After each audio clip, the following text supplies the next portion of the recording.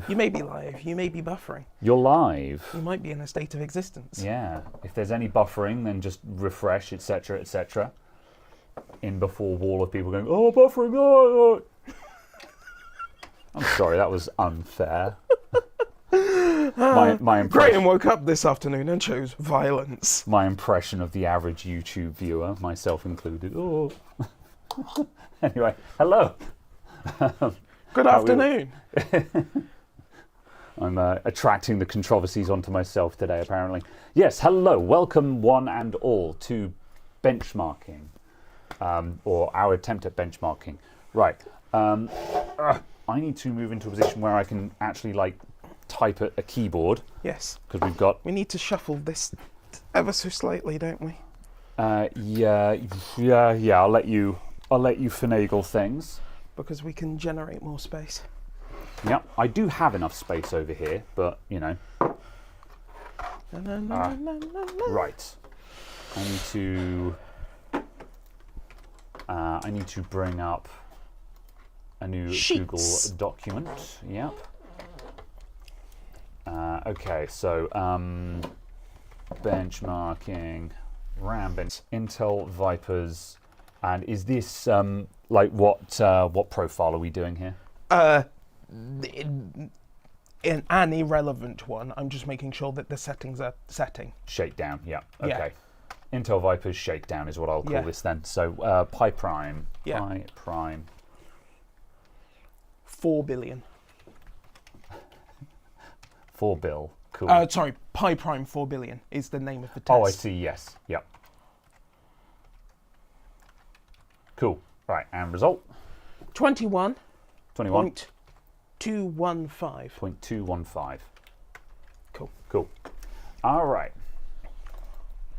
Okay, right, let's come back to chat, and I'm going to start sorting out some windows so I can start multitasking. Multitask. All right. Okay, let's see. All right, hello. Hello, everyone. Hello, boys. Greetings from Italy. I am getting buffering. Buffering, or is it me? I see. How was your Chinese? Buffalo. Yeah. Yeah, I had Chinese last week, and it was average. I've got to stop ordering orange chicken, because I get halfway through it and be like, oh, I'm kind of done with this. Oh. You know. I think I've had it too much and I'm bored of it. All right, the fiber connection should not buffer. Well, it's a shame I don't have fiber yet.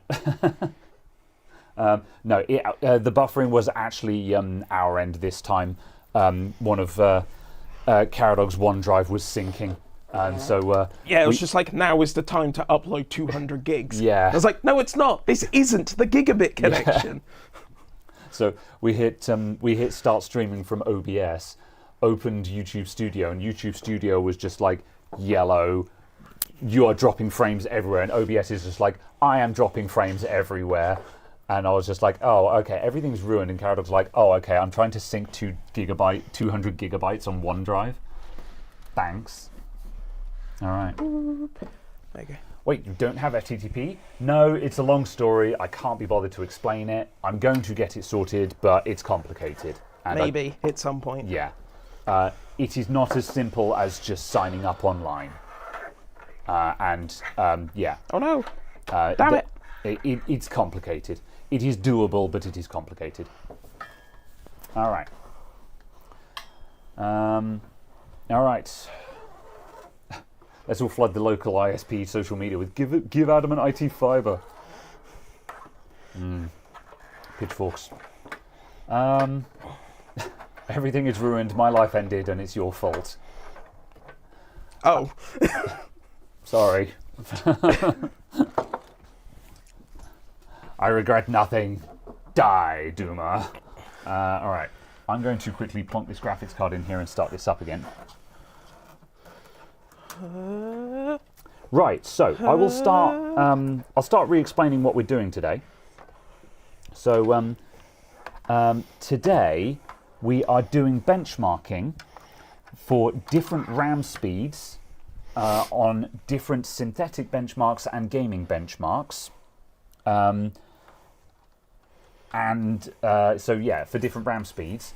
And the objective is to show how different RAM speeds affect these benchmarks in differently depending on the benchmark and what the platform is and what the CPU is and so on. So I think this is both of our first time actually trying to do some kind of formalized testing like this, isn't it? Yeah, in any sort of Yeah. big sense, yeah. That's it. Like we've done benchmarking before, but actually trying to do some kind of, some kind of semi-serious, right, we have a hypothesis and we are seeking objective results. So, please excuse us if we're sort of bumbling through this at any point, because we're kind of making this up as we go. We've got a rough plan, but broadly speaking, we're making it up as we go. So yes. Me says, that easy U3 box, what is it? Are you... This. The red yeah, is that thing. the bench? Yes. Yeah. I don't know the name of this particular model. This was a gift to the channel from Katrina, who bought it but found it was a bit too big for her requirements, so donated it to us instead. So we use it for our test bench now. I don't know the specific name of it though, I'm afraid. So yes, I bet there's going to be hot wine. Not today. Not today. There is just too much on the bench. For the same reason, I haven't bothered setting up a bench cam, because I'm just like, no, let's just... we're spinning enough plates as it is right now, because we're going to try and keep two sets of benchmarks going at the same time, because we've got a lot of benchmarks to get through. So yes, there's only one fan moving. On this PC, the two top fans these two fans should be spinning. This one is unplugged because the bearing on it is knackered. I only have a 240mm rad on the front of this, so that bottom fan doesn't actually do anything. So I just leave it disconnected because the bearing is knackered. I kind of want to change out all the fans in this case, but at the same time, I also want to change the case because I love the Torrent, but it's just too big and heavy. I do actually move this computer, not frequently, but enough that having a big case is starting to become a bit of a drag. Every time I go to a LAN party, anytime I want to bring it here, I'm just like, oh my god, this is just too big, So yeah, mid-fan dead as well. It's probably because it's cold. It's probably because it's cold. The system is cold. It hasn't warmed up. It will start spinning at some point. So yeah.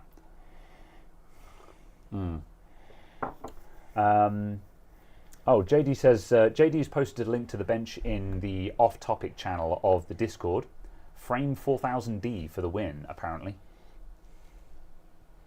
Ah, I see. So yes. Okay, right. I'm going to have a quick look just to alleviate my own... Oh yeah, I know what that mid-fan not spinning is. That's a loose connection at the back where this thing has been messed about. I will actually get that running because we're going to be doing testing. And yeah, I actually know exactly what that is. Oh. Okay, right. I need to try and put this upright for a sec. I've got the back panel off of this case and I've knocked wires loose because I was moving it around and dusting it out and stuff like that. And yeah, I know exactly what's caused that now. Right, if I move that across, can I go upright? I can go upright. I'm going to quickly go upright for a moment. Shit. Okay, right. I need help for a moment. I need help! Yes. Can you come to my yeah, can you just grab the RAM? I'm going to... Thank you. Remove the loose parts of computer from the computer. There we go. Now I can finish going upright without the memory modules just falling into a 180mm fan and getting chopped to bits. All right. And the fan smashing. Well, then I'll have an excuse to buy new fans, I guess. Oh, no. I need a new case now. These are one-of-a-kind fans. Yeah. All right. There we go. Those two fans are now spinning.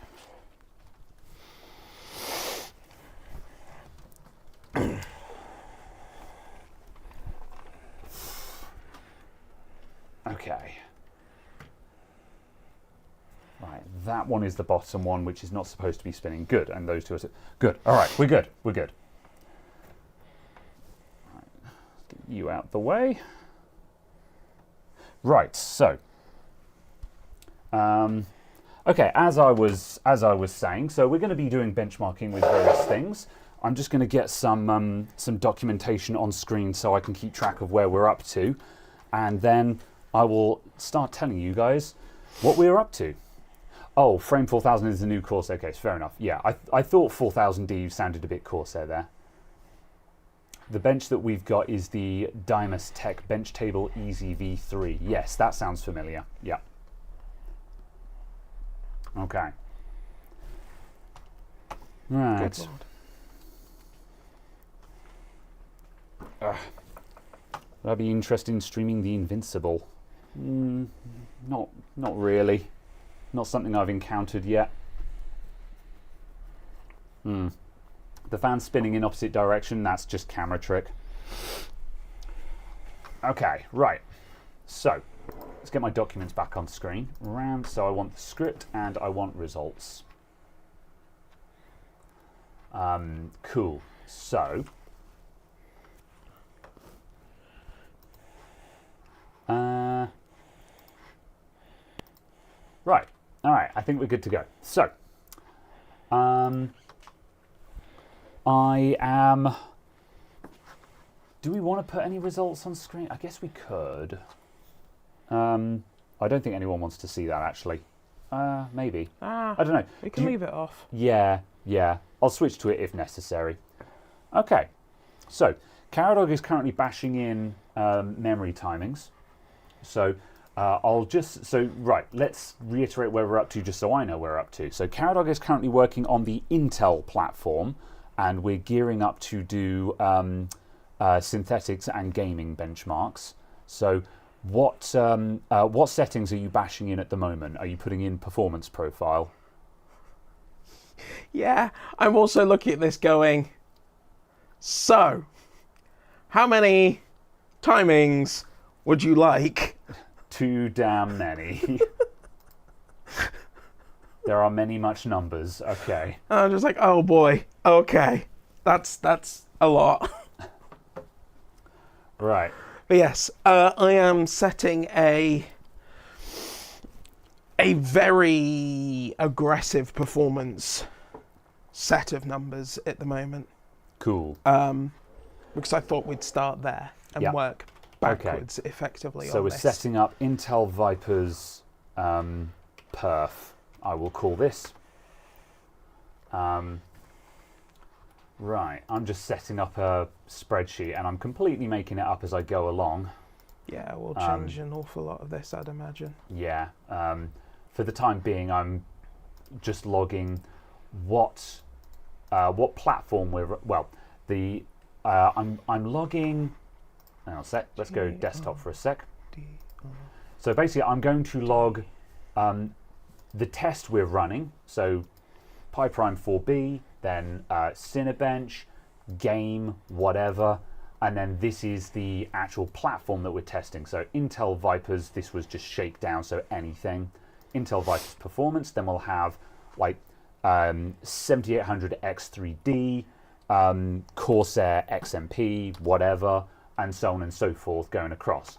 And pretty much all these numbers will just be, will be context sensitive, and we'll figure all this out after the fact. So that's the plan. So that's what I'm going to be logging over here, and I'm just going to log down whatever numbers Caradog tells me to, basically. So yeah. Graham, where are the repair videos? In the pipeline. It's been busy. Sue me. Putting out a video every week while running the shop is hard work. I don't always hit the target. So yeah. Have we done latest BIOS for boards? Yeah. Did we check? But are we bothering? Because it doesn't really matter for what we're trying to test. No. Because the thing is yeah. So I might have a look on mine just while it's here and while this PC isn't doing anything at the moment. But we're not we're not benchmarking for how fast does this RAM go, how fast does this motherboard go. We are testing relative performance. So what actually matters is as long as we use the same, rip, blue screen, as long as we use the same BIOS version from test to test, it doesn't actually matter. Because, we're not comparing our tests to anyone else. We are comparing each test against each subsequent run. So, BIOS version doesn't actually matter here, unless we want to get onto the latest to see if we can achieve the more aggressive profile. So, our first attempt to post the aggressive profile just resulted in a blue screen, so make of that what you will. This looks like a continuation from last week. More or less. Last week we were theorizing, this week we're actually testing. So, yeah. So what is this computer set up as at the moment?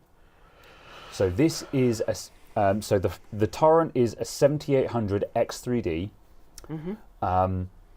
with Corsair 6000 mega transfer CL30 RAM running its standard Expo profile.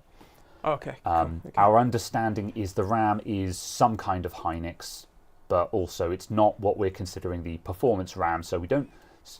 So we're using this as a layperson's RAM, basically. The other RAM, the Vipers and the T-Create kit, we're treating those as exotic memory that we're going to drive really hard, and the Corsair kit, we're treating that as average man's RAM. Went on Amazon, bought 6000 CL30, stuck it on Expo and sent it. This is what the average person is expecting to run. So yeah. And then one of the tests we'll run is we'll run this with Expo turned off to deliberately nerf the speed to hopefully show us a large swing kind of thing, just to demonstrate the importance of the speed full stop, which in a surprise to no one should result in a fairly catastrophic crash in performance. So yeah, hello Paul, by the way.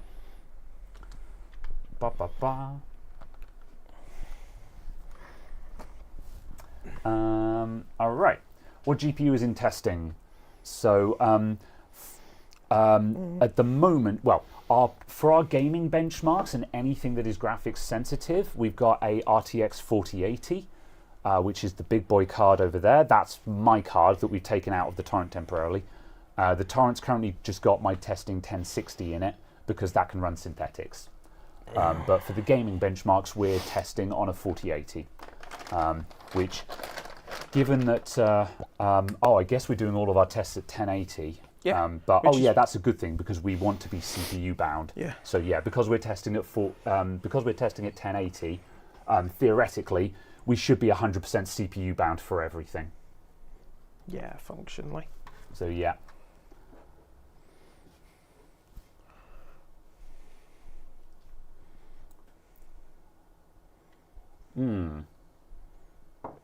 Okay.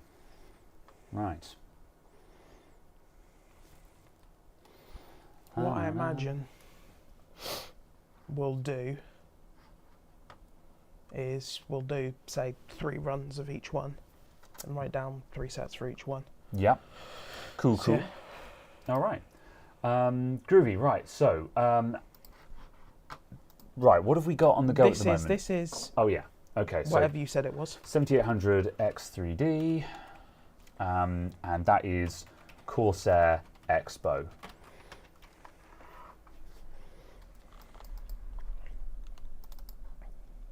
Cool. And have you just primed it again? Yeah. I've just done 1 cycle on that. Groovy, and that was 2567. 2567. Which was faster than the shakedown on the Intel, but... Yeah.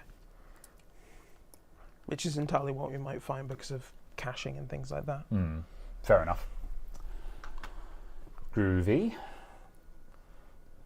Right. Yeah. There you go, and then the second one for PyPrime. Okay, right. And you gonna? Yeah. Okay. I was gonna put it. Just say put it in the box below because then we can do maths on it. Yeah. Yeah, because we can always then just yeah. Got it. 2512. 2512. Cool. Right. So once we've managed to get the red the Intel platform stable on the aggressive settings, I think we're going to be putting that one into the gaming benchmark. So there'll be something a bit more interesting to look at. The synthetics are boring; it's just spitting out numbers at us.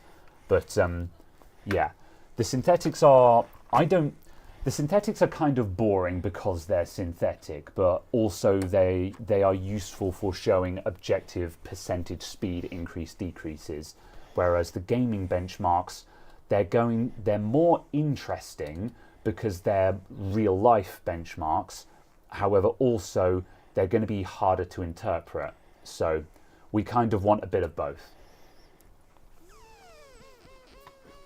Right.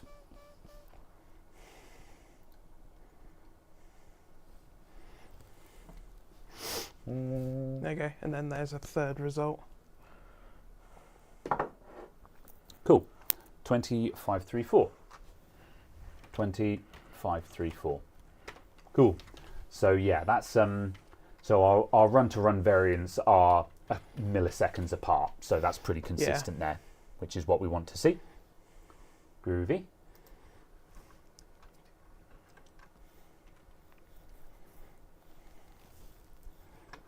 Good.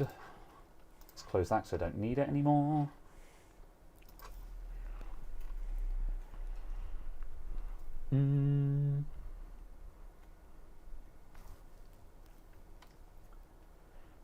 Right, hoo boy. Yeah, discourse in the chat for the current YouTube drama. I'm honestly not going to weigh in on it because the entire discussion has become so unwieldy that it is impossible to actually, like, without making a podcast that is dedicated to discussing it, which I don't want to do. It's going to be impossible to actually cover everything that is involved now. So, for the record, I'm just not going to participate in the discussion because, man, yeah. I have opinions, don't get me wrong, but man, everyone's got opinions, and I don't want this podcast to be about that, quite frankly. Normally, I'm all for giving my 2 pence, but today, no. I've been reading the discourse on it today, and everything is polarized. None of the discussion is productive. Everything is off topic, and I'm like, no, that's enough. That's enough of that. Right. So, meanwhile, over on Intel Viper Performance, we are rebooting. Let's see if we can get anywhere with that. Could it be that Graham is turning into a mature person? Don't get me wrong, I love me a little bit of gossip. Everyone loves their daily dose of poison. However, like I say, I know that, this is the thing. I've been reading through loads of comments and replies on like Twitter and YouTube comments and stuff like that, and just everyone's got their 2 pence. You know, everyone's being like sort of, oh, so and so is in it for the money, and oh, this is bias and stuff like that. And I'm like, none of this is relevant. None of this is productive. This isn't discourse. You know, so yeah. Did you move the front light? Or is it just randomly swung to one side on its own? I don't know. I didn't move it. I'm going to go and move it. I cannot provide any useful commentary. Whack.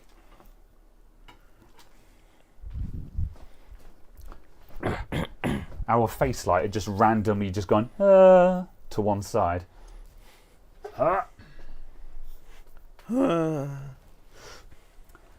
Alright. And I guess Jay-Z has his 2 cents. Oh! Alright. Hey, you got to Windows. Yeah. I just reset to defaults just to get to Windows. Yeah, just to get a clean boot. That's fair. Yeah. Bum, bum, bum, okay, bum, rough start. Bum. Right, I'm going to update the spec sheet because we're running Y Cruncher over there. Yeah. Y Cruncher. Is there any This specific is why settings? Cruncher Pi 5 billion. I'm seeing if we want to run this, Okay, yeah, see if there's anything there. Yeah. just because I don't know how long this is going to take. Oh, I see. Yeah, yeah. So one So of the things. whilst that's running, I'm fiddling with this. Yeah. So some of the Oh, things. there you Okay, yeah. Some of the things that Awful. we are doing at the moment is viability checking, because we have a lot of tests to get through, and if we run a benchmark that takes, say, 15 minutes, we want to run that 3 times for consistency. That's 3/4 of an hour for one test. So, we just don't have time to get that all done. So some of the tests we're going to run, and we might discard them because we're just like, no, we don't have time for that one. Whereas, yeah, in this case, that test seems was to be fine. 1:55 seconds. So yeah, we can bear Yeah. that. So that was 1:55.013. Yeah. Cool. Yeah, and the good thing about us running 2 systems like this is obviously the fact of whilst I'm faffing with this, getting this working, we're still actually gathering data. Yeah. Because otherwise we'd be stood here kind of going, well, we're not really getting anywhere. Spectre says, I'm up for a phone upgrade. What's a good budget Android phone currently? Looking at a Pixel 7a, or should I get something else? I'm a big fan of the Pixels, especially because you can often find them on like refurb on Amazon for really good prices. Like, I've got a Pixel 6, and I bought my Pixel 6 as an Amazon refurb a while back, and that was incredibly good bang for buck in my opinion. So yeah, I would, it depends on how much money you've got to spend. I would probably look for, I'm not a fan of the Pixel A phones, because those are just the slightly cut down ones. So I would try and get a mainline Pixel if you can. I can't be doing that. So like maybe try for a Pixel 7. And I think if you stretch a little bit more for that, it'll make a difference. I can't remember the exact differences between the 7 and the 7a though. But yeah. 7a is hardly budget. They're cheaper than a flagship, but hardly budget. I guess, yeah. Well, this is why I say, look for refurb ones, because like I'm kind of done with mid-range phones. I prefer to buy like last year or the year before's flagship, because mid-range phones just don't last as long, and they're just not that great while you own them. I had a couple of phones previously where I bought a mid-range phone. I'd be like, oh, this was really good, really cheap mid-range phone, all I need. But it was never that good. The camera was always just a bit nah, and it would last 2 years kind of thing. Whereas, the Pixel 6, this has got a great camera on it because it's a X flagship, and it's on its 3rd or 4th year of me owning it. I don't know. Someone run the numbers for when the Pixel 7 came out, because I bought this when the 7 had just come out. And I'm still locked in with this thing. No desire to change at all. So you get more lifespan out of it, and it's better while you own it. Which means while you might pay a little bit more for it at the time, the actual value for money year on year is better, because you have a phone that lasts longer and gives a better experience during that time. Interesting. So yeah, but obviously though, it does depend on how much money you got to spend. If a 7 is if a 7 is too expensive, then it's too expensive. So in which case, sure, 7a. Does depend on just how much money you got. Pixel 8 Pro refurb on Amazon is $350. Yeah. Yeah, that sounds pretty decent right now. But Yeah. again, depending on how much money you got to spend. If you've got $200, then that's no good. But I would very much be looking at how much the 8s and 9s are, just because they're guaranteed like 7 years of software updates. yeah, Whereas the 7 and 6 is only 5 years. yeah, it's true. So sure, that's not But- massively different, but it's also just a case of yeah. Again, it's going to come down to just budget, I think. Spend as much as you can, but yeah, I would try for a mainline one rather than an A series personally. Pixel 7 came out in October 22. Okay, so yeah. Oh yeah, no, well, so last October would have been 2 years. So yeah, it's about 2 years I've had my 6 then. But again, it's trucking along fine. Whereas the mid-range phones, by the time I've gotten to the 2-year mark, the phone is feeling tired. You know, it's feeling like it's going slowly, and I've got my foot halfway out the door with it, you know. So yeah. The other thing as well is to, as best as one can, avoid like the 64 gig and 32 gig phones in general anyway, just because whilst having 128 gigs of storage might not necessarily be a requirement, it is very much a case of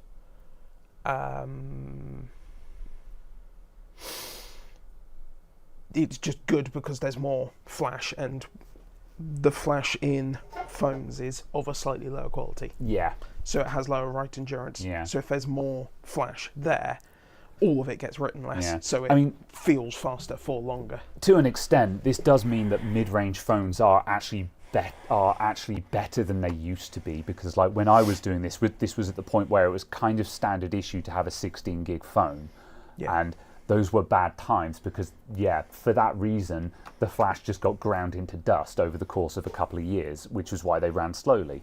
Whereas now, even a mid-range is probably going to be 64 or 128 gigs now. Yeah. So that means that you're probably going to get much better longevity out of it. So yeah, that certainly makes a good case that mid-range phones are fine now, you know. Yeah. So I could believe that.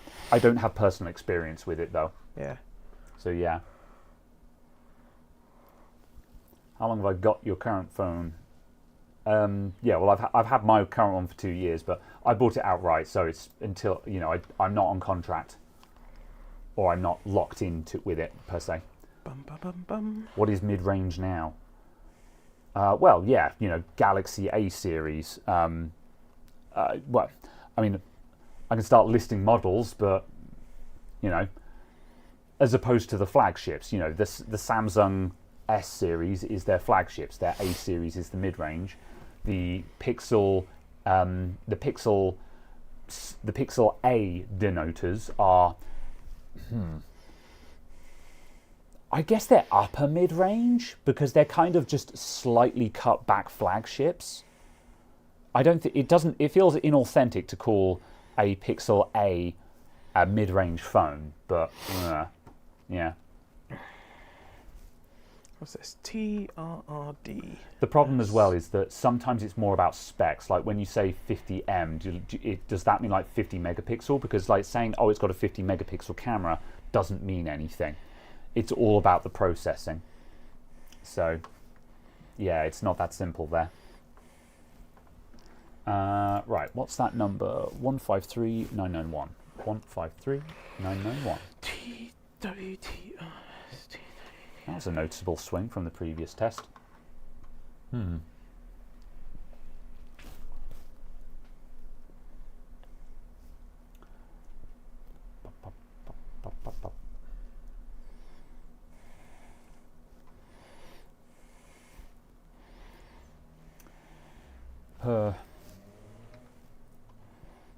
The folding phones seem super cool, but they're just too expensive for my taste.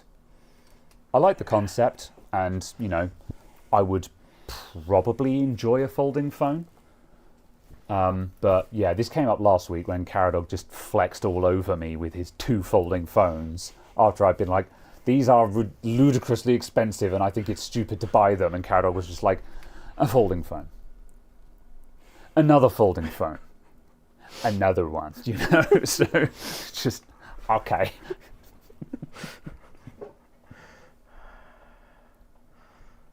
Yeah. Macro camera on the Pro is worth it. Possibly. It depends. When it comes to doing macro stuff with phones, the big trick that everyone fails to do is go to 2x zoom and pull away from your subject. Whenever someone wants to get a close-up of something, they get right up close. Whereas what you actually want to do is pull back and zoom in. Because what that does is it shifts you over onto the telephoto lens, which is the main shooter on most phones.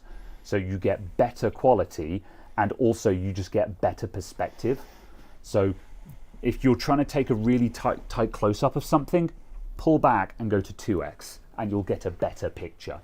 So a macro lens. Certainly, absolutely on all of the Pixels from like the 3 onwards. Yeah. Certainly. And all of the modern multi-lens Samsungs. Definitely it all works like that. Yeah. I'm sure there are some phones where people turn around and go, oh, it doesn't work on this one. And I'm like, okay, Yeah. maybe you need to go to 5x for that one. Maybe. But, yeah. Yeah. I mean, maybe a really high quality macro lens will make up that difference there, but then also just the problem there is that you then push into the wide angle fisheye problem that you often get with macro. So Oh, that's CPU configuration. yeah. CPU is not DRAM. Right. It looks like it may have been these 2 timings that were the problems. Ah. Maybe. So I'm going to go through and set some of the others and keep going. Groovy. All right. Yeah, I'll keep... Although these are the same as what it's auto doing, but yeah. Yeah. All right. Again, let me know if you want anything from me. Yeah, that will give a new result in a second. Ba-ba. Probably get the Pixel 7 renewed on Amazon, as it's 50 quid less than a new 7A. Yeah, see, I think that's a better buy, personally. Because you're going to get a phone that, it's going to be indistinguishable from new, and you get the better phone and you spend less money. So I think that's a better deal, personally. Yeah. Yeah, cool. Wow. Good. Folding phone too flimsy for long-term use. Time will tell. I think it also just depends on what kind of life the phone gets, because that has a big impact on it. For some people, they're always going, they're just naturally careful with the phone and it's not a problem. Whereas, like, if you're a builder, no, your folding phone is going to die, no matter how careful you are with it. If you are a builder, your folding phone will absolutely tear itself apart, because building sites just destroy phones. So to a certain extent, it's just going to depend on what kind of life the phone has, and yeah, just naturally how careful you are with it. I see people. I see how customers treat their stuff. Some people just have no respect for their stuff, and the device will fail. And you can make an argument that the device should be tougher, but that doesn't really matter at this point. It's just a case of, okay, well, maybe they should make it stronger, but right now it's not that strong and it's not going to last. Maybe in the future it will be tougher and be able to stand up to that abuse, but right now probably not. So yeah. Cool. That looks like it's actually working. Oh yeah, also JD has been saying ARL things, and also TREF-I is an important one, although heat will make it error out. Yeah, I'm doing just a cycle now just to make sure that stuff functions on this machine. 983. All right. There you go.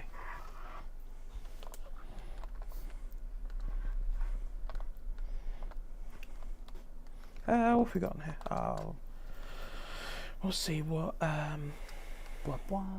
Limpack says as well. Benchmark. This has got more than 16 gigs of RAM, doesn't it? Yes, 32. Cool. Yeah. Katrina says, I saw someone making an XP system with a 4790K on YouTube, so it's possible. Yeah, was that when we did the XP system in the XPG? We were using 4th Gen Intel for that, weren't we? Probably, was it the 46? yeah. I think it might be the 4670K we had for that. So yeah, it can be done. It was a ball ache. It was ACPI issues that we were having. Yeah, I'm sure that's reasonably easy to navigate around if you're willing to spend the time. But yeah, and also like if you know how to approach it. We kind of got caught by surprise by that, because like I think neither of us had installed XP for a very long time, and we just got completely culture shocked by it. but because we were just like, oh, it's XP. It's everyone used to run XP. That's not that old. Like XP isn't vintage. Yeah. And suddenly just didn't want to go, and we were like, oh boy, I had forgotten what XP was like, kind of thing. It was it was one of those times where this was one of those times where I just want everyone who's just like XP was the best, and I want to wring their necks. I'm just like, no, you have red paint. Your lenses are not rose tinted; they are just covered in red paint. You do not see a thing. Buffering. Yeah, that was us. Have you whoop? Yeah. Are you were you thinking again? Yeah, we accidentally started OneDriving again. One sec, where's the stats? Yeah, it should have come good now. Yeah, we accidentally started OneDriving again. Yeah, it looks like it hasn't crashed. That's the main Stop thing. downloading hentai! Joke's on you, we're uploading it.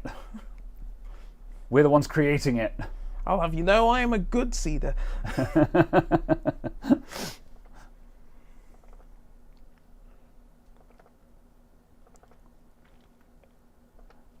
Do you want to make sure that OneDrive is set to not run on startup? I will do in a second.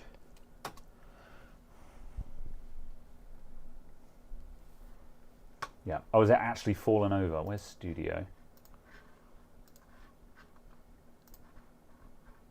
Yeah. Oh, yeah, it actually fell over. All right.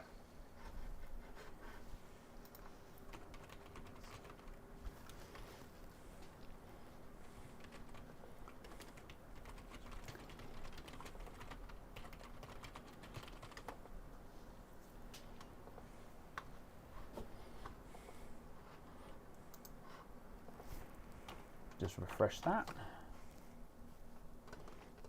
I think we're still live, yeah. I'm just waiting for the studio to come up. Yeah, we are still live. Yeah, there we go.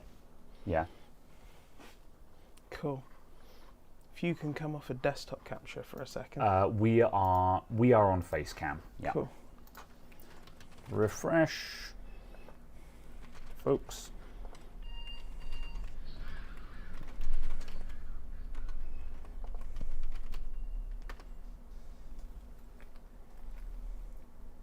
I think it's still lagging a bit. Yeah. But oh yeah, no, it's still is OneDrive definitely closed? No. I'm just telling it to not sync.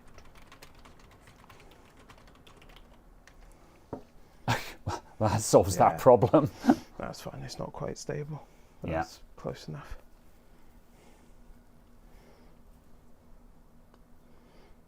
That's reasonably consistent. We can run that as a result. Cool. Right. I've also run Limpack Extreme 1.15. All right. Okay. Hold that thought. Yeah. Okay, right. I think it's back now. We told OneDrive to stop, and then it didn't stop, and then it tried to carry on syncing. So yeah. Yeah. We're working on it, Retro. I've just said to Caradog, actually kill OneDrive. Well, the problem was solved because the computer blue screened. So Yeah. that'll also do it.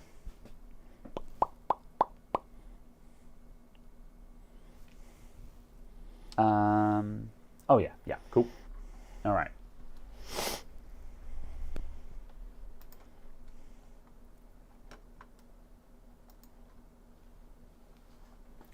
Okay. What kind of a maniac uses OneDrive? Someone who backs up.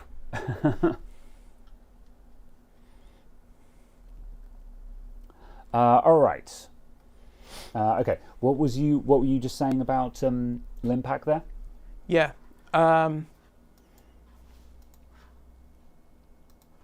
We'll do it in flops.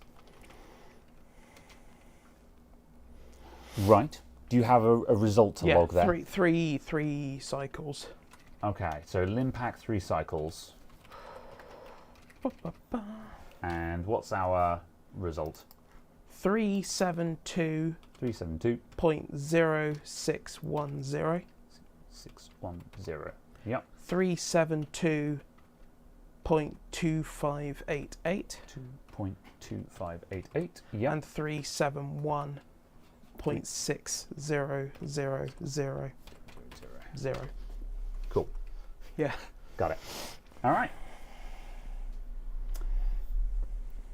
Groovy. Okay, right, let's see. Yeah, okay, right. I think we're all under control now. Well, we're under control because the system that was OneDriving is currently sitting in BIOS, so it cannot OneDrive. We'll sort it out. And yes, this bottom fan is disconnected because the bearing in it is shot. So, okay. However, it's a 240mm rad, so that bottom fan doesn't actually do anything. Cool. All right. So we're going to restart this, disable XMP.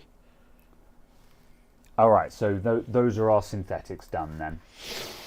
Yeah, and then I'm going to disable XMP and see if we get different results, because obviously if we don't, we need to use different tests. Yes. Effectively. Yeah. Although, also, obviously the fact of we're not expecting the results to be massively different on this computer anyway. Yeah. Oh yeah, because our theory is that the 7800 X3D is going to be less sensitive to memory speed because of big cache. Yeah. Yeah. What speed was this? Was it 6000? Yeah. Oh, I see. Oh, wait. No, I can just... That's fine. I can just leave that. What test are we actually going to do? Yeah, I was about to ask you the same question. I was like, are we going to just let it go down to 4800? Because, yeah. Well, because that's what it would be disabled, and I think we should just leave it like that, disabled. And just, yeah, leave it like that, basically. Disable XMP, disable Expo. Just let it run at 4800. And just leave it like that. Because, like, in a way, it's kind of a double-edged test we're running. Is we've got the 6000 Expo and then 6000 performance timings. That's where we're going to be looking for that last bit extra. And this test that we're running with Expo off, that is mainly just to confirm that it's worth running at 6000 at all, as opposed to, like, you know, because if 4800 murders performance, then we know that 5600, like cheapo 5600 RAM, is also going to be slower. So we're, you know, and that is a test that everyone kind of already knows the answer to, but if nothing else, it's just a control test. It's a sanity test check, basically. Or, well, I don't know. Let's just see what happens, I guess. Yeah. Yeah. Hot take, OC is a waste of time. Well, that's what we're here to prove. That's what we're here to prove.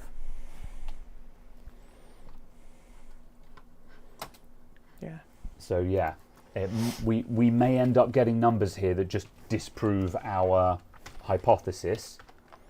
Of course, what are we calling this? JDEC? Yeah, basically. Yeah.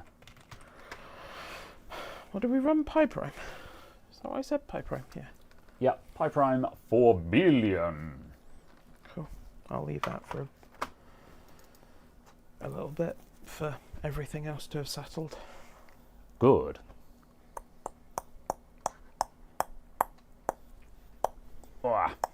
So yes, yeah, potentially one of the one of the theories that we may find is that the 7800 X3D here doesn't really show us meaningful differences because it's got that big cache that is making it less sensitive to memory speed. If it's got a huge cache and it's not doing it's not doing lots and lots of memory calls, then the slower response of the memory is having less of an impact on its overall performance. Whereas when we put the 7500F in here that doesn't have the big huge cache, that's going to be banging off the memory a lot more. So the memory response is going to be a much bigger factor in how fast it all goes. That's the hypothesis. Yes. And that's one of the important things that we want to show in this, is that does memory speed matter? It depends on what test you're running, but it is going to depend on what platform you're running as well. And if you just simply bang in a 7800X3D or a 9800X3D and you get numbers that show that it doesn't matter, that doesn't mean that it doesn't matter on a different CPU. And so that's part of what we're trying to, that's part of what we want to prove here. Bum, ba-dum, ba-dum, bum, bum, bum.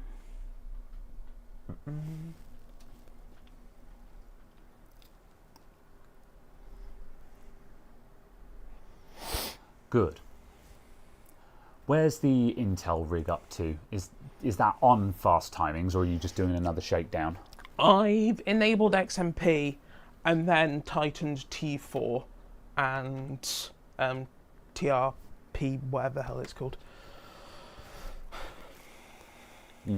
Right, our first... TREFI, that one. Oh, yeah. That one's a doozy, yeah. Absolutely. Hence why I did those two first. Yeah, I feel you there. That's what I would have done. Good. Glad you agree. I don't know what any of these are. There you go. Right. Here's the result. Okay, right. So we've just had a result back from this one. So the 7800X3D without Expo running has gone from being 20.5 seconds to 26 seconds.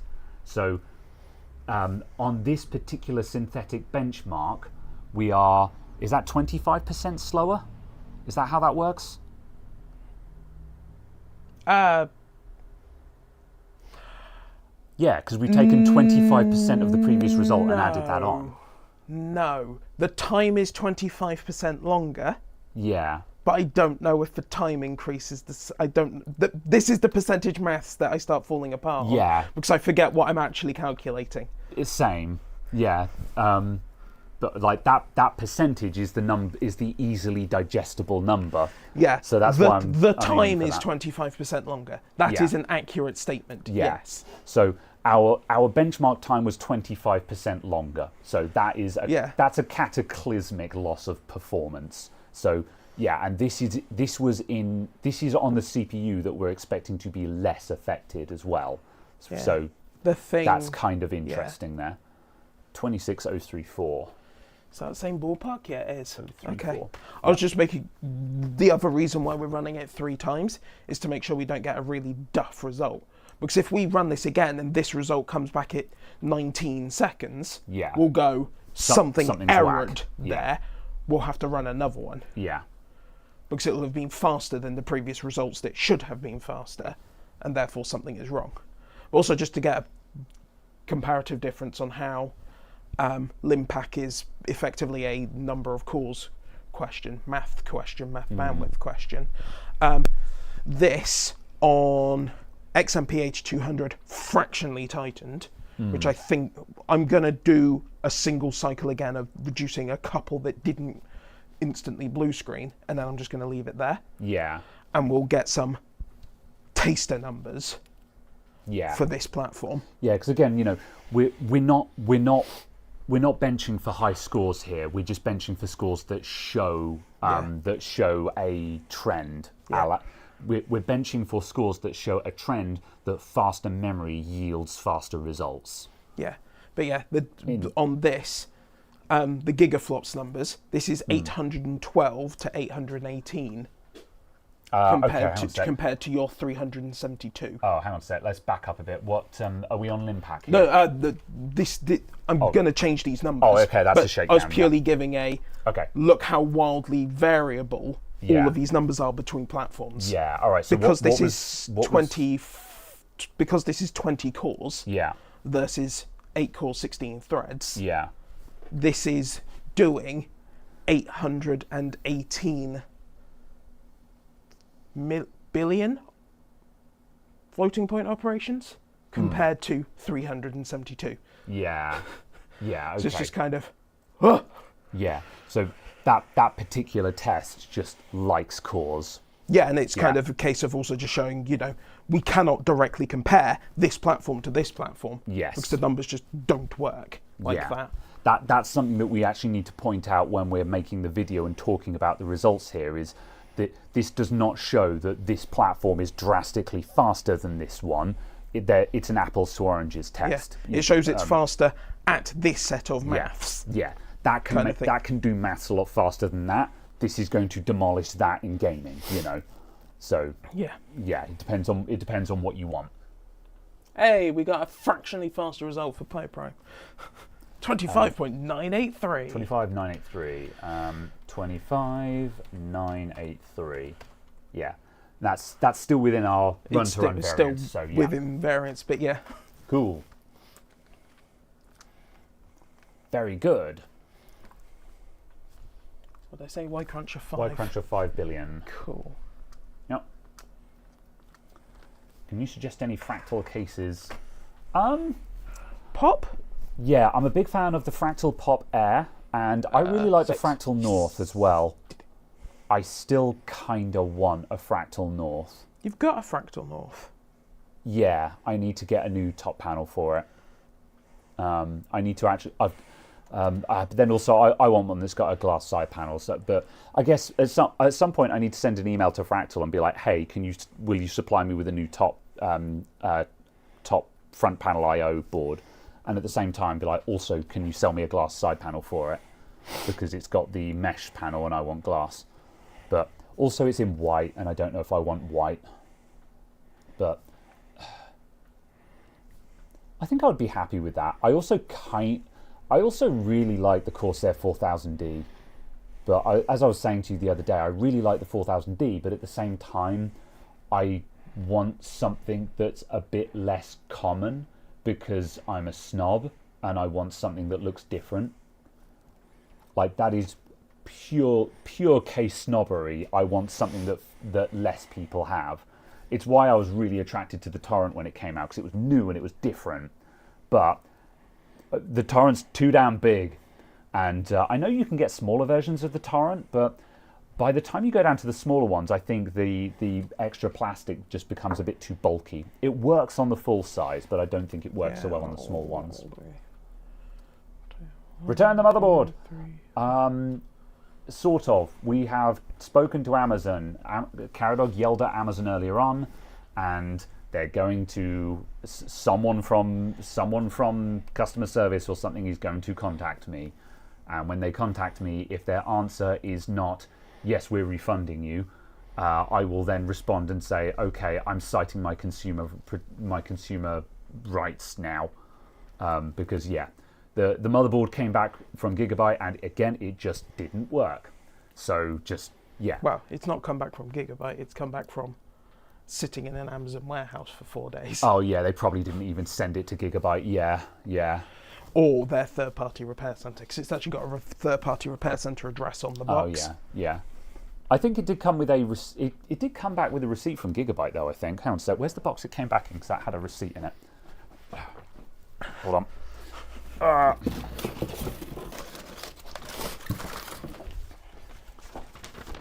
Interesting. Right, service order. Date received, outcome repaired.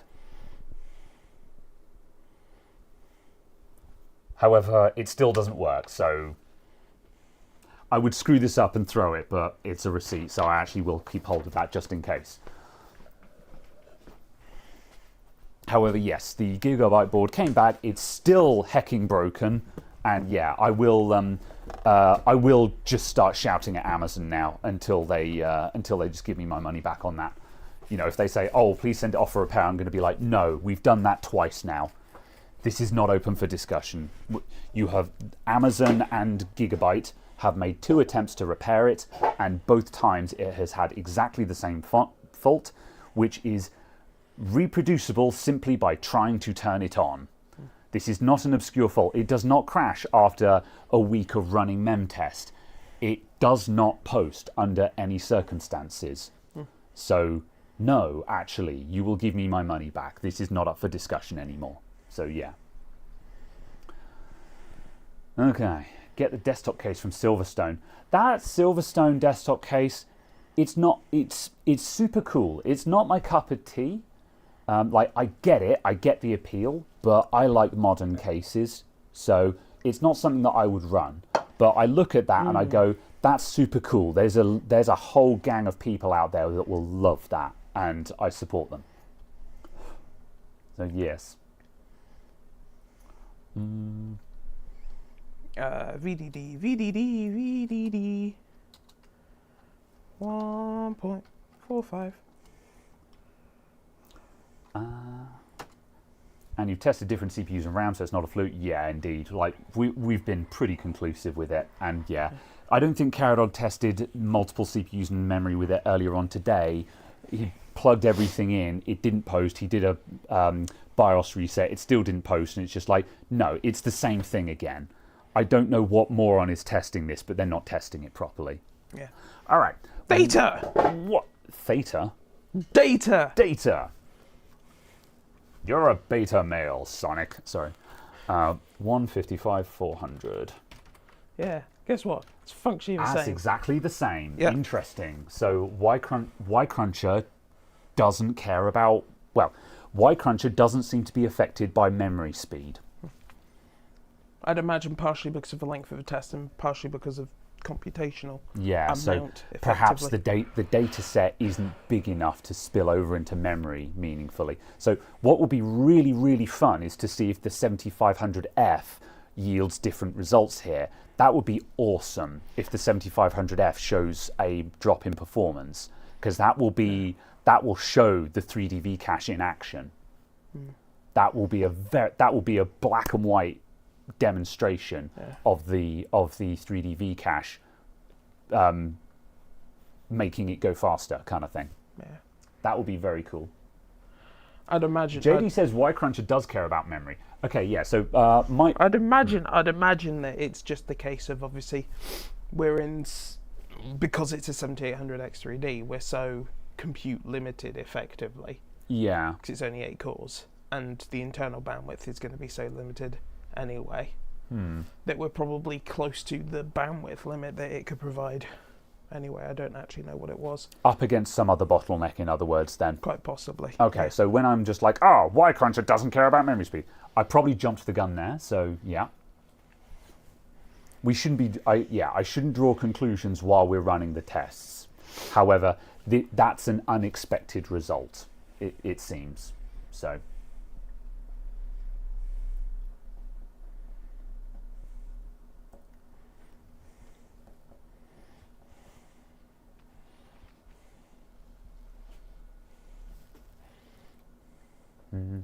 Jason says, I'm a bit of a Fractal fanboy. I've got a North for my gaming PC. Past cases were a Pop, a Meshify 2, and the Node 804. Yeah, I really like Fractal's new era of boutique cases, the named ones, basically. I think Fractal were very overrated in their yesteryear, and I think like the Meshify 2, or just the Meshify series, that's when they started making sense. A lot of their old stuff, like the Fractal R5, I think it was, and stuff, I think those were overrated. But their modern stuff, I'm a big fan of those. So yeah, and yeah, I don't know. I kind of like them as a company as well. My only regrets, as I say, with the torrent is that the torrent was too big, but also the fans that came with the torrent were just not that great. They were pretty meh, and I do want, if I were to keep this case, I would want to change the fans. They're just, the build quality on them is just fairly middling, basically. They're not bad, they're just not super impressive, you know. Like one of the big 180mm fans just doesn't quite spin true. It's got a very slight wobble on it, which is annoying when you look at it. And as I say, just the bearings on the front fans just haven't aged very well. So yeah, that's sort of been my grievances there. Max should do build Second cases. Nah, they're not going to do that. Yeah, it would be. Mac have had some nice designs at some point, but yeah, that's never something that's going to happen. So it's not something that I really look into. 155,209. That's sort of still within our run-to-run variance.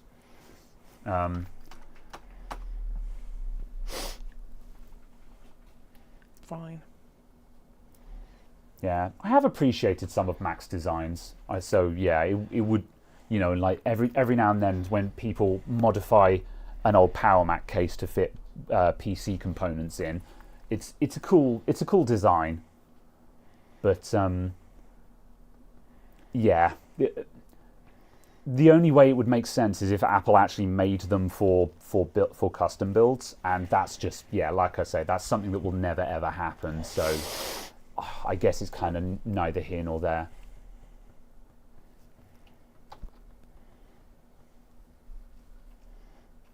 There's definitely been some cool parts though. I was saying to Caradog last week, I think it was, that one of the bits that I always loved about the Power Mac G5 was the huge tri-blade fans they had on it. The huge, I think they were 80mm actually. No, they can't have been 80mm. I don't think they were 120. Maybe 80 or 90mm, but they were big, thick tri-blade fans that were engineered for super low RPM, presumably high static pressure, because of how ridiculously aggressive the rotors on them were. Yeah, they might have been 92mm, but yeah, and they just looked super cool spinning at low RPM. You know, I liked that look. Okay.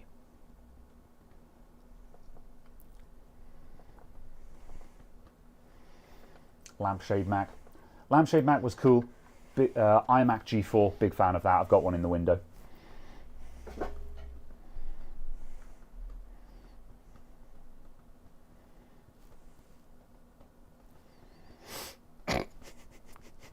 Okay. Good job, Ubisoft.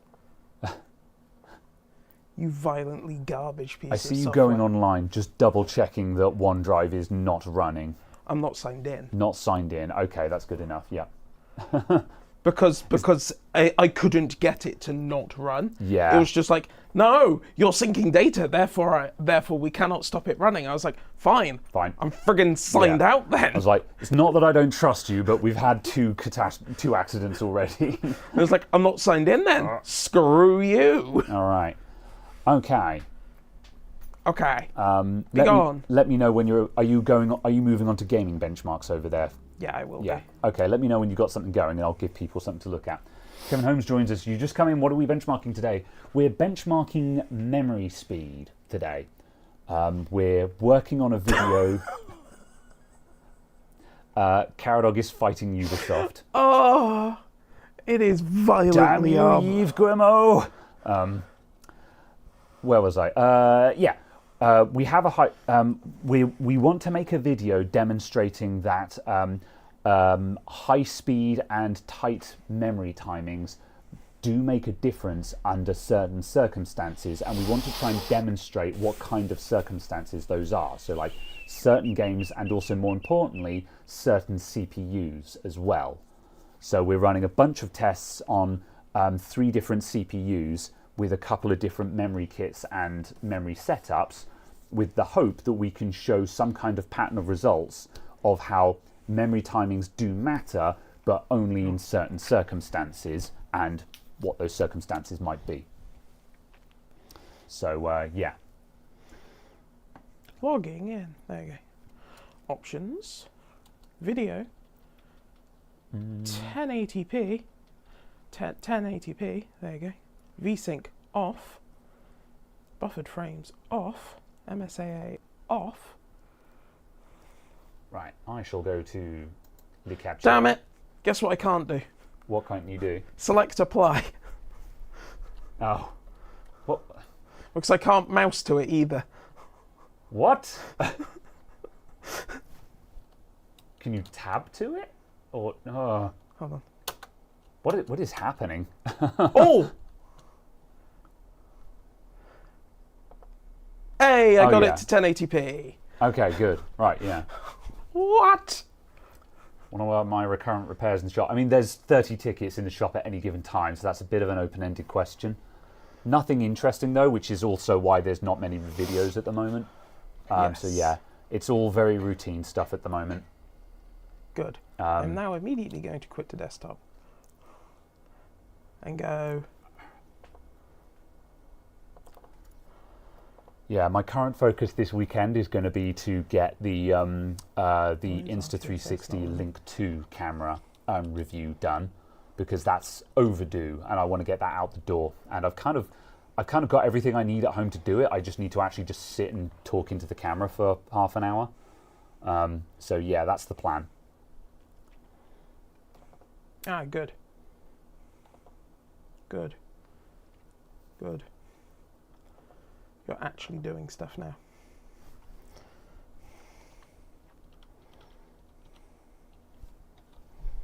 Really? Right. Right. Is this a shakedown or are we looking for numbers? Yeah, we'll log these numbers. Cool. Right, so what are we running here? Is this a performance profile? Yeah, basically it's an 8200 performance profile. Okay, right.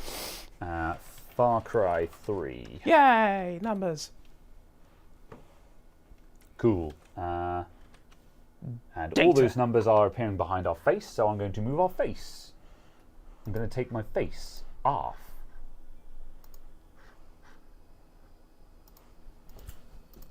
There's the one.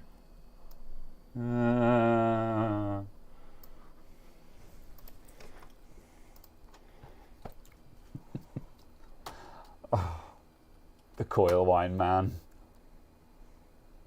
Oh my god, are we clocking 800 frames on the menu? Yeah. Yes. No wonder there's coil wine. Oh, we should have stuck the power meter on one of these just so we could just look at, just so we had some wattage numbers just for lulz. Yeah. Not that Have it would you particularly matter, written I down guess. this Y cruncher number? No. What have we got? Is this is the third Y crunch number? 155, 194. 155, 194. Oh, it's that, yeah. It's the Far Cry 3 intro, everyone. It's Riley, it's Lisa, it's Oliver, it's Daisy, it's Keith. I love these guys. Hi, Keith. Yeah. Da da da da da da da. Is this pre-rendered? What is this frame rate? How? There we go. No. Shh. Shh. Caradog fighting with the volume controls on the monitor. It's also I managed to somehow enable the reticule. Yeah. As far as I can tell, that's pre-rendered. Now this is where you get into it actually being rendered in game. This is in engine, yeah. Yeah. All right. So the capture is a little bit stuttery. However, that's the capture. What we're getting on screen is smooth. However, also I assume we're 60 FPS capped though, right? Yeah. Yeah. The actual intro is, yeah. Yeah, oh yeah, but the bit you were interested in is just after we get control of the character.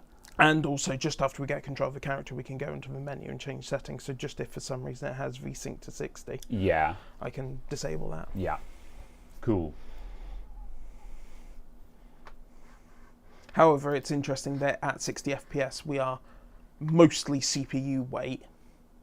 We're mostly CPU time because it's 11, 12 milliseconds. And the GPU is bouncing around like 3 or 4 milliseconds per frame of processing. It's like, okay, the GPU is functionally doing nothing. Yeah. Yeah, we'll know when the GPU starts working because the coil line will light up. Yeah. Do you have the time to listen to me? Just going to steal that joke that you made earlier on. However, also, I imagine you stole that from somewhere anyway. I don't know. It was purely because I realised that it was the "Do you have the time to listen to me whine?" And I was just like, "Oh, cool, whine." That's a thing. Is this the definition of insanity, guy? Yeah. Fair enough. I've never played a Far Cry game. You should get into Far Cry. This is the way you do your line. The same line as you do for GTA. Oh, yeah, I've missed the boat on Far Cry. Yeah, probably. But see, the difference with this being an offline co-op experience is you can enjoy it at any time with a friend. Ah, I see. You know, friends. What is friend? I would say if you're going to do one, my favourite is 4 out of 3, 4, 5, and 6. Fair enough. Yeah.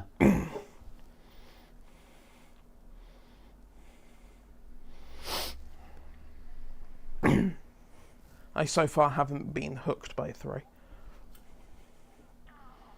Yeah. Far Cry 3 and 4 are worth playing. 5 is decent, 6 is not great. Yeah.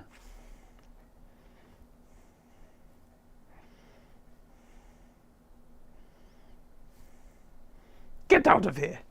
Be gone! Kick, kick! That body rolled very well considering he was just rolling it with a palisade gate. Yeah.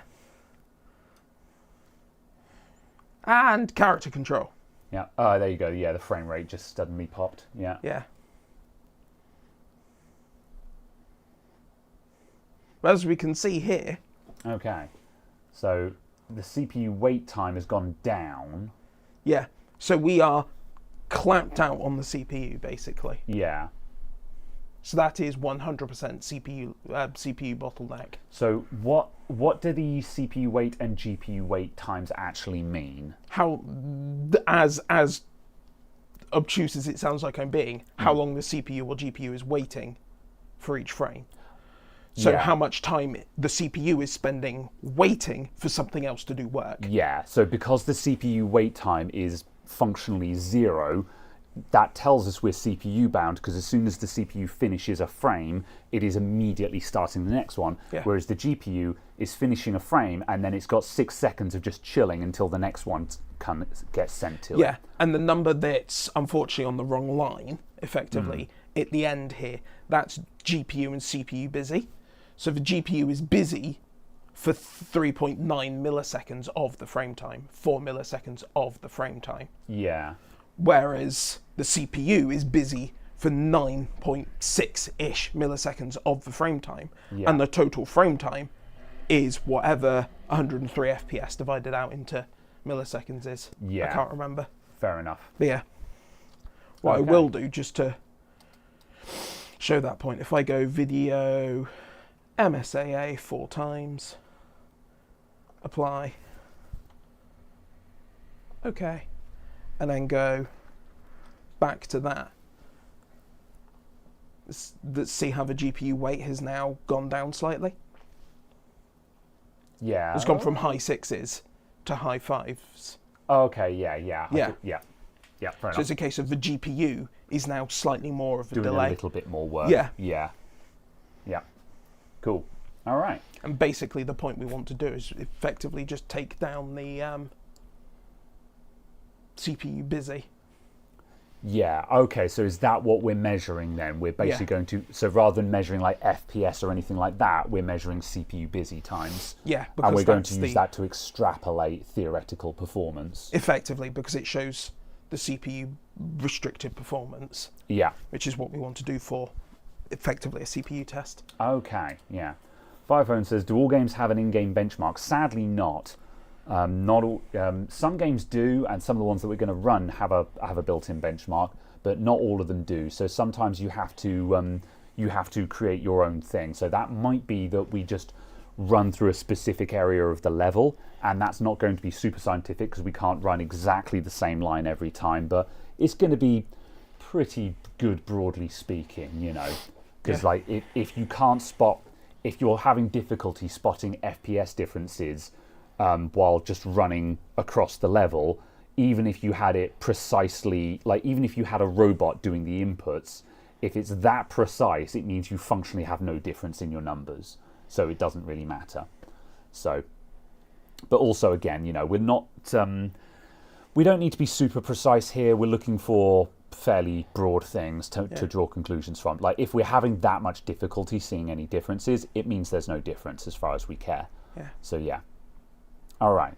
So, so are we going? Although possibly we could write down. Yeah, we'll write down the busy and the weight. Yeah. Just because the weight isn't really changing. Yeah, the weight is already functionally 0. Yeah. Yeah.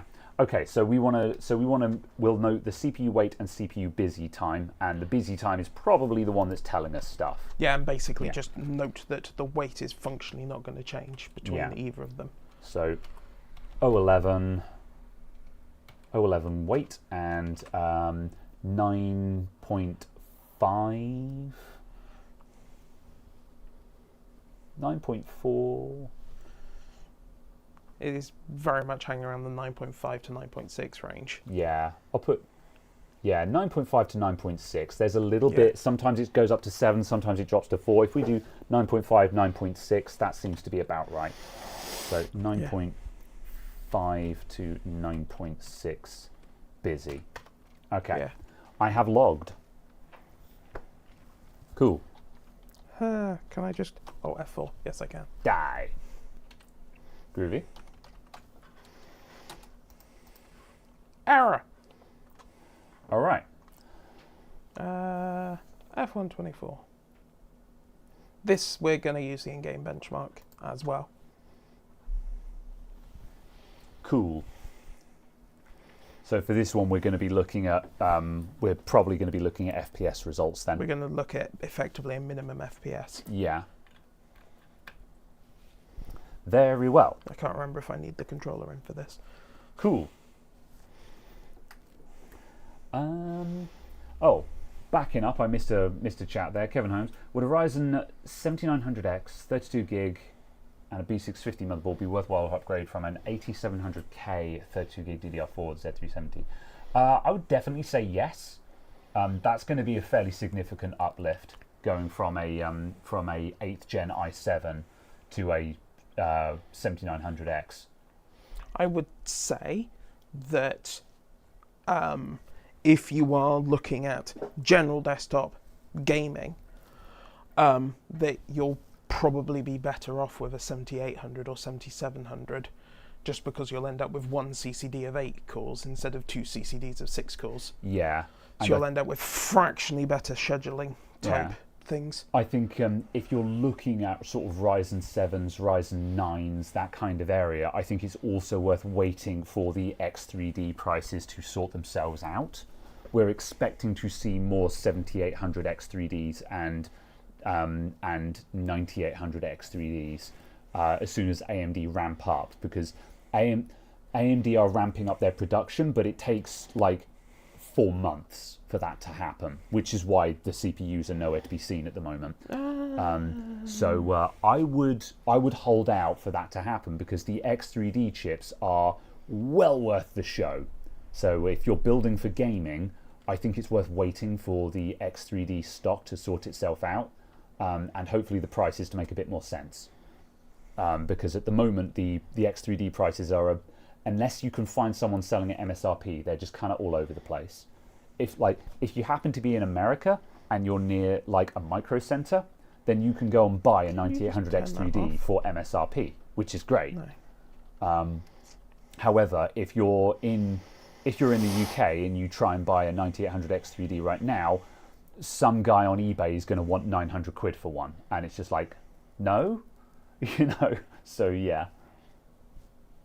So it's definitely worth upgrading from an 8th gen i7, but yeah, I'd wait for the X3D stock to sort itself out and then do your upgrade, would be my advice. What I think we'll do is we'll do 2 sets of data for F124 just to see if there's a difference between ultra low and ultra high. Oh, interesting. I can't set high refresh rate now. Oh. Can you do it from the NVIDIA control panel?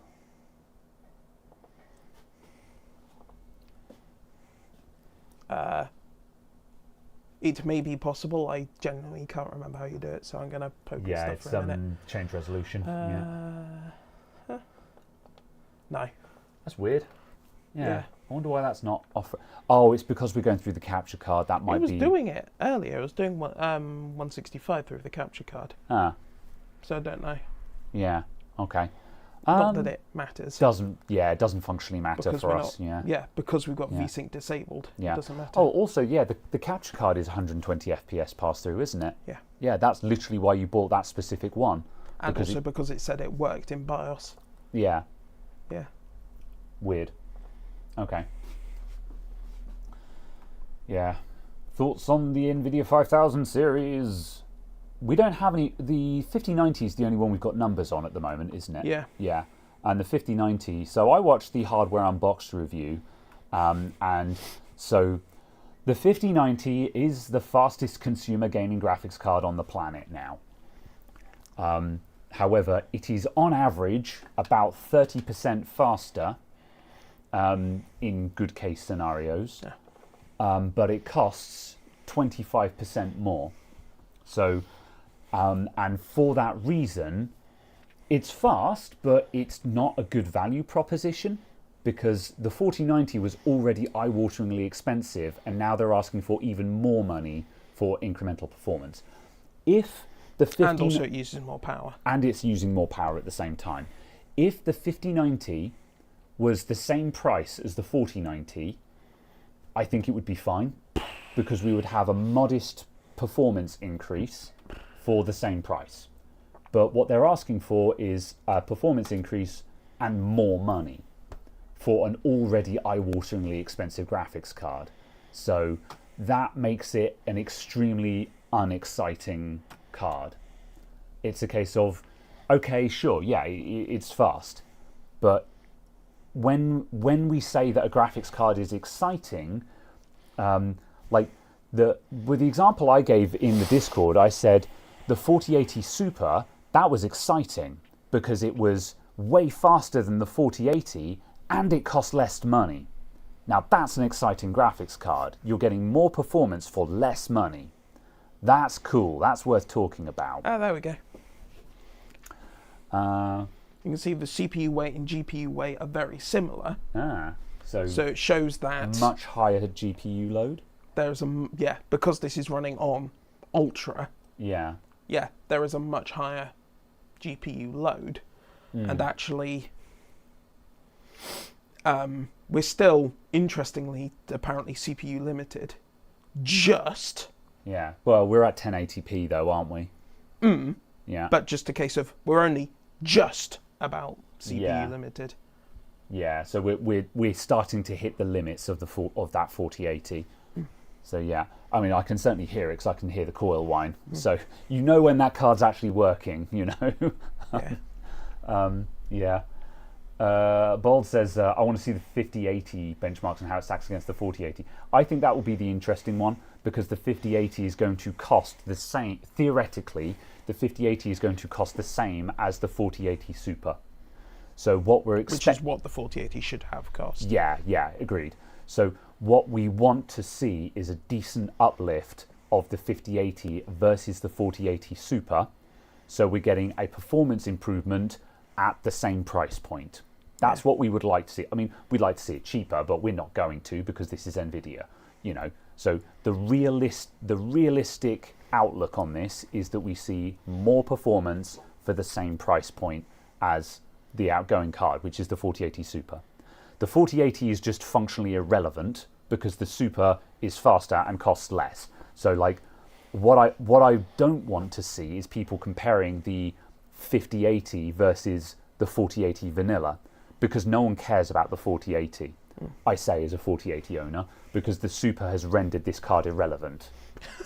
I do love the benchmarks. Just because it does a completely random grid, it just goes RNG on all of the places. Yeah. So you see like some of the like fastest laps and things. You're just like, yes, of course that person qualified first and would have the fastest lap right now. What? I assume the cars drive the same inputs every time, though. Yeah, basically. But just the names are shuffled. Yeah. Yeah. But it's just the fact it's just kind of, okay. Yeah. See, I'm not an F1 nerd, so I take it you'd be like, Russell in 8th position. He'd be at the bottom. He would have spun out by now. Probably. 4080 Super wasn't much faster, if at all, like 2%. Really? Oh, okay. I thought the 4080 Super made decent bounds toward the 4090. 2, 3, 4%. Really? From memory. It might have been as much as 10% in certain situations, just because it got, I think it got, like more bandwidth because it got faster memory because it went up. Because it went up a core die. Yeah. But the price performance shifted by like 25%. Yeah. Because obviously they took $200 out of the MSRP. Yeah. And made it what it should have been. Yeah. So that's why it was an interesting card. Yeah, interesting. I seem to remember that it was. I seem to remember it having a decent performance uplift, because you know, it's not that it wasn't that it threatened the 4090 in any meaningful way, but it slotted into that massive void between the 4080 and 4090, because the 4090 is an astonishingly fast graphics card, make no mistake, you know. Wild. Huh. Okay. It's entirely possible that, well, actually, it looks like the benchmark is just live AI running. So it's not running fixed inputs, because we've done this, and at the end of lap 2, the ERS level is lower than it was at the end of lap 2 when we were doing 3 laps, is the benchmark.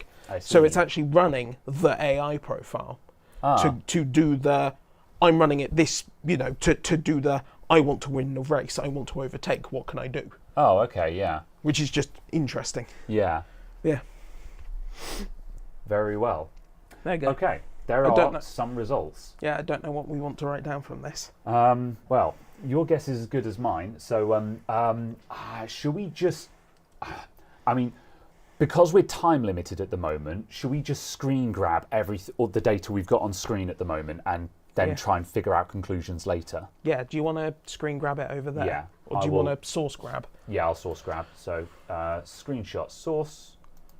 Ka-chow. And that should be sitting in the pictures folder. I'll just double check that. Oh no, it'll be wherever it's... where is this dumping it videos? Yeah, it's dumping it in videos. Cool. All right. Yeah. Do you want to name that before we forget? All right. So this is Viper Performance. Intel Viper's perf. Cool. Are we going to do some back-to-back runs? No, because this is 2 laps, so 4 minutes of data. Yeah. So we're happy that we've got consistent data there. Yeah. Fair enough. But what we're going to do is do a maxed out graphics setting and a minimum graphics setting, just because ray tracing is a thing, and that changes CPU load. Yeah. Okay. Groovy. Right, yep, data has been gathered, so... The problem is... Oh, Mike's Unboxing said, got a 4080 for 260 quid in an eBay pricing error. Damn, son. I'd be very happy with that. What? You're right there. How? Oh, yeah, yeah. Also, have you written down this? 155,409. I'm pretty certain I've got that. No, I haven't got that. Wait, what is that? Y Cruncher. Yeah. Or have I done it accidentally? You've done an extra one. We already had 3. Yeah, so we'll just discard that. Yeah, we want Limpack. Yep, so go to Limpack.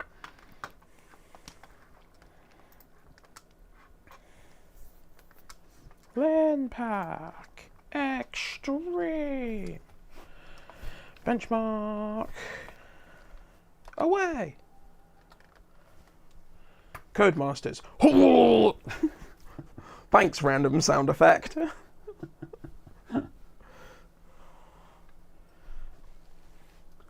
Look at these drivers staring confidently slightly off to the side of the camera. Yes. I did press a button. You just didn't like my button.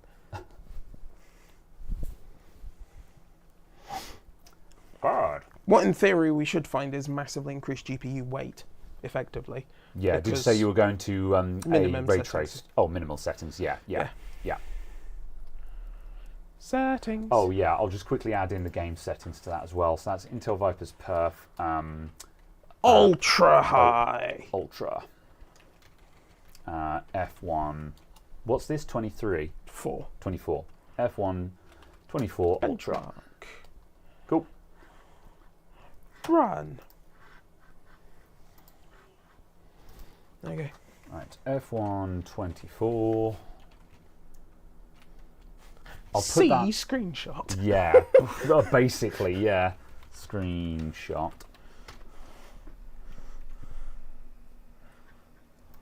Yeah, because I want to add to the list just to remind us that we have data on that.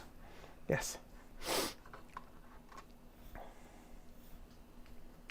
Oh, interesting. What are we seeing? That's not a lot of GPU weight. Interesting. Yeah, no. We're just at 300 odd FPS instead. Interesting. What was our max FPS previously? I don't know, you've got the screenshot. Oh, I thought you might remember. It was 160. 160. Yeah. So, okay. Yeah. So we've Interesting. gone up massively in frame rate. Yeah. But our wait times haven't meaningfully changed. Yeah. Oh, interesting. Okay. Yeah. Huh. Fair enough. We'll just leave that and run and screenshot it at the end. Yeah, that's It'll still fair. give us data. Yeah. Yeah. So like because we aren't changing the speed of the computer at the moment, we're not drawing any conclusions here, kind of thing. At the moment, we're kind of playing with settings. Yeah. So yeah. Groovy.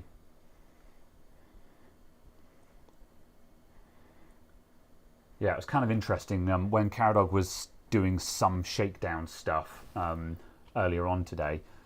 He ran this game on 1080p minimum settings with the GTX 1066 gig that we've got on hand here as well, and the 1060 did surprisingly well. Yeah, it was just about doing 115, 120. Yeah, it was breaking triple digits at 1080p. It was on minimum settings, but like visually, it looked pretty good.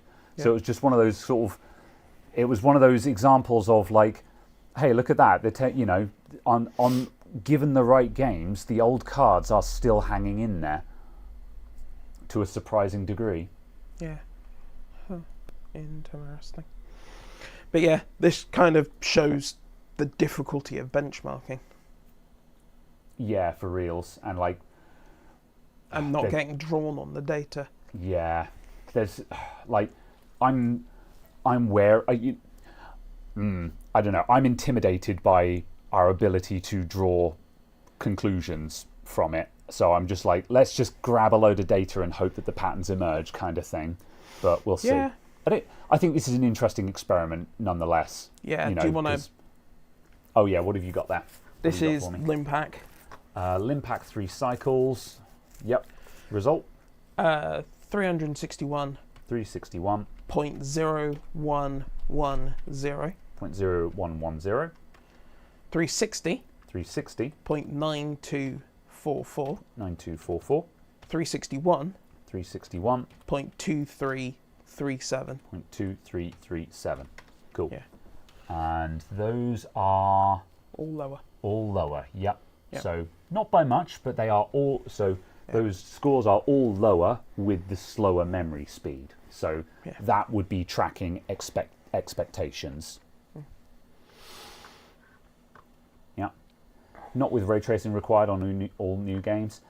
I guess not all new games, but certainly it's becoming common in some of the big AAA titles.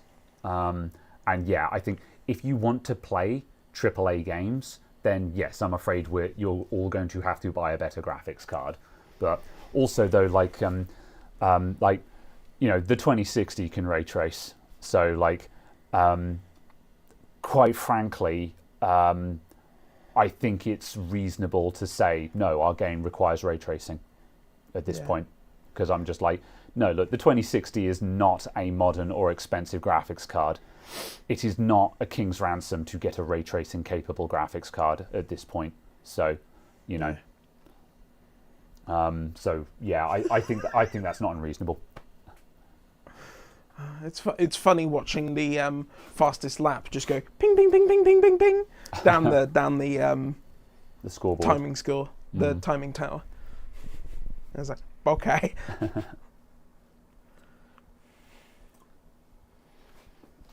Indiana Jones Hello. looked amazing with the full ray tracing of the id Tech engine. Yeah, I have to admit, I keep hearing lots of good things.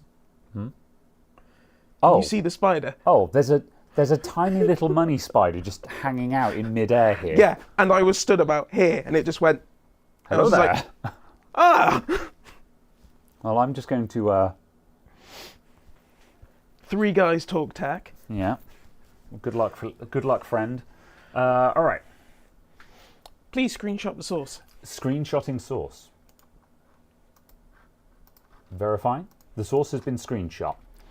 All right. No. Oh, I thought you were about to overtype the. No, don't worry. Yep, I understand your alarm there. Jesus! No, I was just copy pasting the file name. Right. So that was minimum settings. All right. I, on the other hand, won't say the 2060 can actually ray trace. I mean, Because it basically can't. yeah, but it would run the game. You know, you could run it with upscaling and probably get like 30, and get like, I don't know, 30 or 40 FPS or something like that. You could run it on minimum settings, maximum Yeah. upscaling, and get 30 FPS. Yeah, but the point is, it will run it and like, if someone's just like, oh, but it only runs it at 30, I'm like, then buy a faster graphics card, man. I don't know what you want. You can't have higher FPS and a graphics card that costs £10. If you want high frame rates, you have to buy the fast hardware. That's how this works. I'm sorry, So yeah. Yeah, I keep hearing good things about Indiana Jones, and part of me is I'm becoming tempted to have a look at it, maybe. Yeah. But also, I'll probably wait until it's on sale because, It's a genuinely good game. yeah, I bet it's probably costing like 60 quid at the moment. I'm like, yeah, no, I'm not paying £60. What did we want? 4 billion. Because you can get an awful lot more for your money. Wow. Just do a month's Game Pass. Oh yeah, I remember someone saying, yeah, it's on Game Pass, isn't it? Yeah, that's not a terrible idea. Yeah. Is that what we wanted? Pi Prime 4 billion? Is that what we said? I think I so. can't actually remember what I said. Pi Prime 4 billion, yes. Yes, good. Yeah. Are we back onto synthetics? Run! Yeah. Yes. All right. Yeah, paying for a month of Game Pass in order to, you've got a month to get through the game, and yeah, I think you're going to get through the game in a month. So yeah, that's a good way to enjoy it. Yeah, it's kind of the way I view Game Pass. It's very much a case of if you are someone who picks up new games. Kind of a rental, isn't it? If you play one game a month, one new game a month, Yeah. as they're added and so on, it very much pays for itself. Yeah. And this is kind of on the assumption that you don't really mind about adding the game to your library per se, because obviously... yeah, because most people play a game once and that's it. Yeah, and that's So the it's thing. kind of Yeah, and I'm half not... and half. Yeah, and obviously this Swings strays... both ways. Yeah, I was about to say, this strays dangerously close into the, well, we shouldn't really care about owning games then, should we? And it's like, no, that's not what we're saying at all here, but... For £8, Yeah. I'm not overly fussed about owning the game. Yeah. For £8. Yeah, considering the vast yeah. discount, treating it as a rental instead of a purchase Yeah. makes complete sense. Yeah. So yeah. Please type numbers. I shall. I will and I will do so. Right, what are we looking at here? Pi Prime, 4 billion, Intel Viper's Perf, and we've got 21,529. 21,529. Yeah. Which incidentally is higher than the shakedown test. Yeah.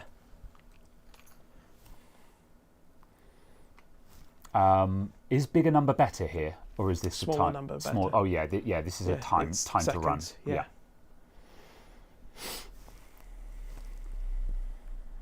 Yeah.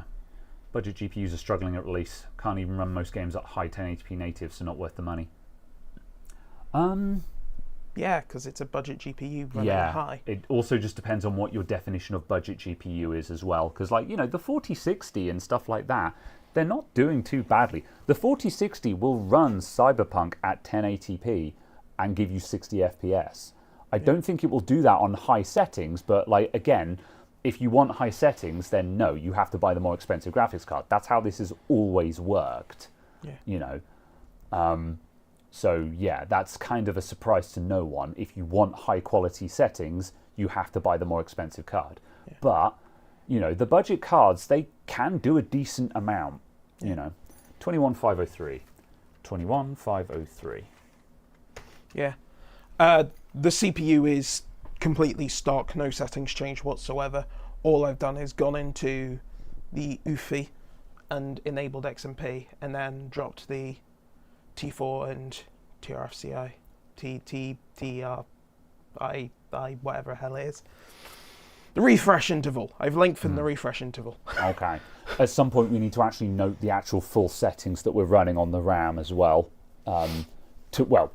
functionally, because we're running at really high mega transfers at the moment, aren't we? Yeah, it's just the XMP 8200. Yeah. So Which is just what the kit is. Yeah. Yeah. So although the timings are nothing to write home about, but we are running at very high speed. The timings are good for the speed. Okay. Yeah. Cool. Yeah. Yeah. And then 21574. 21574. And that's 3. That's that our is 3. Cool. All right. Y Cruncher. Y Cruncher. Pi 5 billion? Is that what I said? Yes. Yeah. And 5 rebar billion. always on, because just never not. Yeah. Also, though, again, to a certain extent, rebar isn't relevant to our settings. We're looking for run-to-run variance. It's consistency between tests that we care about. Done everything we care about on that, basically, haven't we? Fine. Let's see. Cool. Going back. Whilst that Test, runs, I'm going to test. check We something else on here. Yeah, there were possibly some other games we wanted to run, but we'll come back to those. Editing stuff for time, just because yeah, absolutely. it seems to have slowed down, but we'll. Yeah, we're coming up to the 2-hour marker, so yeah, we'll keep going with what we've got, because we're getting data here, and if we get through all of the tests here, we can then run additional tests in overtime. Expo's XMP. There you go. Right. Yes. Any reason why you're running XMP instead of because Expo? that's what was enabled last time. Oh. So I'm just re-enabling what it was, and then I'm going to go memory subtimings. Interesting. That was a mistake on my part, I think. Oh, T432. Interesting. Okay. Scroll. No, I said scroll, not zoom.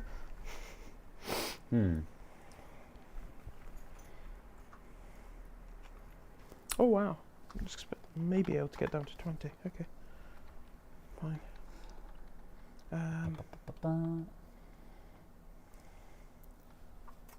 What are we looking at the moment? Nothing super exciting. Pi Prime is running.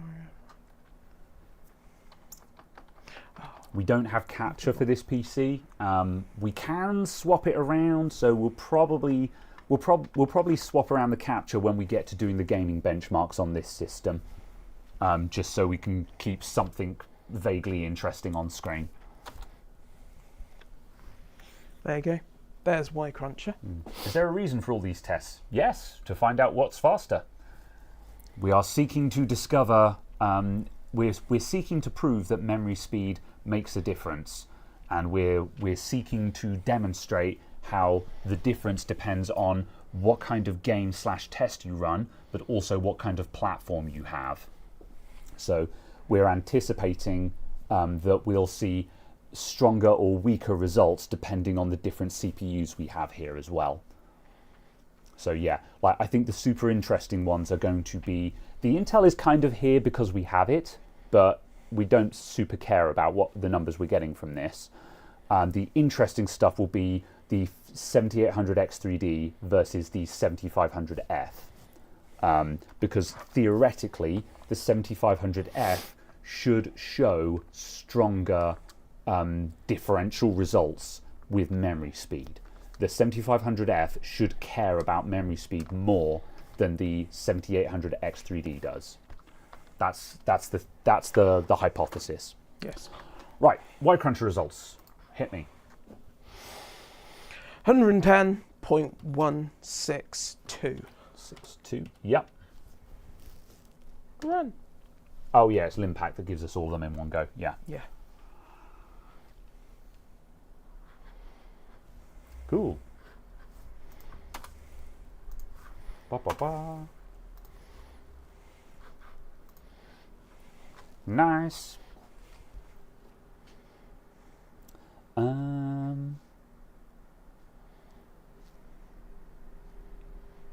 It's both of them. We'll sort CPUs in a second.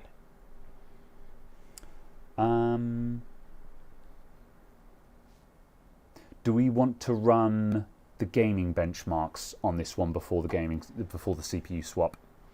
Yeah, you've Yeah, because otherwise we're going to have to swap the CPU again to do the gaming benchmarks. Although it actually won't matter because, like, yeah, as long as we make sure that we do the synthetics and the gaming benchmarks on the 7500F back to back, because otherwise we'll have to swap the CPU 4 times. Yeah. Whereas, yeah. Yeah, but no, good point. Yeah, we can stick the GPU across in 2 secs.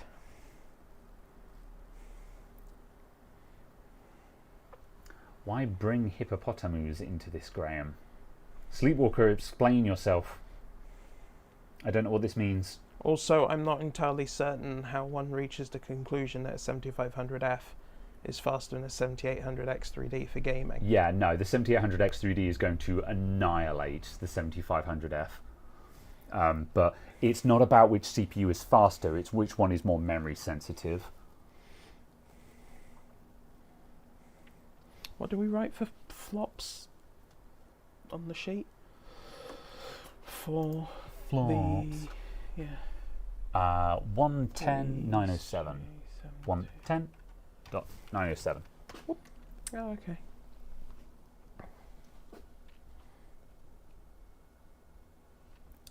Alright. Push the button. Good. I'm going to put the kettle on in a minute. I agree with this decision. Yeah. I would crack open. I would crack open a cider. However, I had two Henry Weston's vintages last night, and I'm like, you know what? I'm okay today. I had two hectic Vinstons. I had 2 hectic ciders, and all of my leg pain went away, and I was like, I can do anything. And then I woke up this morning, and all of my leg pain from sciatica had come back, and I was like, oh. It's okay, I'll bully you on Monday. I've got so much to do. All right. Do you know how you could have less to do? Do some of it? Yeah! Yeah. Solution to stress. Simply get the thing done that's stressing you out. Then it won't be stressing you out anymore. Yeah! Gosh. Why didn't I think of that? I mean, think you'll get at least 2 fewer people bullying you. Ow. Welcome to the kitchen zone. Data. Actually, I don't need that. Do, I need that.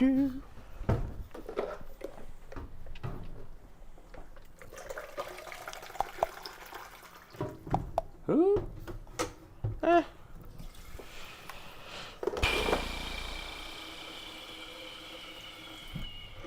Yeah, basically. Ba, ba, ba, ba, ba.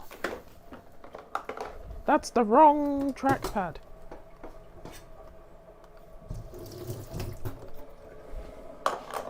$110.935.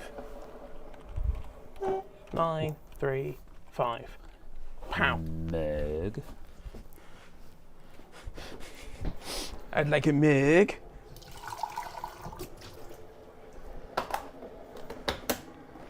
These are all coffee making noises, nothing else. Did you call? I said these are all coffee making noises, nothing else. Ah, I see.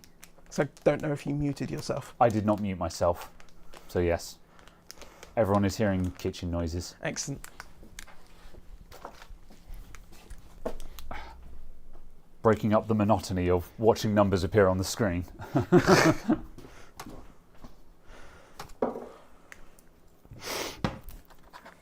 Do mute me now, though, because the machine is going to make noise.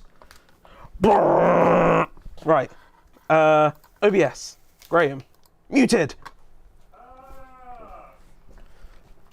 Exactly. Wrong keyboard. Try that again.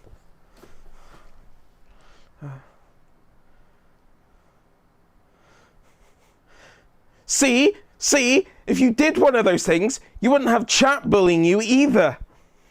Which Farphone says, how's the merch doing, Graham?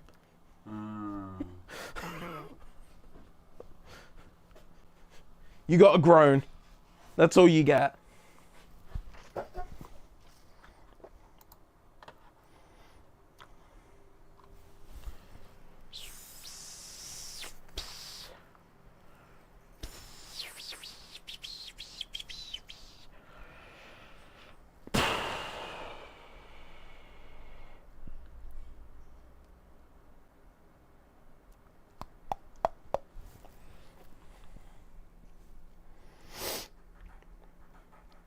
Giggle my flops.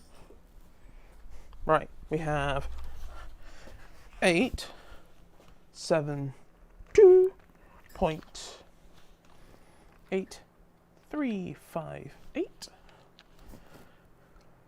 874.5748.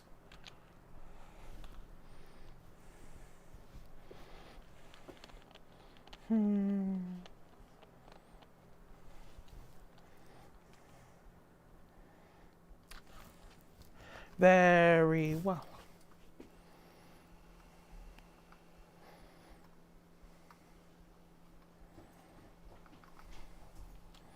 And then 871.7320.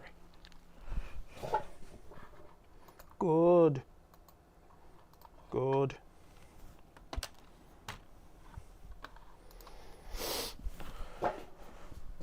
Good, good.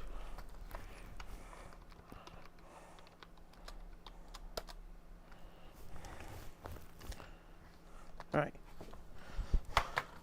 We will now turn off this computer and extract the graphics card. Ready for the gaming tests. Well, let's just swap the monitors over. So you get to watch the gaming tests. Again. Turn off.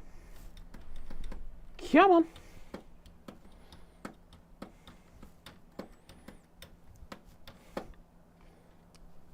Or no. Come on now. You can do it. I believe in you.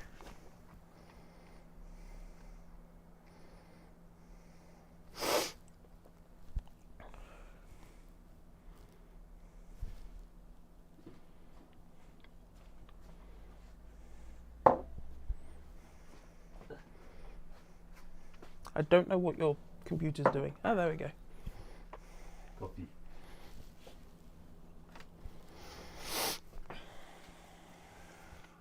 What do you need? I need you to take out the graphics card. Okay. And the SSDs. Oh, this isn't a mocker. I thought you were mockering. Oh, I can do you one if you want. But no, is it, well, like... No, it's all good. I didn't offer you one, and I'm sorry, but unironically, would you like one? It's all good, because Okay. you've made a coffee. Okay, fine, yes. Yes, I should have offered. I very selfishly did not. I'm sorry, everyone.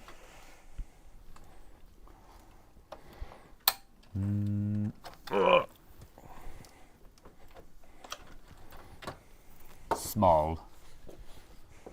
Big? SSDs? Oh, yeah, okay. Stop yelling. I require yours. Mine are all toolless. Because I am the tool. Yeah, this one's got quick release on the slots, but the actual heat sinks still need to be unscrewed.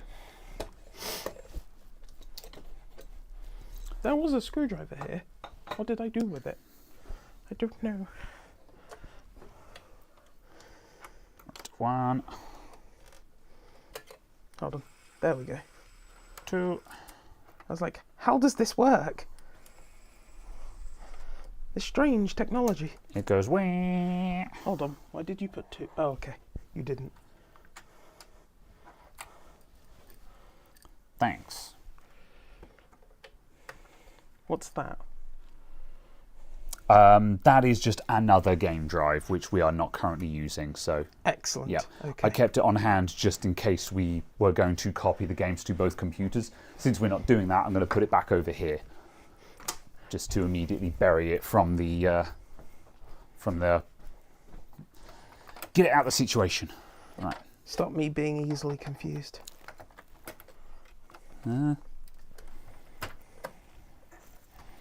Whoop. All right.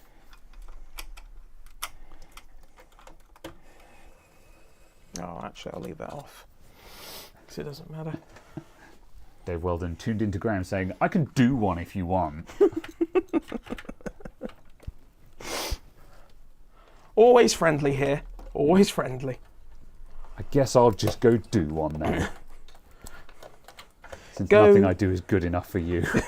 Go get done. What does this even mean?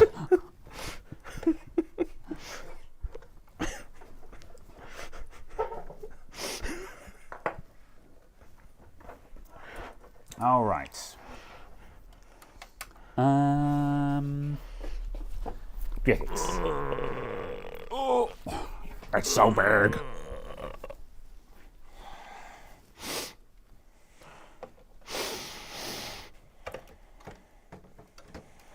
Am I squashing something? Yes, I am. That's why everything feels wrong. It's got to go above it. Yeah. Oh. Oh my days. It's so big. Yeah. Oh, it's because I've. Oh no, I've got to move that 6-pin out of the way. Oh, do I actually have to? I think I can bully it into position because it's going to be so tight and it's so big. That's right. I'll just cram it in there. It'll get used to it. There's a joke in here somewhere. Oh, excuse me. Right. Good. Hood me. There's the crow around. I suddenly thought I was stuffing it in 180 degrees. It looked like you were just deliberately trying to round out my HDMI port then. I'm like, what are you doing? You know? Good. Keyboard, mouse, monitor, power. Activate.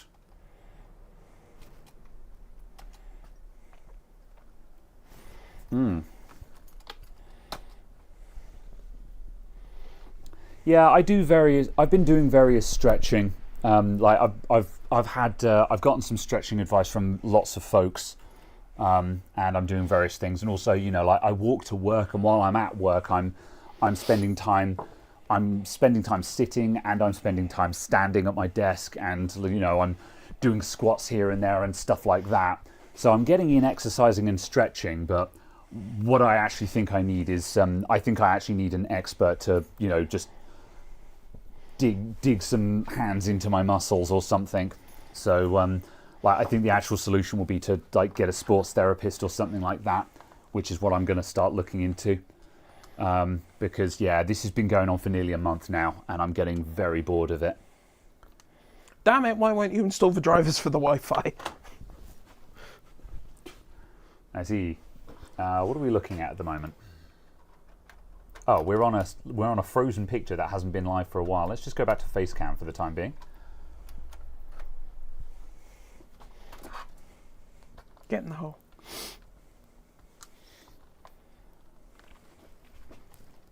Need to give up the booze for a while. I mean, I don't think alcohol causes sciatica. I need to volunteer at a judo school. I see.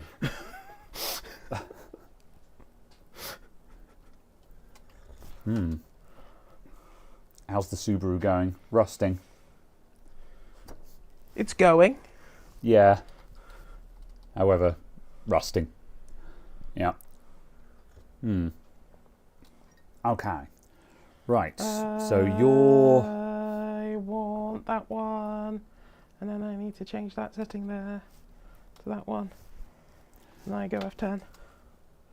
There we go, now it's connected to the internet. So I can actually sign in. I know. Something happened to your pin. Why are you even signing in with a Microsoft account on this? Because this is my computer. Oh, I see. Fair enough. Yeah. So that's what I was saying about stuff was being... Certain stuff is squicky about copying games around. So I was just like, I'll just take out the 2 SSDs. Fair enough, yeah. Continue. Matt says I wouldn't recommend squats for sciatica. Yeah. Fair enough. Well. I'm mainly just trying to keep my legs moving, basically.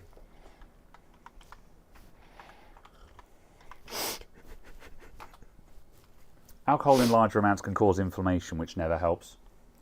Yeah, I mean, I'm not an alcoholic, you know.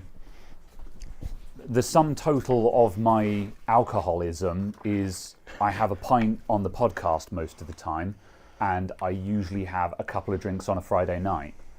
You know, I'm not downing, I'm not downing 4 or 5 pints every other day down at the Winchester kind of thing, you know. At the Winchester? So, yeah. Oh, did you unmute yourself? I did, yeah. Okay. Because I couldn't remember if I unmuted you or not. Yeah. There you go. Yeah, Marcel says it's a back problem. Yeah, Caradog mentioned that because when I get back pain, It's a bit of both, I get it at the small of my back. So, yeah, Caradog made the same theory as well. And, yeah, I could believe that. What are you? I think the other thing I'm blaming as well is just my my worn out mattress. So that's the other point of action that I need to take, is to replace my mattress with something that's actually supporting my back properly.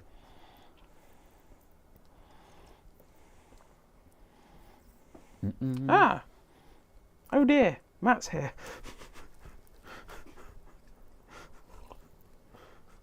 Lying knee to chest stretch is a good one. Yeah. There's a couple that I've been told as well. Like, I've been having chats with other people who just, have, muscle issues and stuff like that. And they're like, here, try these. I'm like, oh, yes, I feel that kind of thing. So, yeah. Oh, yes. Oh, yes. That's exactly what my friend sounds like. It's not. My friend is, in fact, the Churchill dog. Oh, no. Oh, yes.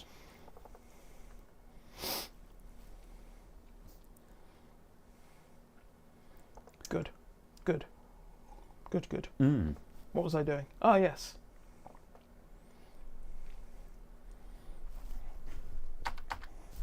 Oops.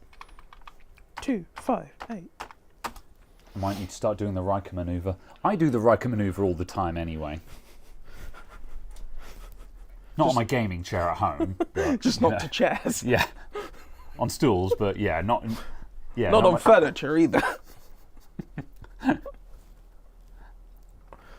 That would be very funny to find someone who's just like a dancer or something and have them just do a Riker maneuver into a gaming chair.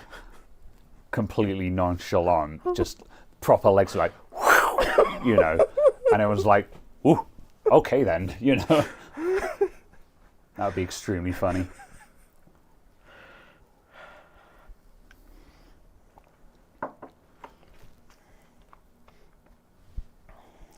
Right. Okay, we're just getting the gaming set up again on this one. So this time we're going to be running the gaming benchmarks again with the 7800X 3D. And log in. are we currently going for the quote-unquote Expo? Well, we're on XMP timing, so I'm going to rename those. But yeah, we're going for the XMP. Let's see. So that was Corsair XMP. I wonder if there's actually any meaningful difference between the XMP and Expo profiles. In theory, the secondary timings. What the hell are we doing? Pi Prime. Wait, we done Pi Prime? Oh no. What platform are we looking at?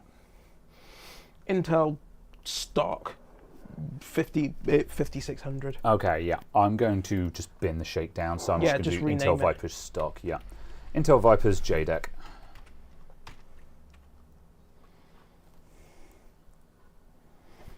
Hello, Far Cry.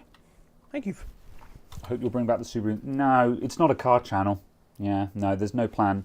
There is no plan for car content. The car appeared once for an April Fool's video. That's the sum total of the car content on my channel. While I do have an interest in cars, it's not what the channel's about. So, yeah. Good. Good.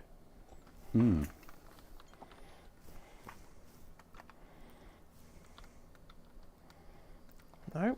All right.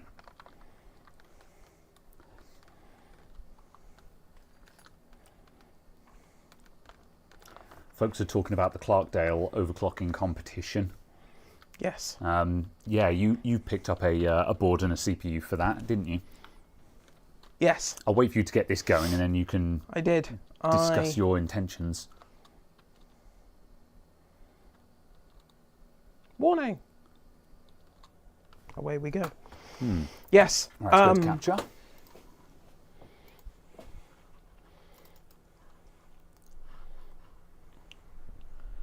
All right. We've got to wait for all this intro to roll through. Yeah, I picked up a whatever gigabyte motherboard I was told to buy, and I bought a CPU that was on the list of acceptable CPUs. The only reason I did it is because there was one of the "this is a really good board" boards on eBay for like £20, and I was just like, buy. Very well, yeah. It comes with a CPU. That's fine. I'll get a second CPU for £4 delivered. Now I have two CPUs. That makes me a pro binning overclocker, right? Yeah. See, that's kind of what makes stuff like this fun, though, is overclocking the old stuff. It's just like, you know, you've spent 35 quid to have some fun with some overclocking, and even if you end up just posting some tin can scores that no one cares about, you took part and it cost you a princely sum of 35 quid, you know, so yeah. Yeah, I'll then sell to JD for the princely price of 500 rand. Also known as a penny. I was about to say there's a currency joke in here, but I'm trying to think which way round I need to take it.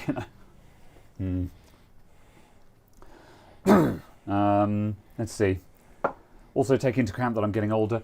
This is true, however, the sciatica is new.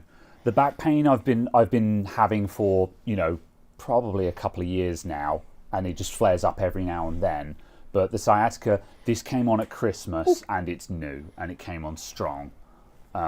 So yeah, and while I don't, you know, I'm not a sporting person, but I don't consider myself to be inactive either. So, you know, I'm not putting this down to old age. This is new. So, yeah. Also, we have data for the sheet. Ah, cool.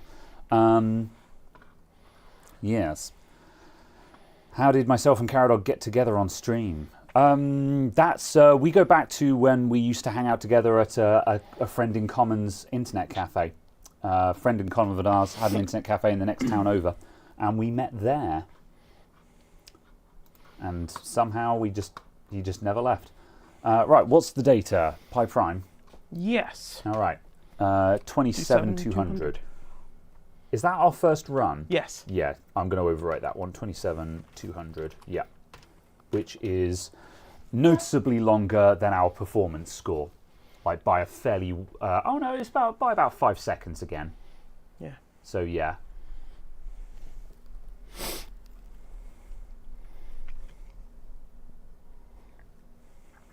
Although interestingly, for Pi Prime, the 7800X3D is posting better scores. Yeah.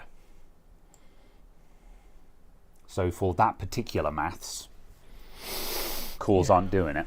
There you go. 27237.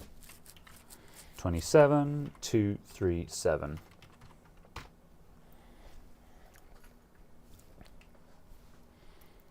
Bum, bum, bum, bum, bum, bum, bum. Sitting for a long time takes a toll. Well, as I was saying, that's not what I do. I spend time sitting, I spend time standing, I walk to work and back. I do yoga once a week. I do a lot of sort of, I do VR stuff on Friday nights. Like I said, I'm not an inactive person. I don't sit at a desk all day and all evening, you know. There you go. 27185. 27185. Cool. Y Cruncher.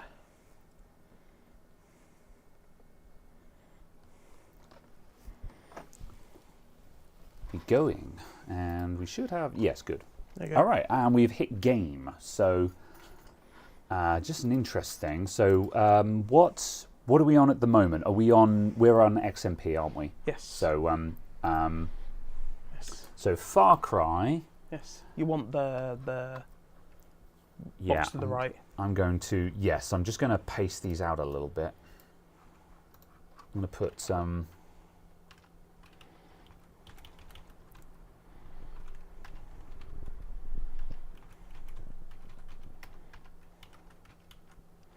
All right. So previously, our CPU wait was about 11 milliseconds.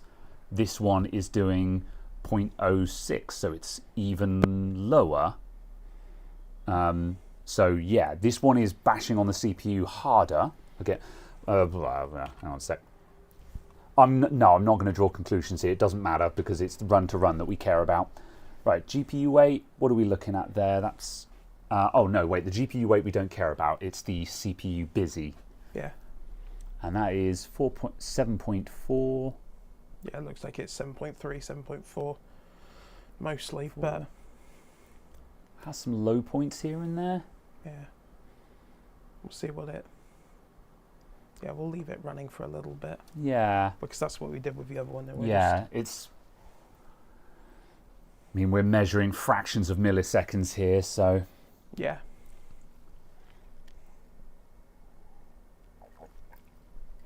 But it does look like it's around 7.2 to 7.4. 7.3. Yeah. We'll put 7.2 to 7.4. Yeah. 7.2 to 7.4. It's going down as low as like 6.9. Yeah.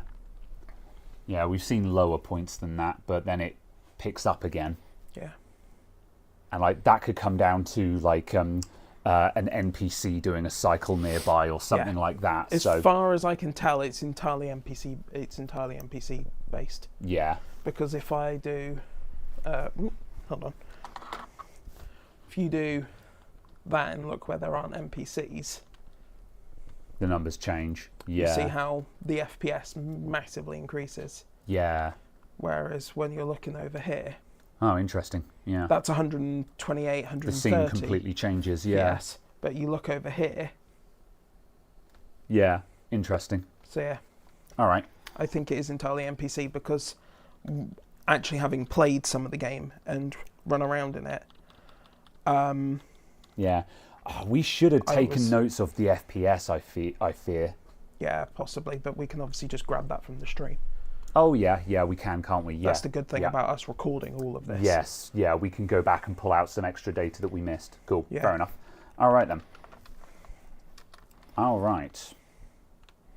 Do you like a Rockstar game? Can I interest you in playing GTA 5? I've missed the boat. I've missed the boat. But there was new content only on Tuesday. No, Come on, Jason. Right. Jason is dead. We've moved on. It's a far cry away from. It's a far cry from where we once were, or something. I don't know. Right. Here is more data for Y-Cruncher for the Intel one.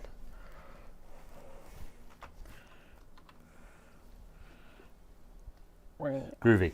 All right. Y-Cruncher data 129565. 129565. Cool. Yeah, and I think we're getting that Y-Cruncher caring about memory demonstration on the Intel side. Oh yes, because the score is noticeably down here versus the performance profile. So yeah.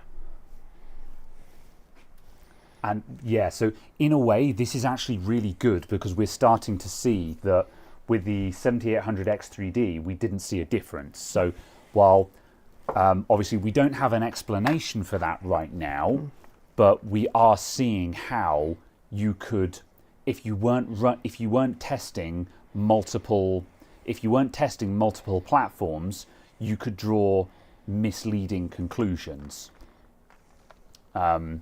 So yeah, if the only CPU we'd done in this test had been the 7800X3D, then we could definitely get the wrong idea from some of these tests. Benchmark. Cool. Run benchmark.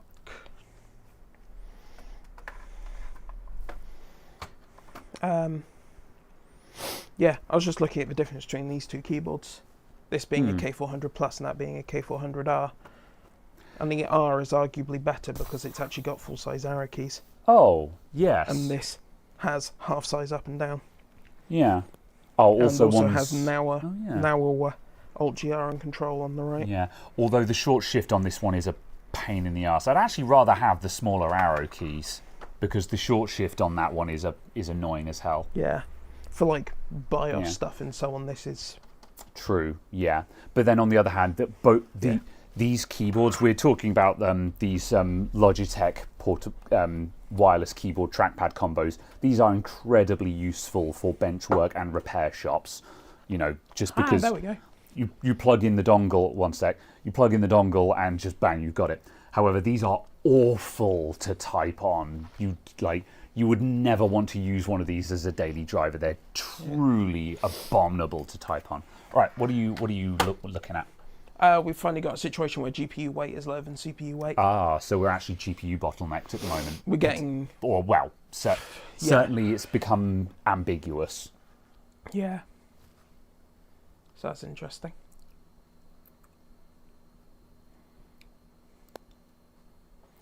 Yeah, interesting. Yeah. Is this... this is Ultra, I'm assuming. Yes. Yeah, because we've got all the weather effects. I think we've got a slightly higher FPS.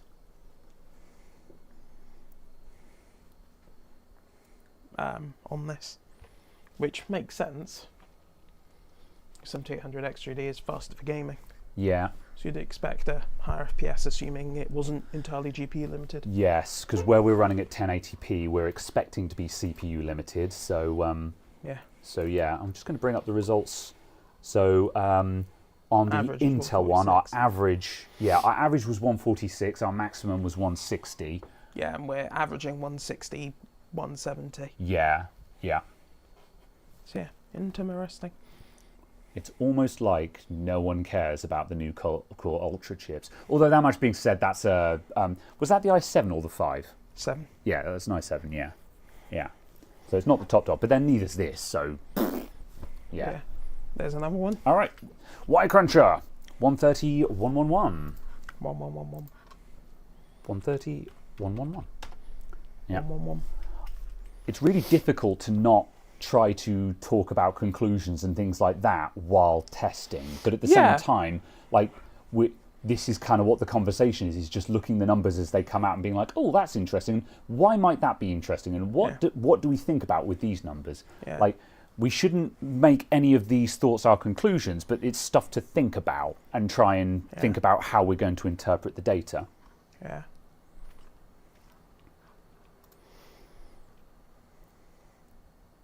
Interesting that 3 times in a row we've had a Visa Cash App RB car. and it should be a randomly assigned car. Ah, I see. Because the first time we did it, we had a different car. Hmm. Before we streamed, we had a different car, but the 3 on stream have been the same car. So it's just interesting, given it should be a random assortment. Yeah.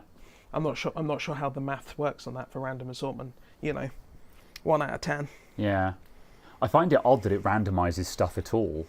I mean, I assume that it has no meaningful impact on performance, but Yeah. you would imagine that you would standardize it anyway because, there's no need to randomize it. Like you would want to lock out as many things as possible just anyway, because why wouldn't you?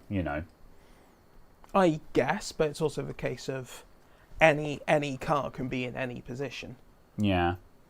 and you can be in any cockpit. Hmm. Yeah. Simulations is inaccurate. They would never race in these conditions. Really? I don't know. Yeah, There's no. it's hard to tell from. I mean, it's from only in-game. It's only 2-minute laps. Yeah. No, have to be a lot worse than that. Oh, F1. Where is my boy? Do you mean Lewis Hamilton? No. Also, much to your disappointment, about 12th. All right. So we want a screen cap of this, don't we? Yes. Okay. Look how many more frames we did. Screenshot source. Yeah. Average FPS. 44,000 versus 35,000. Nice. That makes me feel good because my CPU is faster than that. Not that that matters at all for what we're doing today. I thought you were going to say, not that... that's Right. the wrong keyboard. 7800. Right, this is the 7800 X3D. Corsair. Ultra. This was Corsair XMP Ultra.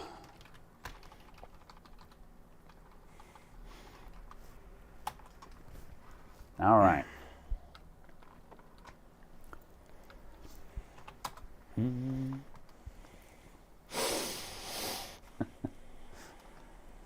Do you think we've hit a brick wall in how powerful a PC can be, or is there more to come? I mean, they're always getting faster. I think there's a discussion to be had about. I'm tempted to say that there's a discussion to be had about how fast desktop computers can be in terms of for internet browsing and stuff like that, because one could make the argument that you can take pretty low to mid end hardware now and say this is perfectly good for just a desktop browsing for an average normie to use as their PC. That we don't need average person computers to be any faster.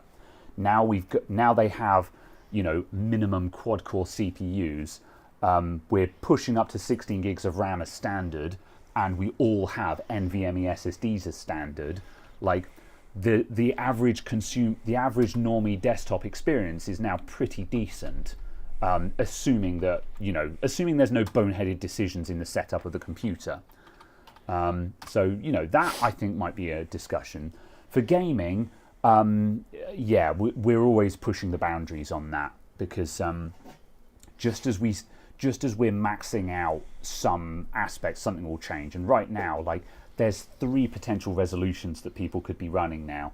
1080p, 1440p, and 4K are all relevant resolutions. 1080p, just because that's what most people have. 1440p is incredibly affordable now, and that's what a lot of people are moving to. And 4K is the high end and is relevant because it is possible, and if you're building high end, is entirely affordable as far in terms of high end pricing anyway. 4K is super interesting because the 5090 benchmarks were fascinating to look at between 1440p and 4K, because the 5090 currently seems to have some kind of overheads in the driver or otherwise in lower resolutions, where in some instances the 4090 was the same speed or even faster in 1 or 2 tests. However, as soon as you put things into 4K, suddenly the 5090 stretches its legs and runs away again. So, there's very interesting results where at certain resolution, so like again, if you're running 1080p, then you are wasting your money buying a 5090, basically. So this is the thing: is it's not so much that computers don't need to get or aren't getting any faster. It's more a matter of we're in an area where high-end hardware needs to be paired with high-end peripherals. Yeah. If you're running a 5090, then you need to be running a 4K monitor.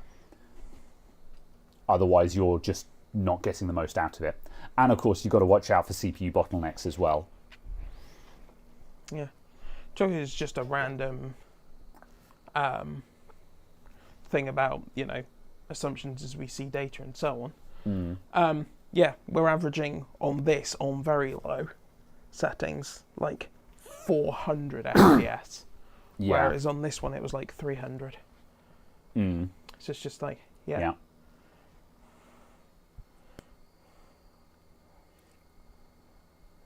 Boot up times on Windows PCs. I mean, it depends. Yeah, like if you're doing like, if you've set Windows up for fast boot and stuff, which, like if you're running Windows and you've got fast boot enabled, then you'll see 10-second startup times, no problems. But, as Sai said, no one really cares about startup times. So yeah, like if startup time is your measure of a fast computer, then I think clearly your computer is fast enough. Broadly speaking, it's just not a relevant metric though. I enjoy the fact that the CPU base frequency is measured in actual hertz, not gigahertz. I see. Yes, this CPU is running at 3,879,649,200 hertz. Okay. Okay, what do we got? Y Cruncher results. Yes. 129.636. 129.636. I need to cough. Okay.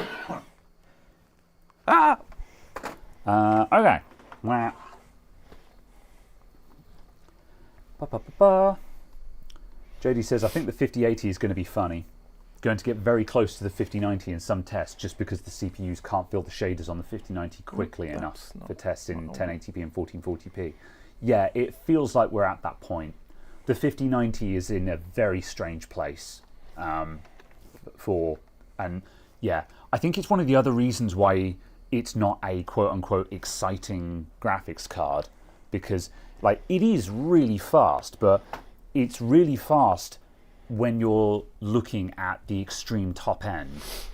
I think also the other reason why it wasn't overly interesting is just we didn't get another 30% jump in ray tracing performance.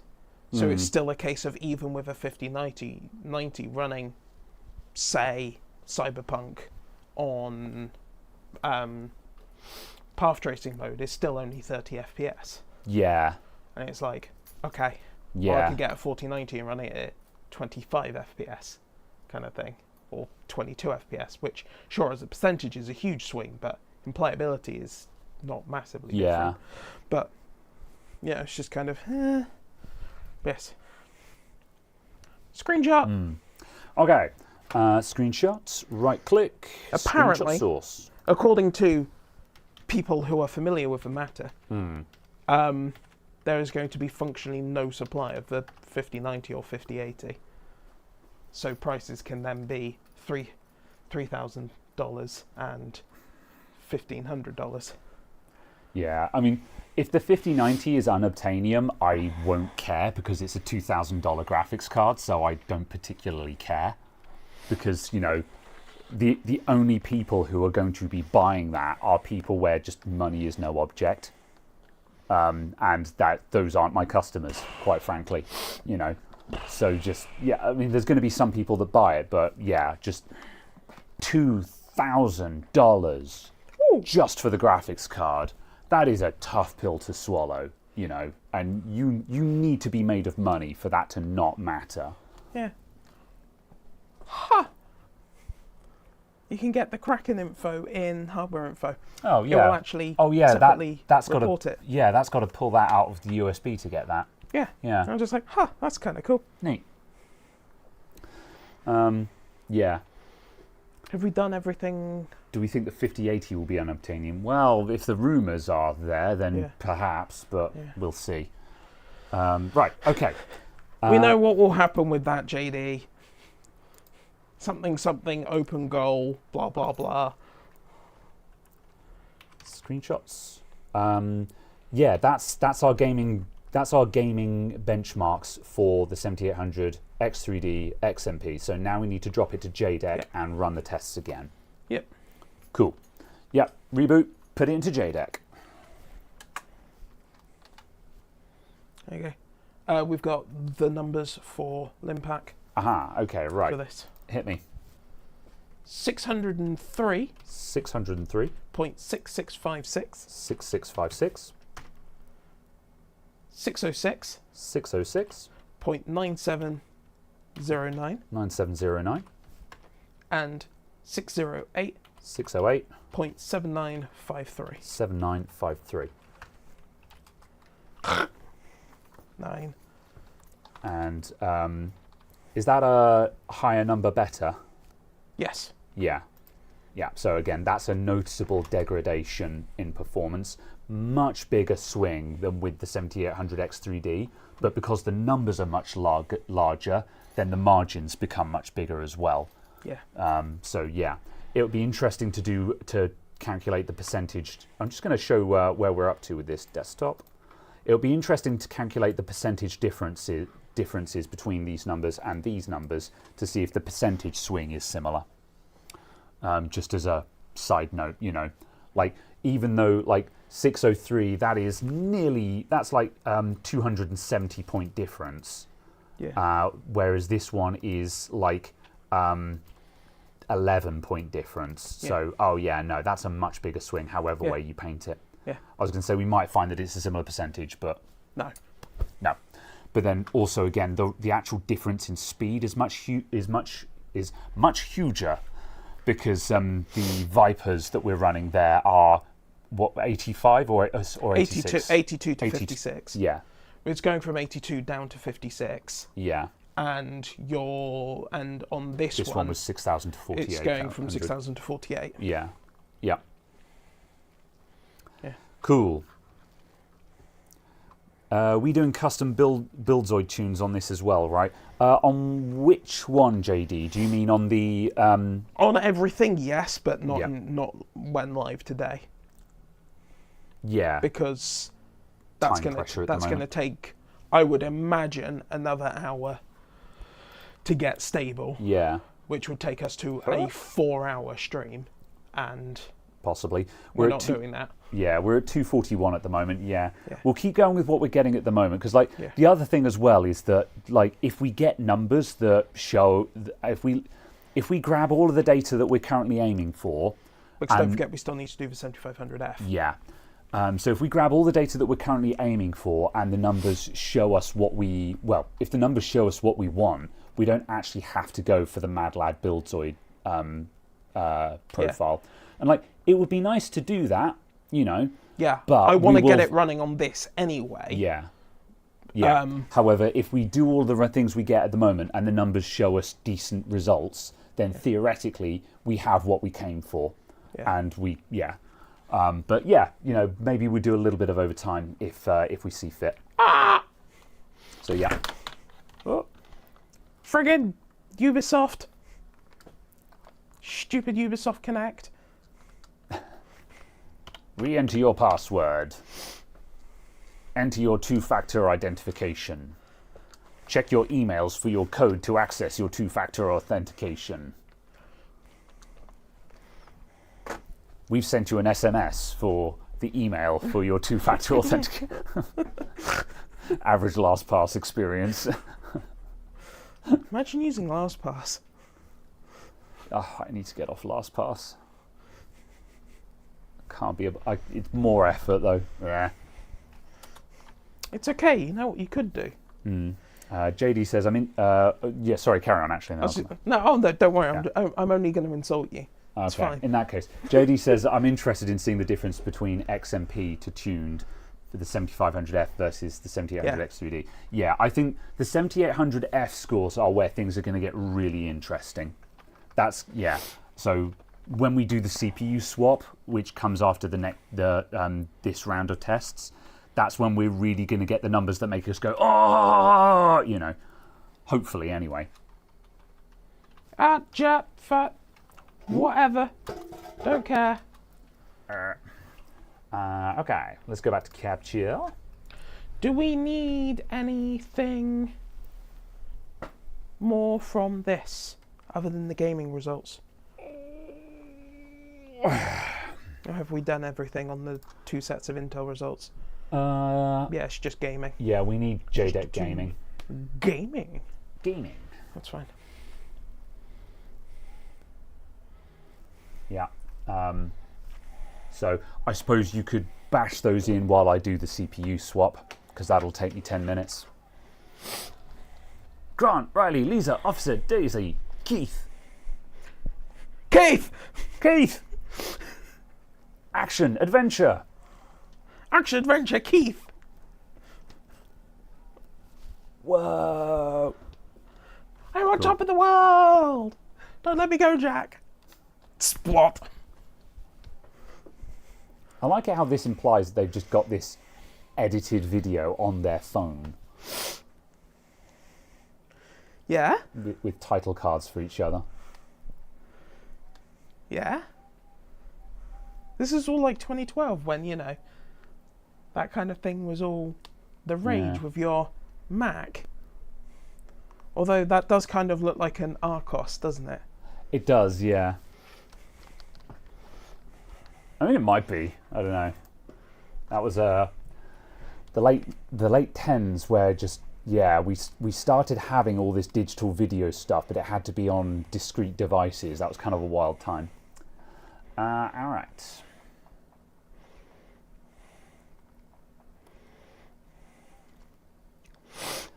Lots of folks are moving RAM directly onto the CPU to avoid bottlenecks and such. Yeah, that's a thing. Yeah.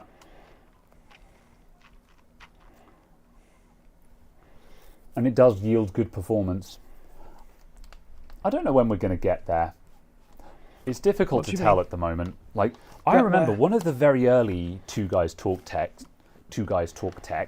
we did actually kind of discuss, like, if there was actually a credible threat to x86 as a platform. And we kind of said sort of, I can't see a planet where that's going to be a thing. I think I said I don't see a world where that's going to happen within the next 10 years. And with the way things are going... 4 years to go. Yeah, ish. Well, 5 years to go, because that would have been... we've... Oh, yeah, it was start 2020, wasn't it? However, we've come an awful long way down that road in the past 3 years or so, And like, while x86 isn't going anywhere yet, or just, the modular PC as we know it, it's certainly, we're a lot further down that road than I expected us to be. Not really, not on desktop. We're exactly where we were. True, but like, the fact that you can buy Snapdragon laptops now, and those are just running Windows, Running 45% of Windows. Yeah. You still can't run any of the Adobe software. Yeah, but... You have to run a custom browser. Yeah. Still, again, just the fact that they exist and, Yeah, sure. As commercial products to an extent, I guess. I don't know. But so did Windows 8 RT exist when you made that comment? Yeah. Oh, we've got no, I haven't started Yeah. Riva Tuner Statistics Server. Yeah. I need to keep remembering it's RTSS, not RSST. I see. Because I can never find it when I'm looking for it and then remember, oh wait, all of the letters are completely different to what I think they are.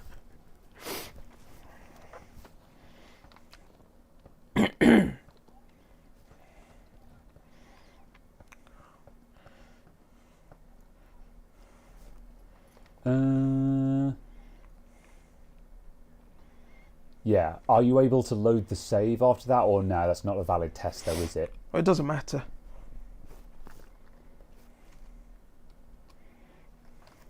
I'll rephrase that. What are you going to do? Are you going to? I'm going to hit Windows once. Are you just it going to actually tab out gives and me then tab back controls. in? Yeah. Okay. Yeah. I just don't want to do it whilst I don't have player control. Yeah. Because it gets funny.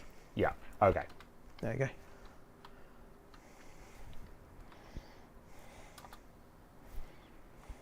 Whoop.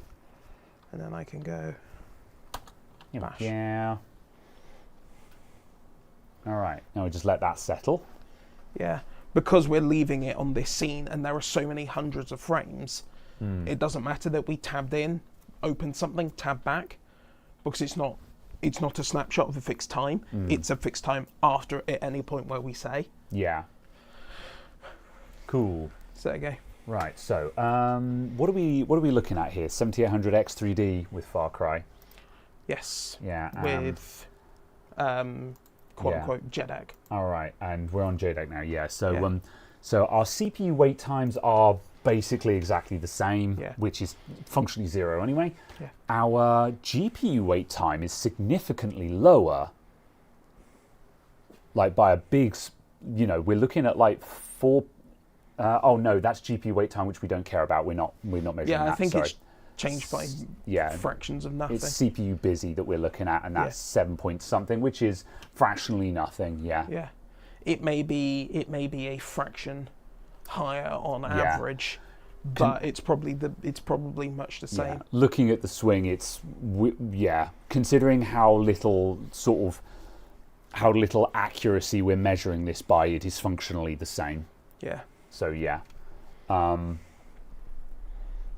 that's still looking for sort of 7.2 to 7.4 kind of thing. Yeah. And now and then we get a small blip. Yeah.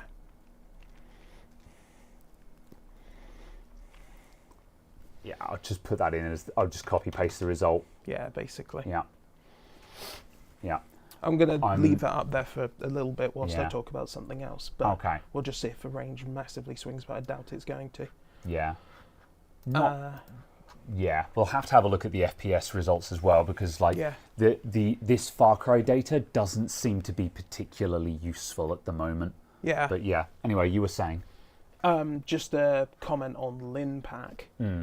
I've just taken this RAM up to 8400, but put the memory controller in Gear 4 mode.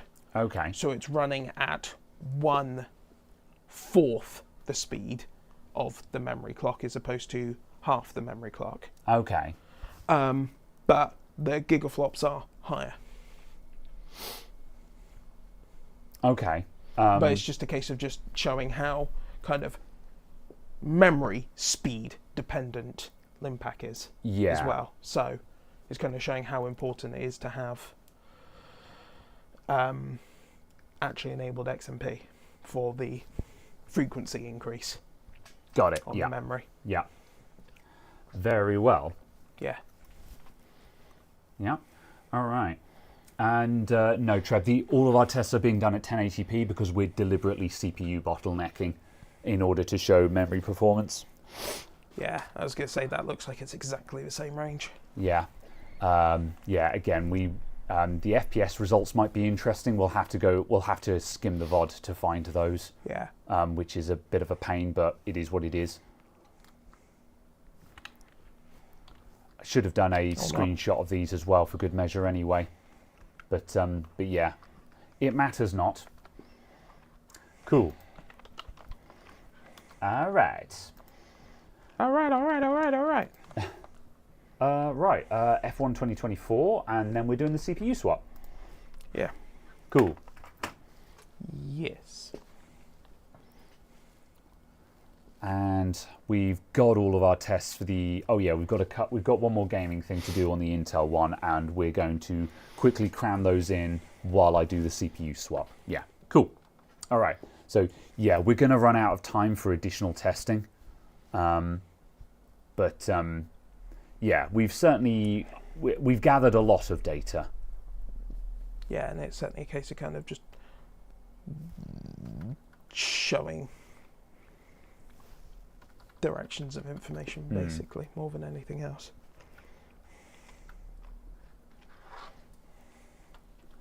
Oh, JD says, a discussion. I've got a decent PC, but still on 1080p high refresh.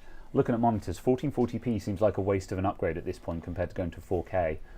Well, the problem is that 4K is such a big performance penalty to drive that, you know, I'm not convinced that 4K is worth it unless you're actually running a 90 class card. You know, you can totally run 4K on like an 80 class card per se, but I still think that 1440p is the sweet spot personally, because it gives you great resolution, but it's a lot easier to drive than 4K. So, yeah, don't know. Thoughts on that? Yeah. Because it is dramatically closer to. It's a lot closer to 1080p than it is to 4K. Yeah, so, you know, I think that's a little bit subjective to an extent, but then again, as I say though, you know, if you're planning on running 90 class cards, then it's a case of, well, yeah, no, you should be aiming for 4K if you're running a Halo class system.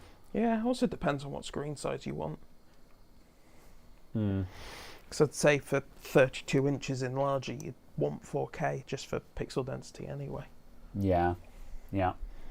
Benefit is I can afford 1440p OLED, but not 4K OLED. Yeah, yeah. I think 1440p OLED is a good place to be aiming for right now. Yeah. You know, just for realistic, because this is the problem. Like, you know, Hardware Unboxed alluded to this in some of their 5090 benchmarks when they were making observations about the lack of ray tracing improvement.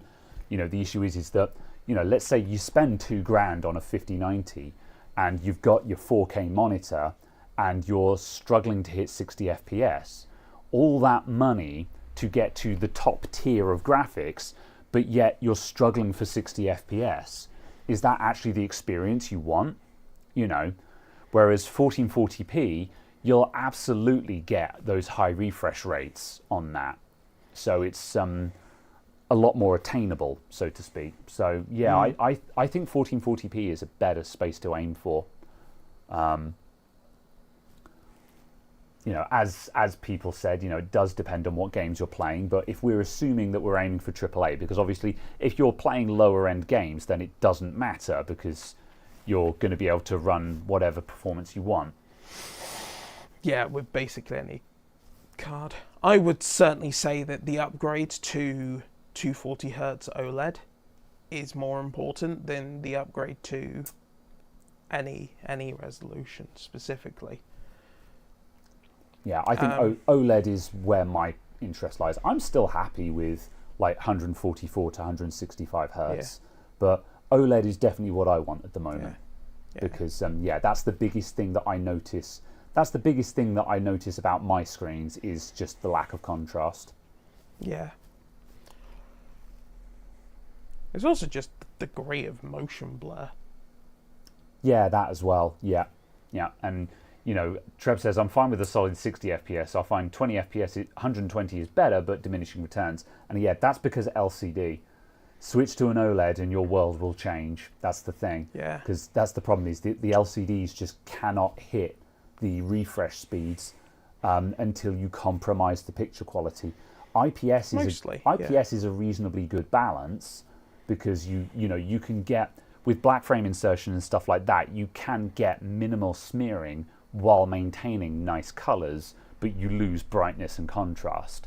Everything is a compromise, whereas OLED theoretically solves the compromises, except for perhaps overall brightness. But given that high refresh IPS screens are not bright monitors, so I don't think that OLEDs are going to have difficulty matching that at least. So you're going to get a better picture with OLED, whatever way you swing it. Almost certainly. And also just like that LG screen. That was bright enough to use in here. Yeah. That much being said, though, well, yeah, even in the even with studio lights, it was still pretty damn bright. But It was still bright enough to use in here. yeah, daylight is the true test. That's the thing. If you're sitting at home on your desk and the sun swings across your desk, if you're finding sort of like, oh, I've got to pull my curtains because I can't see what's on the screen kind of thing. Yeah, but you have to do that with IPS screens that do 600 nits anyway, because the sun is 10,000 nits. Yeah, fair. Not a fight you win. Yeah, understandable. It's a fight you win by using blinds. Yeah. There you go. I don't think we had stats for that one again. Yeah, we were missing stats. Oh, did I close it? Oops. Do we care? Not massively, because I was just looking at the game stuff. Yeah, the game stats are the ones that we're paying attention to for this, isn't it? So yeah, okay. Screenshot source. That is. What was that? What have we just run? JEDEC. Oh yes, yeah.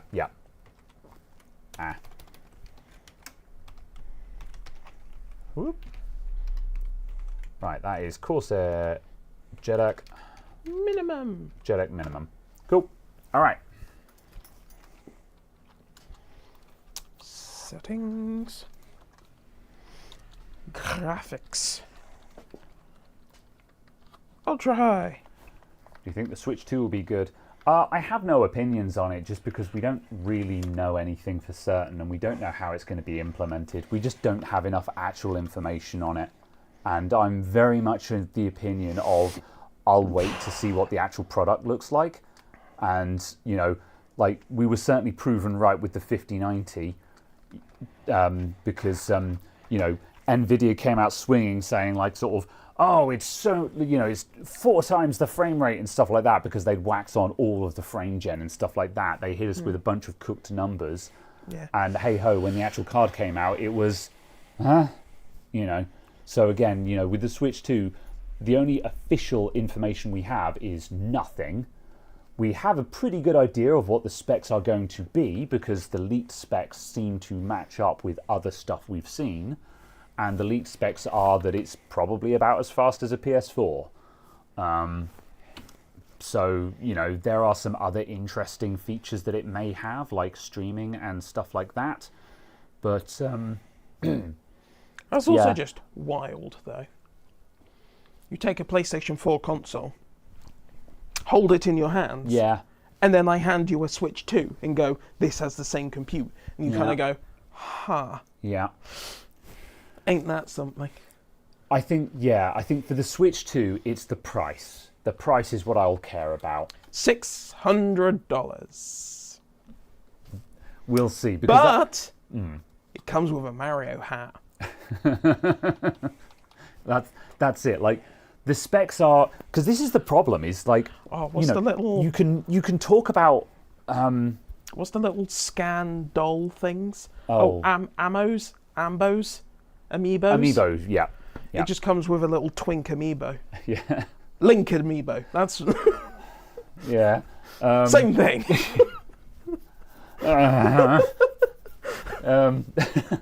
Anywho, the price is what will matter because you can look at the specs and be like sort of okay, the specs are X, that's cool, but the specs don't matter until you know the context of the price. This was the problem with the 5090. You can say the 5090 is the fastest gaming graphics card available on the market. That sounds really impressive. Wow. Also, it's 25 more expensive than the previous Halo tier product. Suddenly, that's not as impressive. If the Switch 2 comes out and it's $350, wow, that's really good. I'm super interested in that. That's excellent. Damn it. If it comes out and it's $600, no thank you, I think I'll go and buy a Steam Deck, So I think that's why I'm not excited about the Switch 2 and I don't care, because without knowing the price, it doesn't mean anything. Until we know how much it'll cost, it doesn't mean anything. Numbers. Graphics. Try that again.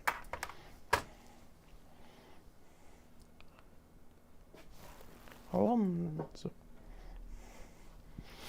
I do hope it moves to like 16 gigabyte SD cards. The Switch 2 will if it is have on SD cards. yeah, it will have the fancy high-speed SD card slot. I don't know the names of it, but yeah, the leaked specs. UHS-2, Sure. I think is what it is. The leaked specs say that it will have the fancy high-speed SD slot. I just hope they're 16 gig cards by default, so we can get some high quality music and textures. Yeah. Because the sound out the Switch is a bit crunchy. Yeah. In a lot of things. It should also help significantly with load times, because load times are horrendous on the Switch. Yeah, but they're the same whether you're on internal storage or the SD card, which shows it's the CPU. Oh, okay. Or very similar. Which to me shows it's the but CPU. then isn't the cartridge? Oh yeah, well the internal storage is the internal storage is only eMMC. Yeah. And that's basically an SD card. Yeah, but it's going to be faster. Yeah, I get slightly, I guess. Yeah. It's certainly going to have lower access times. Yeah. eMMC is pretty dreadful, though.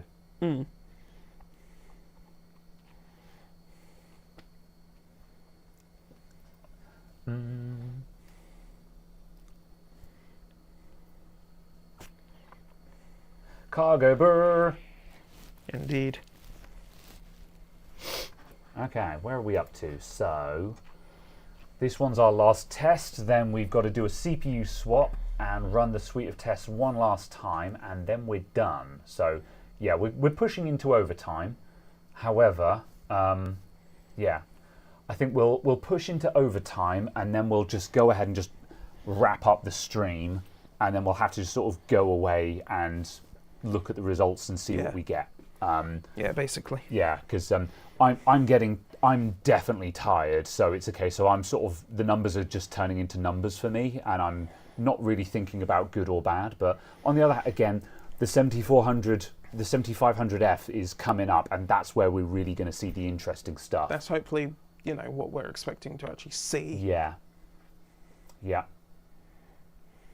So yes, the last set of tests that are coming up, that's where we're actually going to see the results that we want to see. And with a bit of luck, we'll see numbers that really show the differences that we want to demonstrate, and then we can point to that and be like, that's it, that's the money shot, that's what we came here to see.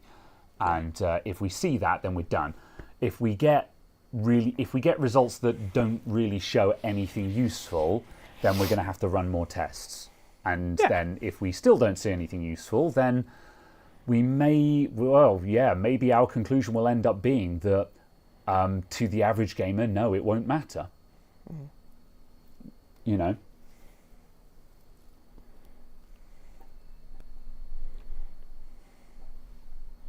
If it's 600, I think I'll join you and get a Steam Deck. Yeah. I mean, 600 is a completely arbitrary number that we've just made up. However, definitely let us not underestimate Nintendo's ability to completely ignore the rest of the market and just demand the price they want. Because Nintendo tend to not react to what the rest of the market is doing, because they've got enough weight to throw around that they can just be like, we don't care what other people are doing, this is what we're doing, and this is how much we're charging for it. And if someone says, well, they've got a better product that costs less, Nintendo doesn't care. But that much being said, there are a couple of things that make it certainly look like that Nintendo are paying attention to the other market. Like the fact that the Switch 2 is larger, noticeably larger, that has to be a reaction to the other handhelds on the market, in my opinion. Yeah. And also it makes it slightly easier for it to be passively cooled. I suppose, yeah. But I find that possibly interesting. I think that is interesting, though, just simply because the Switch is already a big thing to hold for a kid, So I find that slightly interesting. But then, hey, maybe we'll see a Switch 2 Lite, and that will be the small one that's designed for kids. Which doesn't have detachable Joy-Cons or anything like that. And on that one, it can be smaller because, it's for younger kids who care less, per se, in a very cynical way. IGN reported earlier this month that analysts believe the system will cost $400, but a new leak indicate that Nintendo may charge even more. Yeah, again, so nothing concrete. There's speculation on the rumours that the speculation may be speculative. Yeah, so... Please screenshot. Ha! Screenshot source. It is done. Excellent. Right, and that is JDEC Max. Yeah. So that's everything here. Cool. Shut that puppy down. All right, Okay. so I'm going to hand you this graphics card and you're going to quickly smash out the last gaming graphics benchmarks that we want on the Intel rig while I do the CPU swap here. Yeah, please also give me the SSDs. You got it. All right, let's go to Facecam. Right.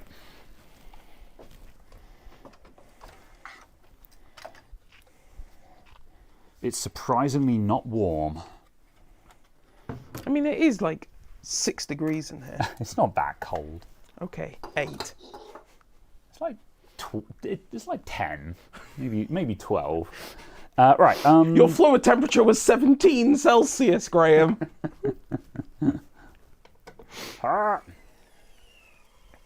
an EIEIEIO. Snap screw. Well, that SSD's never coming out. Drop screw onto motherboard. Actually. How many times must I teach you this lesson, old man? Why is your RAM just lit up? Yeah, it's whack. Power supply is off at the moment. 5 VSB, baby. There we go. Right, GAM.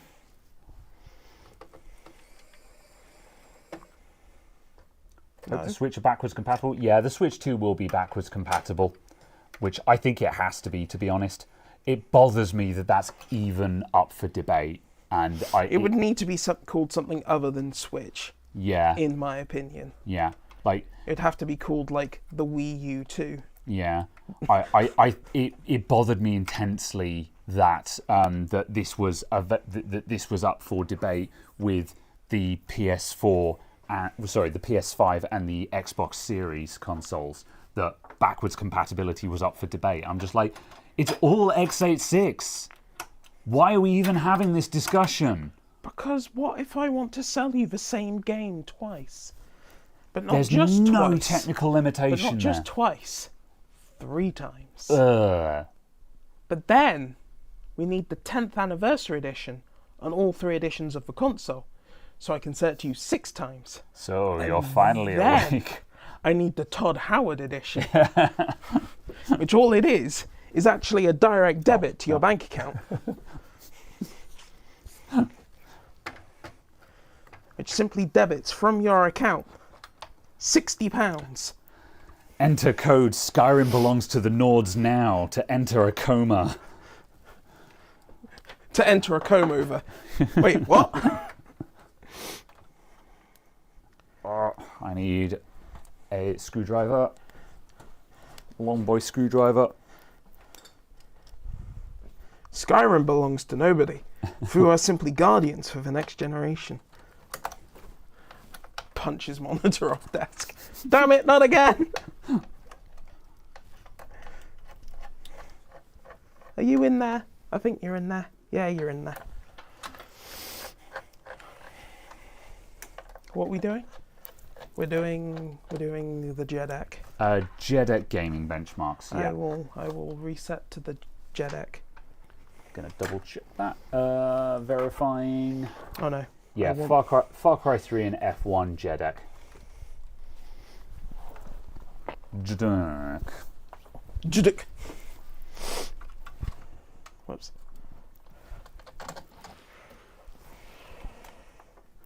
So nice that I don't have to live in fear of ripping the CPU out the socket on AMD anymore.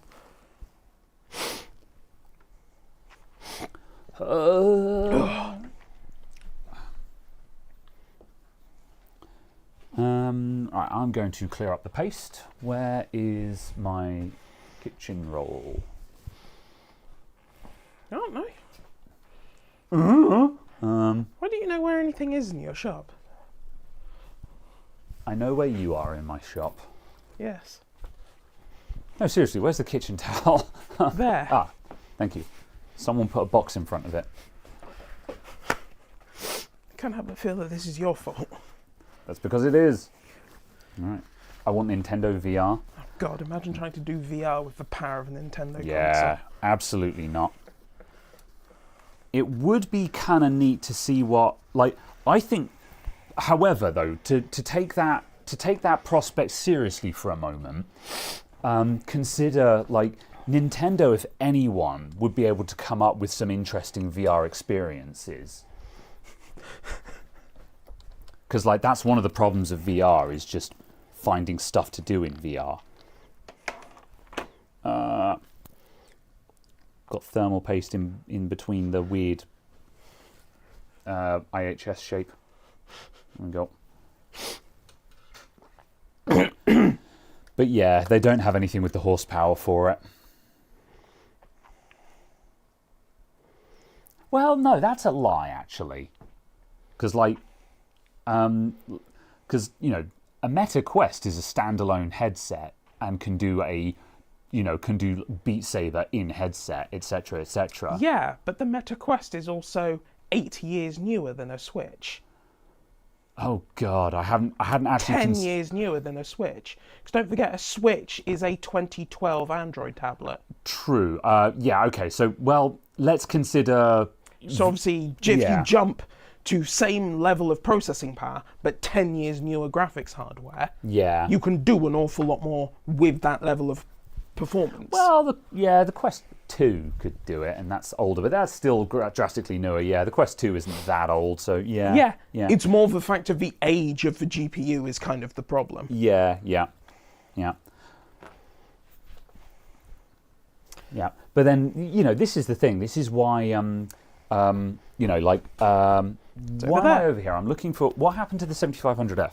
It's on the shelf where the 7500F lives. The shelf of the 7500F. The Yeah. 7500F shelf. The elf shot. Elf on the shelf. Yeah. What was I? Yeah. So You've heard of Elf on the Shelf. Get ready for 7500F on the shelf. Yeah. So the Switch 2 will probably have very modern video encoding codecs on it, like discrete video encoding codecs. And not that modern because it's based on 6-year-old hardware again. Yeah. And that means that it's very likely to have some kind of streaming possibility. So suddenly, like, not that I expect Nintendo to get into VR, but theoretically they have equipped the Switch 2 with something that would be capable of it. Would it be a good experience? Well, it's going to be low graphics, but again... Graphics. But Nintendo have always excelled in making fun gameplay in a low graphics environment.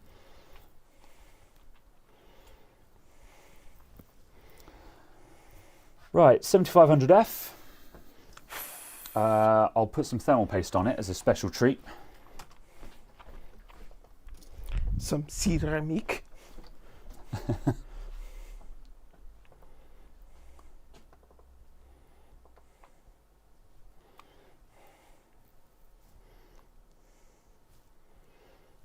Oh yes, I did do the memory. Good. I don't need your special offers. Whoop. The Digital Foundry video on getting Doom 2016 working on the Switch shows what the hardware is capable of. Yeah, so this is the problem. This puts us into the discussion of how, you know, like, you can point at certain games on the Switch and be like, this is a triumph of optimization. And have you also seen how bad that game looks on the Switch? And I would agree, and it is interesting that they managed to get it on there at all. However, this is still, like how bad it looks on the Switch. You know, like when Monster Hunter Rise, I think it was, came out on the Switch. Everyone was just like, oh, look, you know, you can have 4 monsters and 4 players on the screen at the same time and stuff like that. And I'm like, yeah, but look at the environment. The environment is about 5 polygons. Don't get me wrong, you know, the game looks nice and it's fun to play, which is what's important. But that environment is crunchy, man. You know, it is a Quake 1 level of polygon of detail, you know. It is PlayStation graphics detail. It is polygon. Yeah. And so that's the thing. It's just like, so yeah, it is a triumph, but that's not necessary. That shouldn't be what we want. We want high graphics. Yeah. So please put in hardware that can run high graphics. And I'm not asking for the impossible here, because handheld gaming PCs like the Steam Deck and so on can do this. Yeah. 850 FPS. Can you hear it? Can you hear the FPS? I can hear the FPS, yeah.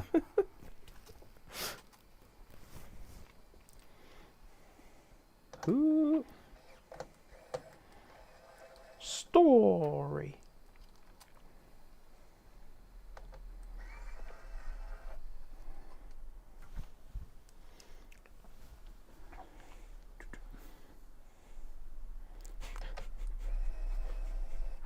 The 11 is world champion. I don't know what this means.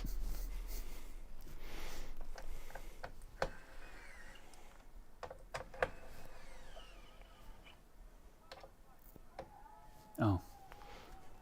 Every time Far Cry 3 starts up, I'm switching over, yeah. Oh, I was just about to mute myself. So Oh, I'm I going to see. walk away now. Okay. I'm walking away. From troubles in my life. You are muted. All right. Ba-ba-ba. Get ready to watch this intro again, everyone. Right, I have done a CPU swap. I guess I'll set this up for I'll just make sure it posts, I guess. I need Caradog to remind me what the XMP settings we were running were. I think it's just XMP 6000, but let's plug into the other monitor. Oh, I can't. There's no point in plugging this in yet, because it'll need the graphics card, and the 7500F doesn't have onboard graphics, so I will do nothing more. All right. Right, so we're now testing the Intel platform at slow RAM speed. And so our CPU wait time,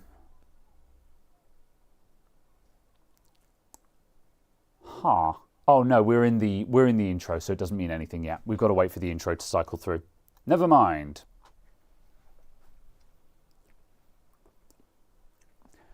XMP 6000, yes. You could start on JDEC though, it's true. I'll wait for now. Yeah, it won't take long to set that up. Ba-ba. This game is very rude. Any kids here? I mean, we're not family friendly here, but yeah. However, also, yeah, action games are not necessarily family friendly either. How do you get rid of scratches from an LED matte panel? I don't think you really can.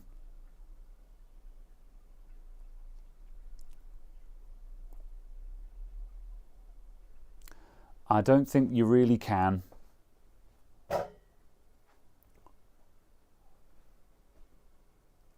Ugh. Stretching legs.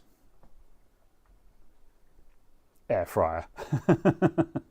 Valid answer, valid answer. Broken screen, air fryer. Done.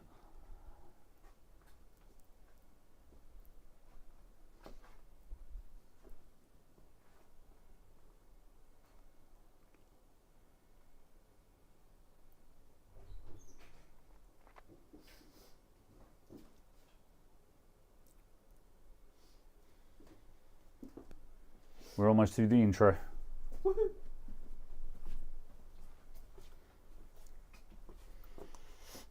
Did it, Jason. Jason! Fantan! Going to be the longest stream. Yeah, we're going to hit the 4-hour marker, which is not preferable. But then I don't mind running overtime if it's because we're getting stuff done. Overtime sucks when you've fallen into it because overtime sucks when it happens by accident. Whereas at the moment it's a case of we've got tests to run. So yeah. Ba-ba. Okay. Right. Our FPS is definitely a lot lower. Yeah. All right. So CPU weight is 013, which is it's a consistent 013 instead of like 011 for whatever that's worth, which is probably bugger all because we're measuring fractions of milliseconds. And then our CPU busy is high 9s, low 10s. Yeah. Which is different to what it was where it was 9.8. Mid 9s, high 9.8, 10.1. 9.8 to 10.1, I'm going to call that.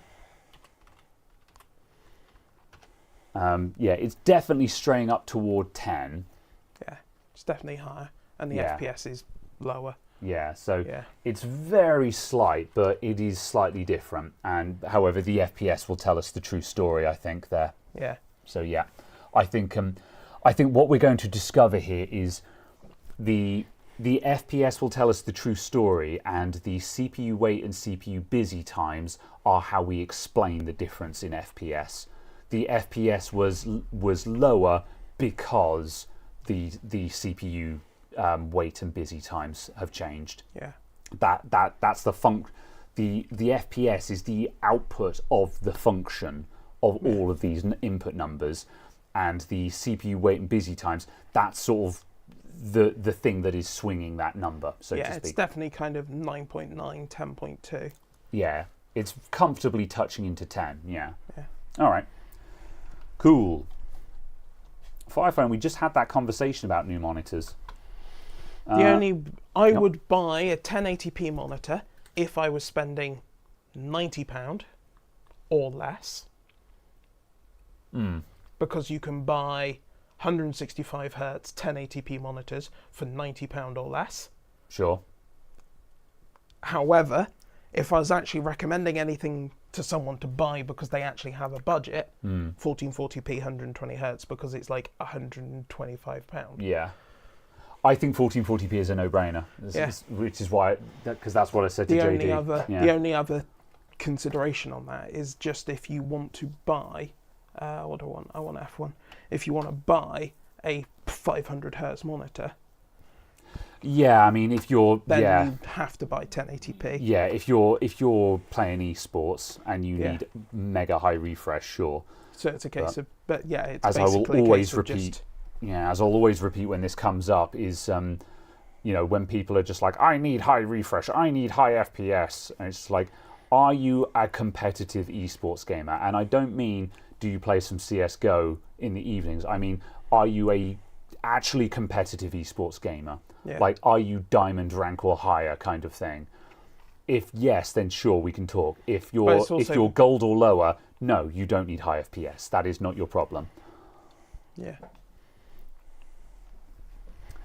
F1? All right. But yeah, no, I think 1440p is a no-brainer. Yeah. I can understand buying 1080p because it's like 70 quid or something. Yeah. Like this was £99 or something like that. Yeah. Well, JD says if you're spending 120 quid, you could get a 1440p. Yeah. Yeah. So that's not a King's Ransom. It is also just going to depend on what you're pairing it with, I suppose, as well. Yeah. If you're sitting there with a 1050 Ti, good luck driving 1440p in anything meaningful. Yeah. Benchmark mode.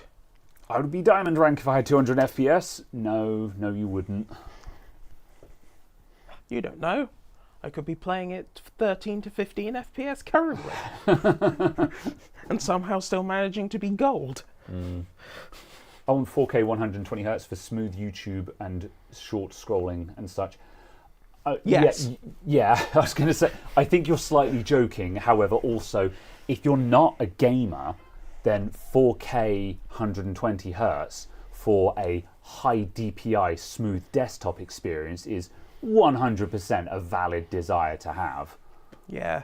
You know, that's using 60 hertz feels rough, man. Yeah. Like, this is something that people don't talk about very often, is like buying a 4K monitor for a desktop experience so you can just whack it on like 200% scaling and have really crisp, smooth text. That is underrated. And likewise also just, once you get used to high refresh, when you see 60 hertz around the desktop again, you'll be like, wow, what's this crunchiness, you know? There's a mod to skip the intro in Far Cry 3. Yeah, that probably would have been helpful 4 hours ago, but it's only like 5 minutes tops, and that's the only egregious one. Like, we had a conversation at the very start of this stream about tests that took too long, and Far Cry 3 is definitely taking a little bit too long, but it's the only one that's doing that. It was also the case of it's why we wanted both of these set up at the same time. Yeah. Because we collected a lot of data while waiting in parallel. For that. Yeah. Looks like we did an entire set of synthetic benchmarks whilst Far Cry 3 was running on one of them, kind of thing. So we did get an awful lot of the way through stuff whilst waiting for certain bits. So it's not been too much of a case of waiting.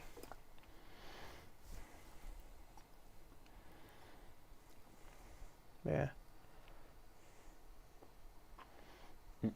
Yeah, oh god, talking about monitors though, seeing some of the crap that some companies force people to use, it's just like,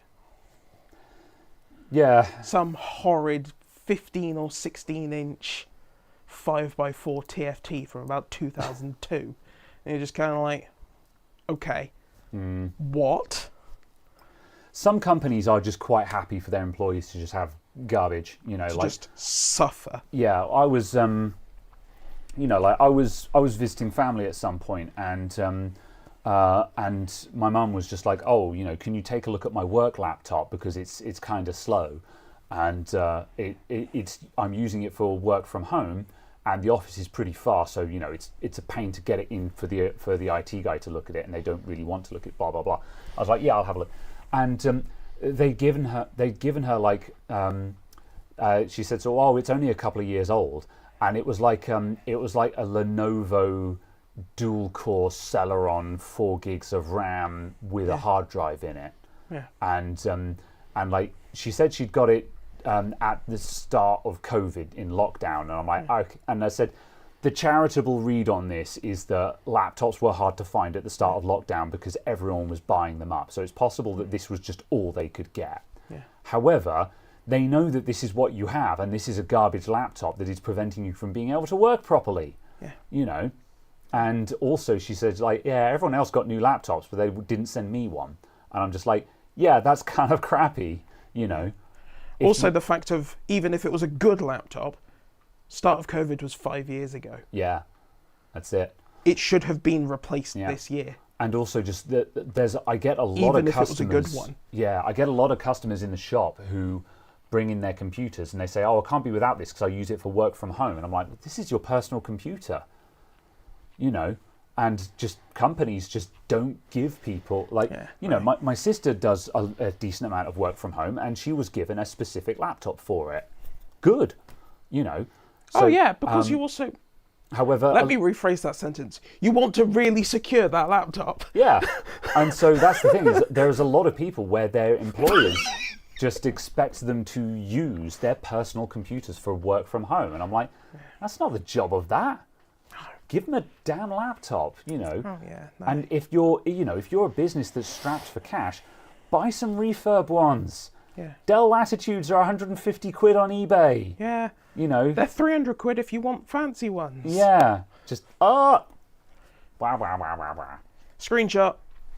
Screenshot.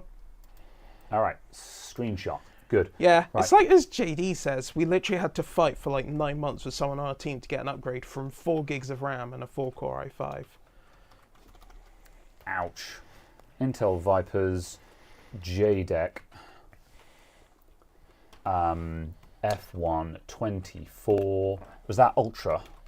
Ultra. Ultra. All right, so we just need min, and then we're ready to fire this guy back up, and then we're on the home straight. Settings. Oops, Found that's a audio settings. Sanusi. Is that, or is that just butchered Samsung? I'm going to assume that's Samsung, because I don't think Sanusi make monitors. Who's Sanusi?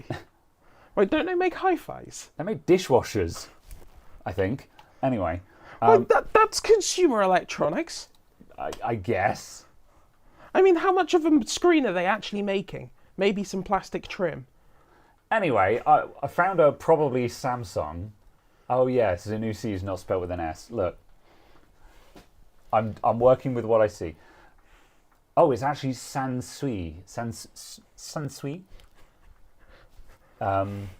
I'm not going to make. I'm not going to make any jokes because we're immediately going to get incredibly politically incorrect on that. So I'm just like, actually, let's just not. 27-inch 1440p, 180/144, maybe 144 overclocks to 180. Yeah. For 190 Canadian. So that's what, 10 quid? No, seriously, that's what 120 it's like USD or something like that. Oh no, it'd be a smidgen more than that. 140 USD. It's about. Yeah. It is about 105 £105. Yeah. Exactly as Mike says. Yeah. I mean, it's a Chinese brand. I would avoid the off brands because that's where there is a good chance that you'll get a panel with dead pixels on it. Like you've taken a couple of swings at that block where you've bought like the cheapest monitor on Amazon that was like, you know. Oh no, just the cheapest monitor. Yeah, and it's rocked up and we'd be like, it was £60 and it had like 5 dead pixels on it, kind of thing, and it was like was 5 dead pixels per inch. Yeah, and it was like, who the hell gets dead pixels anymore, man? And I just like the fact that initially the company was kind of like, oh well, our dead pixel policy is this, and I was like, I don't give a shit. Yeah, it's faulty. Yeah, you can say, oh, our dead pixel policy is this, but I can also reply and say, well, I bought a monitor where all the pixels worked. You have frustrated this contract. Yeah. We can go down this route if you want. Yeah. There were a Japanese manufacturer of audio and video equipment. Interesting. Yeah. Either way, they're not exactly famous for making monitors. Yeah, as I say, I would stick with one of the known brands for it. Because there's not a doubt in my mind that the electronics will be fine and work, but yeah, like I say, you'll probably get a significantly downbinned panel. Because when you buy, we might have lucked out with this ViewSonic. Like, ViewSonic are a known brand of screen, which I think is why we got one that wasn't bad. But if you bought a monitor for 70 quid on Amazon by some rando brand, and they might be like, has a Samsung panel in it. It's like, yeah, it's a Samsung panel that Samsung refused to use, and then AOC decided, no, that's not good enough for us either. And so then it went down to a third tier manufacturer that was just like, yeah, we don't bother checking if the panel works. Just send it, That's what you're dealing with here, AOC are one of those yeah, it'll probably be okay, but they're still using the panels that Samsung and LG rejected,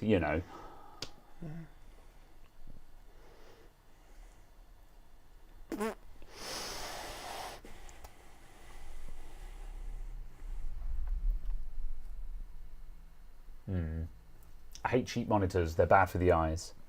They are when they've got dead pixels on them, yeah. But yeah, they're out there though. Like I said, we are ViewSonic enjoyers at the moment because this ViewSonic was like 90 quid and it's 1080p, 175 hertz, was it, or something? I think it's max 180. Yeah. 180, yeah. And yeah, it's fine. And it was, you know, it was less than 100 quid kind of thing. Yeah. And that's the thing, like, with reasonable frequency, I get school kids come into the shop and say, "Oh, I want to buy a gaming monitor," and because they're school kids, their budget is no. So it's a case. But this of, is entirely appropriate. yeah, and I don't know why you'd buy basically anything else. Yeah, there have been a couple of school kids where I've been like, actually, I brought up the Amazon page and said, "Here's this ViewSonic monitor. We've got one of these out the back. It's all right, and it costs like 80 quid." And that's going to give you your high refresh. It's only 1080p, but considering what the rest of your computer is probably like, that's probably fine, because I'm guessing you don't have a 4080. You have a 750 Ti. Yeah, most... DDR4 They are edition. probably running 1060s, 1660s. You know, they might have... Well, yeah, no, I doubt they've got a 2060, you know. So, yeah. I was Suddenly... going to say, you assume much higher than I do. Well, yeah. I'm assuming it's a 750 Ti because they bought it from gaming company on Facebook.com. Venoscorp, yeah. So I had to look over to remind myself what the name of it was, yeah. But yeah. Venoscorp.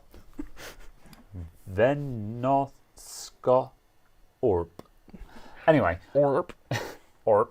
Anyway, but yeah, it's a good monitor. And it's a really good solution when someone turns around and says, "Yeah, I don't have 300 quid to spend on a monitor. What do I buy?" Yeah. This is really good. Whereas previously, Certainly. like literally only a year ago, if your budget was sub £150, you weren't getting high refresh. You were getting 60 hertz.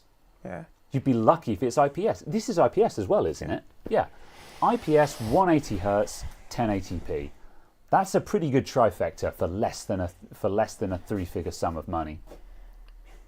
Like, it's not the best IPS, but it's IPS. Yeah, I mean, like I say, it's going to be a downbinned panel, but Yeah, you've got like from here yeah, to you got from the middle to there. it's not before mega it wonky, starts and also like the gamma shifting. the low to high response is really good. Like if you move high and low, it's fine. And that's the big giveaway for like VA and TN panels. Just, you know, you lean back in your chair slightly and everything shifts color, and you're like, oh boy, that's when you know you've my got gamma shift. Yeah, that's when you know you got a trash panel. Why have my gammas shifted? Yeah. There you go. Yeah. Matt26 says, literally bought that monitor for my son's PC. Quite impressed for the price. Yeah, exactly that. This is hope what you I mean used by an affiliate exciting link. promises. No, honey replaced it. Oh. I thought Anyway. you said you weren't going to talk about that. Oh, come on. It was low-hanging fruit. Anyway, screenshot. Screenshot. All right. Intel Vipers JDEC F1 2024 Min. Low. Right. 0. Shut that bad boy down. Are you sure? Okay. I like how it's not, are you sure? Yes, it's are you sure? Okay. Okay. It's like, I don't actually know what that is as a response to are you sure? Is that a please continue? Oh. Will you stop being broken?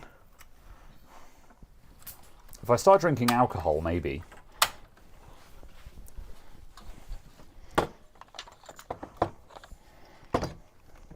It's too big. It's all right. You get used to it. I was trying to. What does this even mean? C.G.oo. Oob. This is my oob. I don't know. Coobs. Yeah. Cooties. I don't hate you the tough taken- stylings. They're fine. Yeah. Have an SSD. Thanks. Ciao. Okay. Stick that back in there. Cool. Right, heat sinks on. My week's so rough, I've been drinking Monster and vodka today. Good grief. I thought that was just an average Tuesday for you, JD.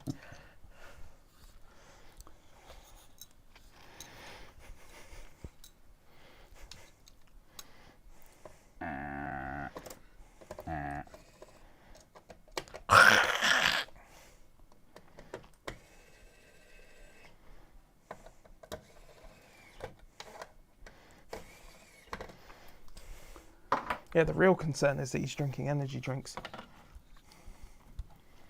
Thanks. All right.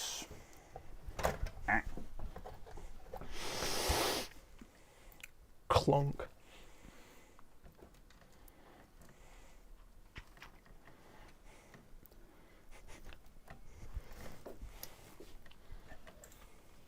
In. Okay, right. Okay, we've got SSDs, we've got graphics, we've got the 7500F in there. Graphics. Graphics. I will power it on and spam into le BIOS.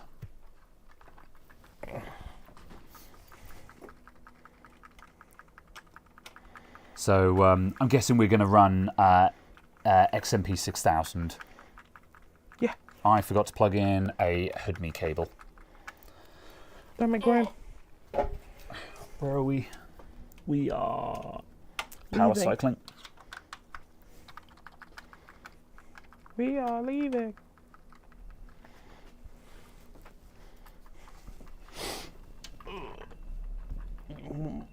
We're power cycling again. We're RAM training.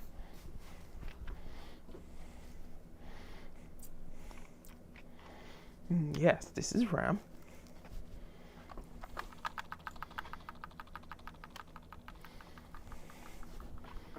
We are VGA. There you go. TPM reset. No, my BitLogger. Power cycling again. Yep. JD and Coke is nicer. Ho! All right. BIOS has been cleared. Yeah. Where is the SSD heatsink? It's gone. Oh no. It's there. Ah, okay. Literally right in front of you. You absolute buffoon. You rube. F7? F6? FN F7. Oh, it's... Oh, no. F7? Nope. No. Nope. I don't know what it is to go straight into advanced. Neither do I. It does not matter. I'm going to go... Oh. Oh.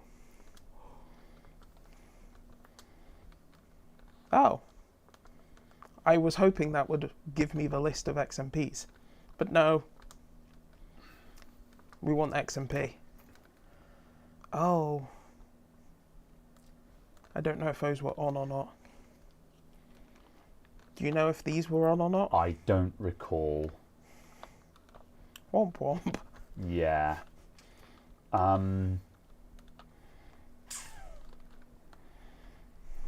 To an extent, it doesn't matter too much as long as we're consistent between runs, because we're not comparing versus the X3D. We're not comparing versus the X3D.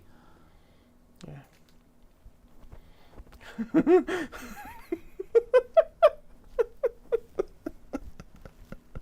Mouse in BIOS is ethically wrong. I agree, Duma. Certainly forced mouse in BIOS, yeah. Disease.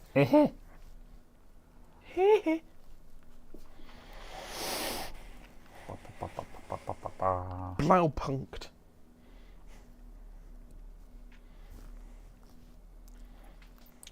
Premium HDMI. Oh yeah, the cable is. I was just like, where are you reading that from? There's just a random car stereo lying around or something. I don't know, it's your bloody shop. I could go out there and find some alloys. Yeah, unironically. Anyone want to buy some rims? Nope, nope. Being professional.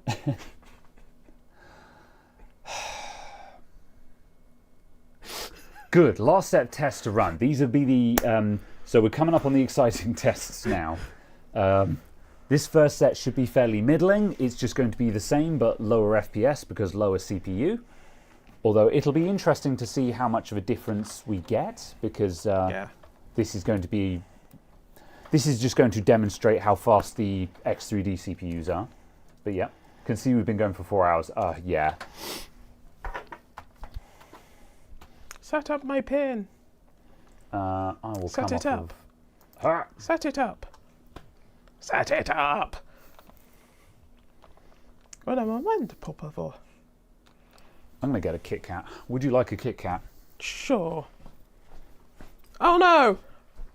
I just tapped restart now on my phone instead of... Oh no! instead of numbers. Automatic updates! Oops. Reading comprehension, low.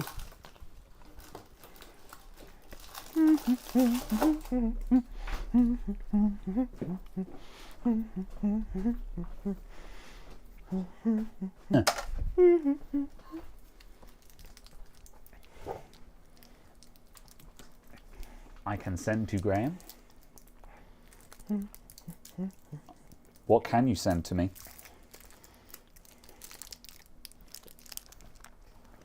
Prizes. Colombian marching powder.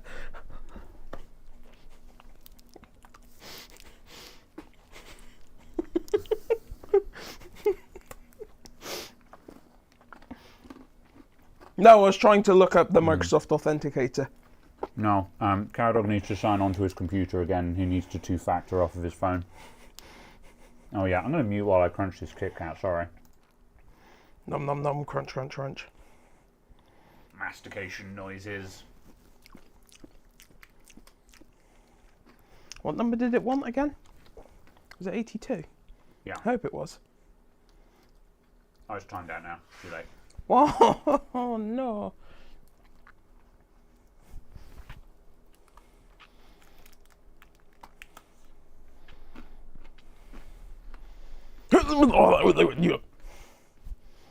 Apparently authenticated anyway.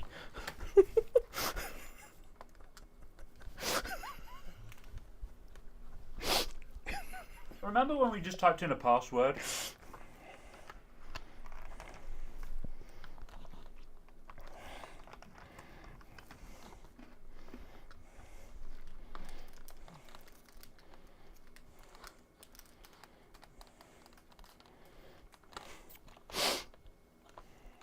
Welcome.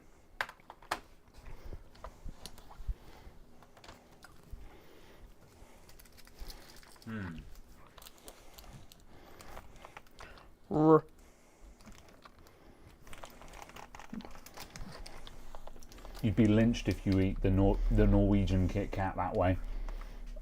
The Norwegian Kit Kat? I do it on purpose. Well, no, actually, that's a lie. I don't do it.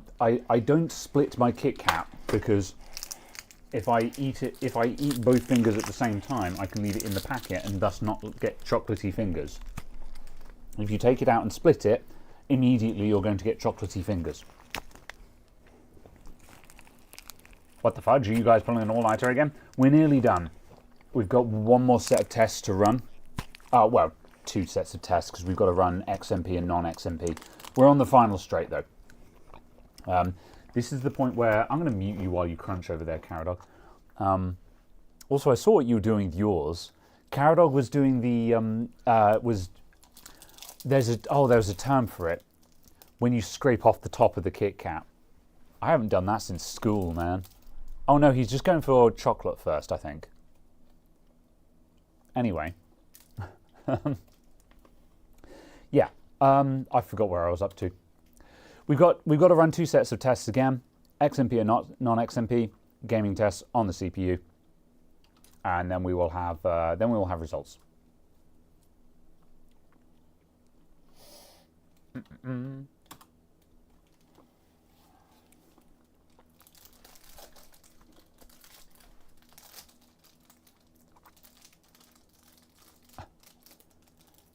Ubisoft Connect, rewards, cross-progression, cross-play, safety. Safety?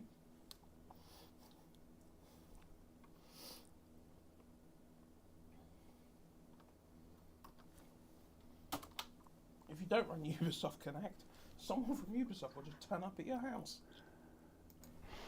Woo! Pomp.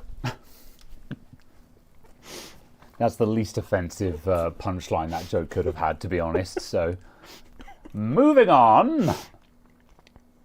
Caramel chocolate bar for the win. I mean, I don't think it counts as a chocolate bar. Yeah. It's not chocolate. Too hard and brittle. Kit Kat is one of the optimal chocolate bars, in my opinion. Okay. Trip loading mum, loading friends, loading kill.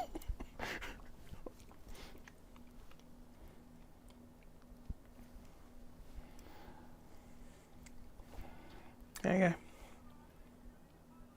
Time to find out about Riley and Lisa and Lucy and Grant and Riley and Lisa and Oliver and Daisy. Wow. Look at all these characters again. Yes.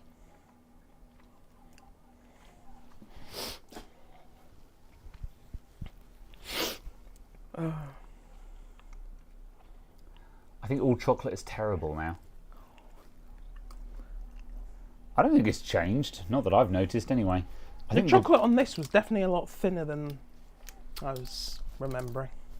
Yeah, there's certainly less of it because they've had to reduce the sugar amount. So, like, yeah, certainly chocolate bars have become smaller and have less on them because they've got to hit sugar targets and stuff. Oh my God. That's definitely a thing. Taste-wise, I've not really noticed anything. Yeah. Do you want to swap scene? Oh yeah, let's go back to capture with face. It's the sweary, shouty man again.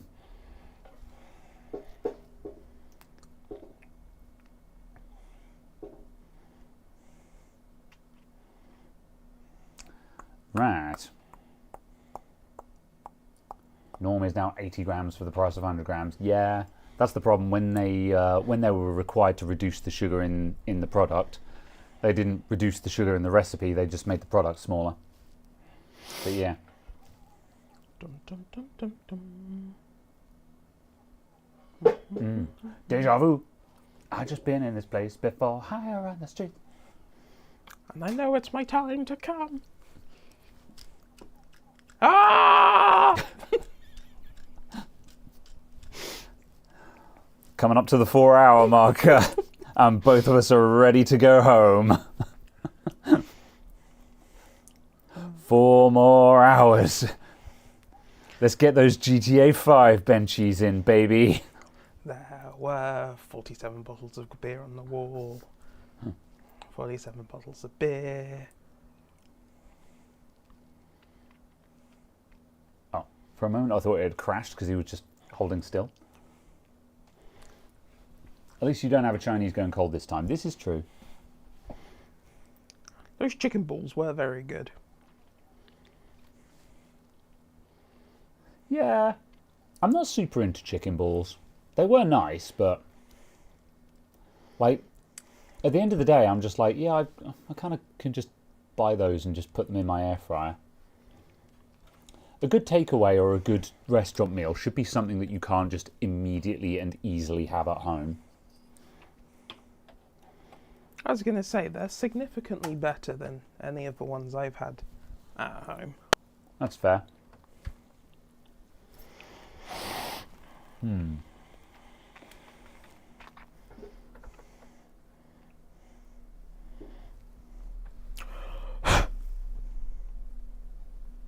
I don't think so. We have to find the others. Metal Gear. How are we going to find them? With our eyes, dumbass!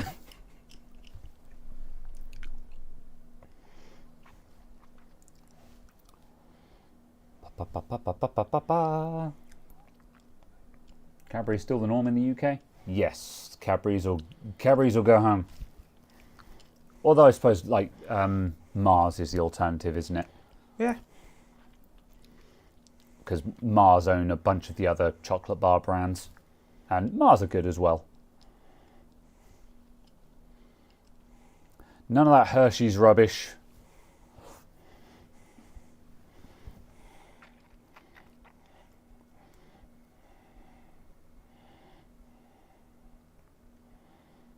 Right. Okay. We have numbers. So we need a new category. So we're now on 7500 F Corsair XMP.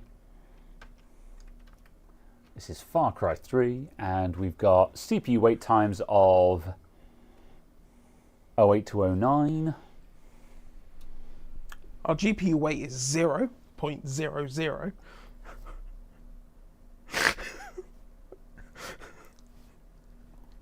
What does that mean? I don't know. Yeah. Okay. I'm going to call that 08. 0.08. Not that we think these numbers actually matter, but whatever. And our CPU busy times are pretty confident 6.8 to 6.9. Yeah, 6.8 to 6.9. These seem pretty stable compared to most of them.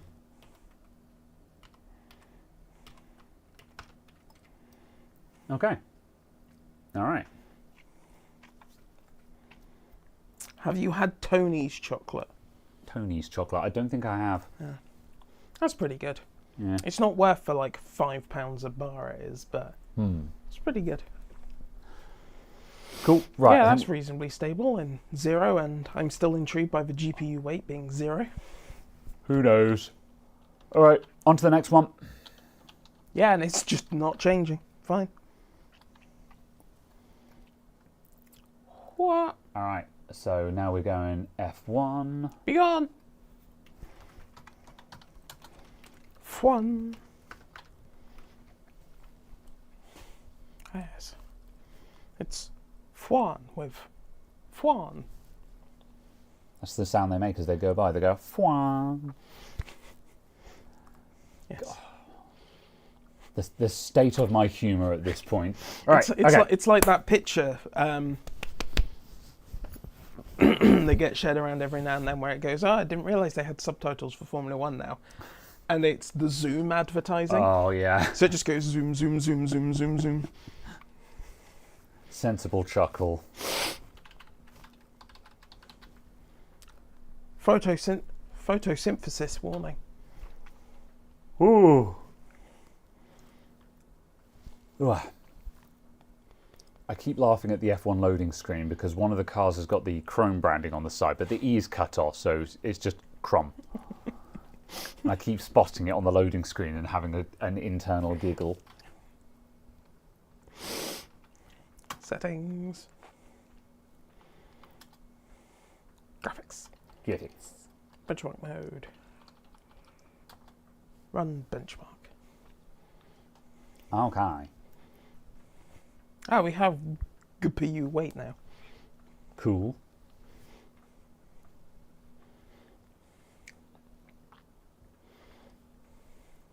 Oh, yeah.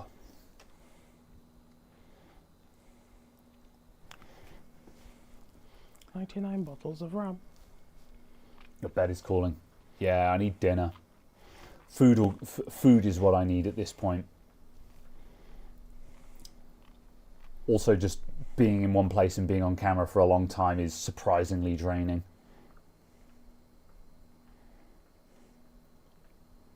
All right. We're on our way, though. Oh, we are on capture, aren't we? Yes, good. Cool. We've got to get through the synthetics as well, but the synthetics won't take very long. Is this Silverstone or Donington?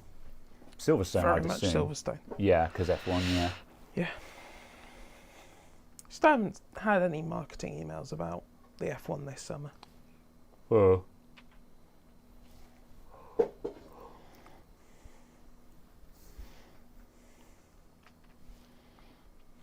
Which kind of surprises me.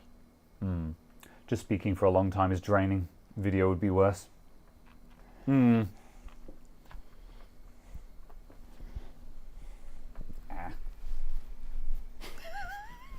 don't know. Things. Help me! I'm breaking. I just suddenly had a twinge. Just I don't know. I was just like, I need to move around. That's the other problem. Is like I'm sitting down and standing up now and then and stuff like that, but ultimately I'm still just I'm being in one place for a long time. Right.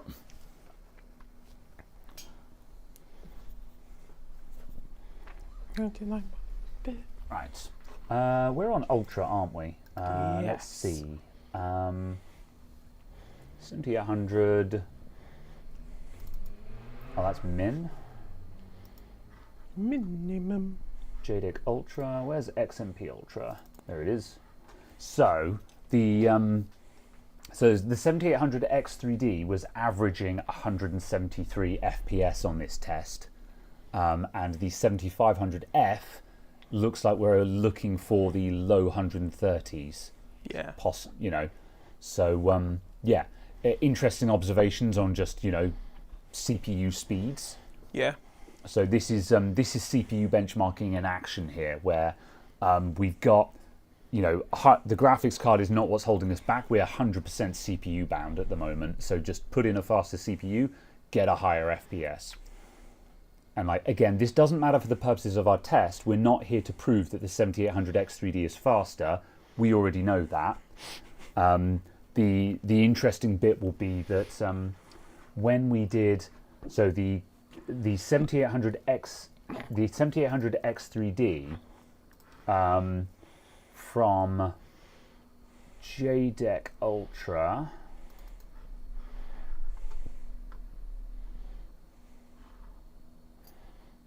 Hold on a moment. Yeah. Oh yeah, how's that? Right. So the 7800X3D actually had a higher FPS with the slower RAM settings. However, our minimum FPS was higher. Oh no, sorry, yeah, just overall we got a better result on slower RAM speed. Yeah. Possibly within run-to-run variance though. Yeah. Because we're talking 173 FPS versus 178. So that could just be run-to-run variance. Either way, no discernible difference. Yeah. So whereas if we see and so theoretically, based on our hypothesis, we're expecting to see a noticeable difference when we tank the memory speed on this test. So yeah. And that leads into our hypothesis that if you do all this stemmed from Jay's 2 cents doing memory testing with probably a 9800X3D and going, hey, I didn't measure any results because his test was flawed because he was using an X3D that was less sensitive to memory performance, potentially. Yeah. That's our theory.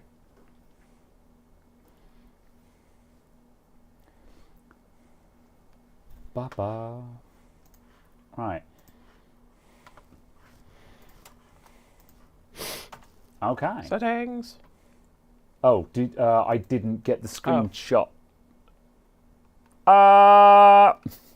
Sorry, folks.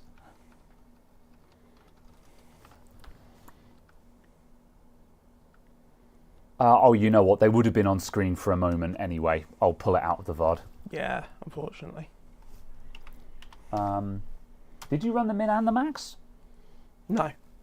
But I've been closing the game every time.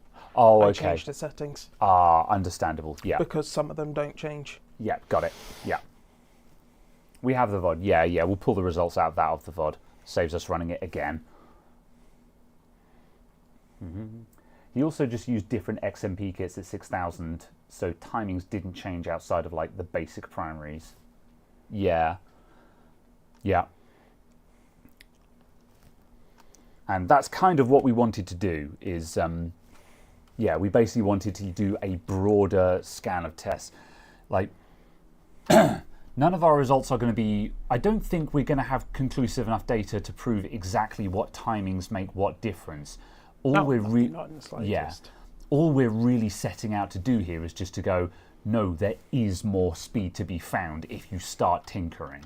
That's the 30,000 foot conclusion that we're looking for, is there is speed to be found if you go looking and you have a platform that will care. Graphics.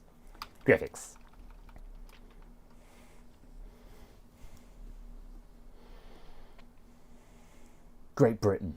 Benchmark. Greg's. Legendary track. Greg's.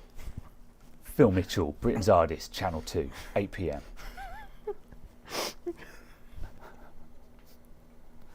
It blows my mind that was a real TV show. And it wasn't about ED. Anyway.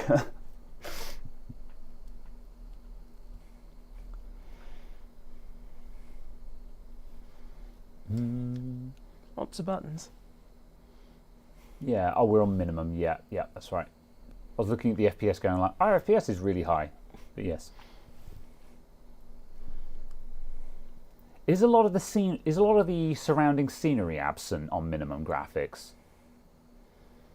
I mean, it kind of floats a lot more. Yeah, because I was going to say, like, because again, I'm looking at this going like, for minimum graphics, this looks really good, but then it just feels like as soon as you look beyond the track, there's hardly anything actually there.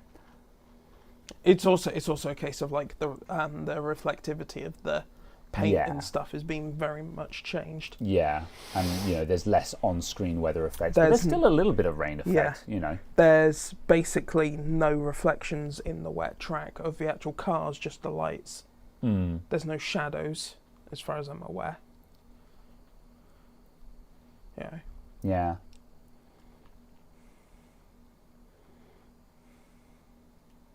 But then there's very little shadowing anyway. I have a friend who always plays all games on minimum graphics settings. It depends what I'm doing.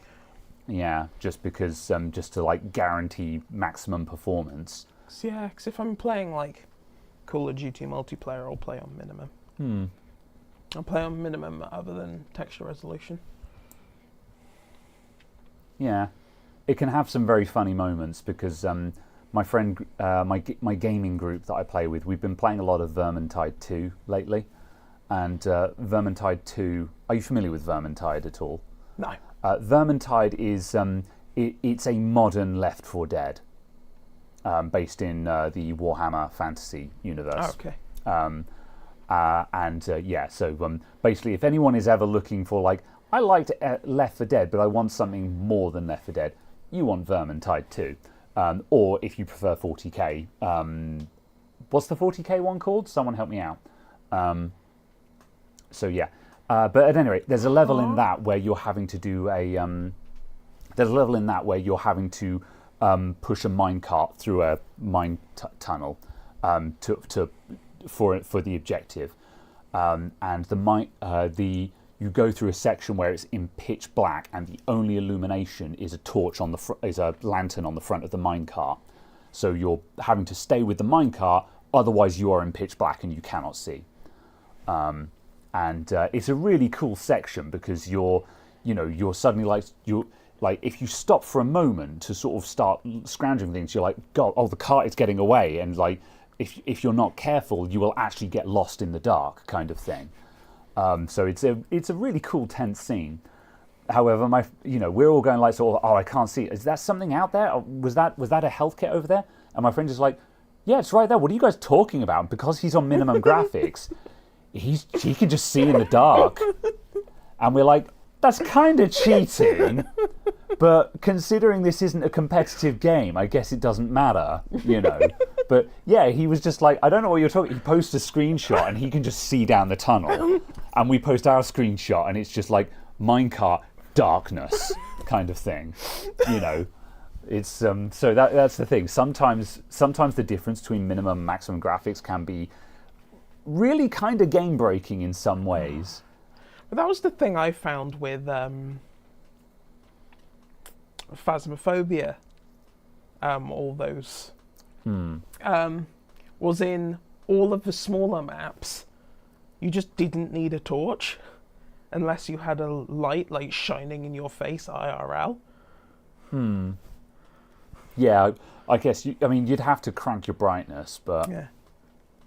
It was like, for me, it was just a case where I was just like, I can see fine. Yeah, and see, and at that, I'm just and that's the point where I'm just like, see, I would lower my in-game brightness at that point. Yeah. And it's kind of like, this can be a big argument in Minecraft, because like in Minecraft, sometimes you want to crank the brightness so you can see in the dark at night, but then also that's not within the spirit of the game, because part of the game is having to actually survive, and that part of survival means screenshot done. Part of survival means actually, you know, putting down torches so you can see what you're doing and stuff like that, you know. All right, 7500F.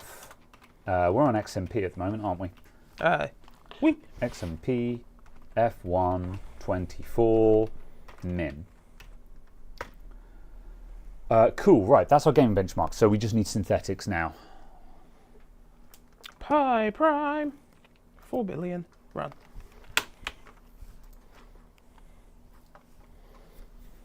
Spirit of the game in Minecraft, okay, buddy.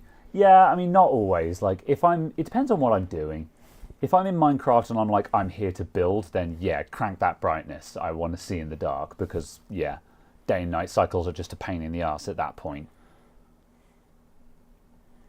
But, you know, this is the thing, like with that Vermintide 2 stage, playing on minimum graphics so you're not inhibited by the darkness of the tunnel, that's not within the spirit of the game. I think, oh, number already. Pi prime 4B. Okay, right, 26592. 26592. All right, go. Hey, look, it's basically the same speed as the 7800 without XMP. Yeah. Longest stream, yeah. I was going to say nothing will ever be the longest stream anymore because of the Cytec water cooling build stream. I don't think we'll ever top that unless we accidentally forget to turn off the stream PC and just walk away, leaving everything running. 12 hours of black screen. 26527. 26527. Go.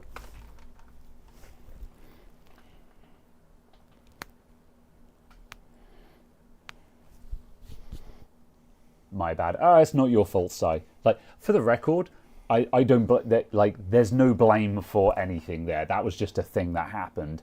The reason why there's no blame. However, I would have been sad had we walked away without it being fixed.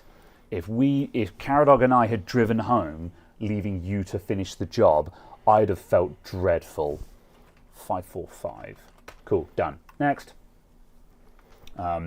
But because we came back and we got it done, that was, you know, even though it took us the extra day and we didn't get a day to bum around the shops or anything, it really was a redemption arc as far as I'm concerned. That we came back, you know, got some sleep, came back the next day with straight eyes and got it done. You know. JD says, "I love that you chose 4 billion, so I can't go and check it in the hardware bot database." Was that deliberate or no? Yeah. No, I just picked it because it was a bigger number, so I was giving a slightly longer test. Fair enough. Yeah.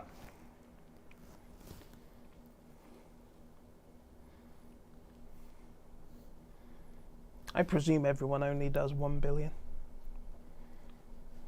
Because that's what it loads by 2 default. billion is just too quick, while 32 billion is too long. Yeah. Yeah. Yeah. Also, like, we want slightly larger data sets to try and push the cache as well, theoretically. I guess. Ah. Oh no, I've lost my Intel baggie. Right. These Y Cruncher tests are 2.5 minutes long, so bit of dead space between these ones. It's my Intel baggie in my Intel box. Because I need to actually look up what the hell that's for. Oh, your random special offer. Yeah. Yeah. Yes. It's a copy of Far Cry 6. Intel Holiday 24 promotion. Right, let's do an internet search for Intel Holiday 24 promotion. It's a digital unlock that unlocks the remaining cores and cache that would actually make it an i9. These are the terms and conditions for the Holiday Bundle TM. Okay. Eligibility qualifying products. But what is it? Assassin's Creed Shadows. Ah. Ubisoft Plus Classics. Wow. How the fuck do I do anything with this?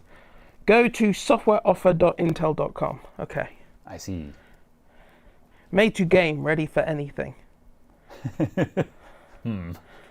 Debatable. Purchase qualifying Intel Core Ultra or Intel Core processors and get 2 games.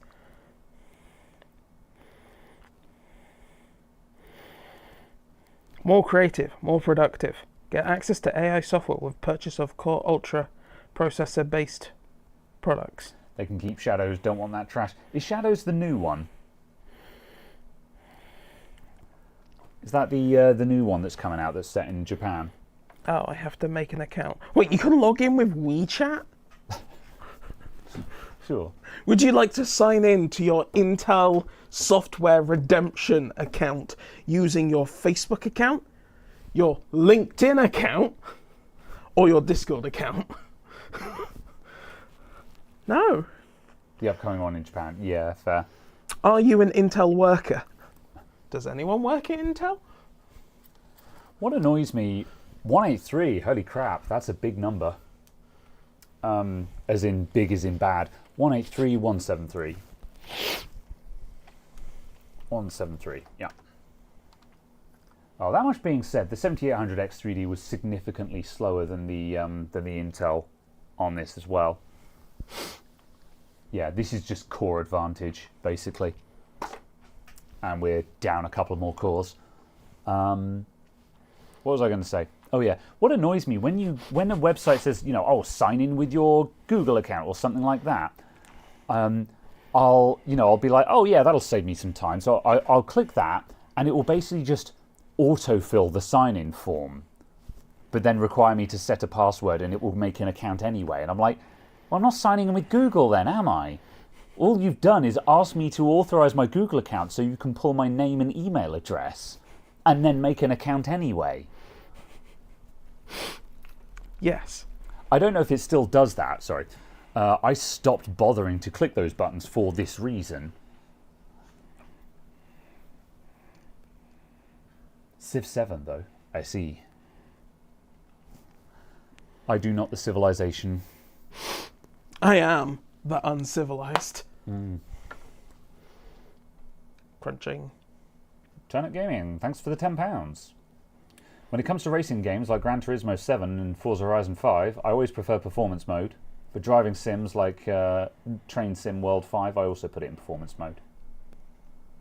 That's fair. It just depends on what frame rate your computer can run it at. Like, if you're hitting high frame rates, then turn up the graphics. That's my policy.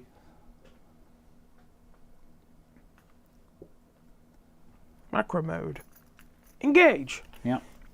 Although always run that frame rate limiter to your monitor refresh is my other thing. Unless you're a competitive... My latencies. Yeah, well, and I mean, unless you're an esports gamer and you really care about getting the most up-to-date frame kind of thing, just frame rate limiting to your monitor refresh rate just drastically lowers the load on everything.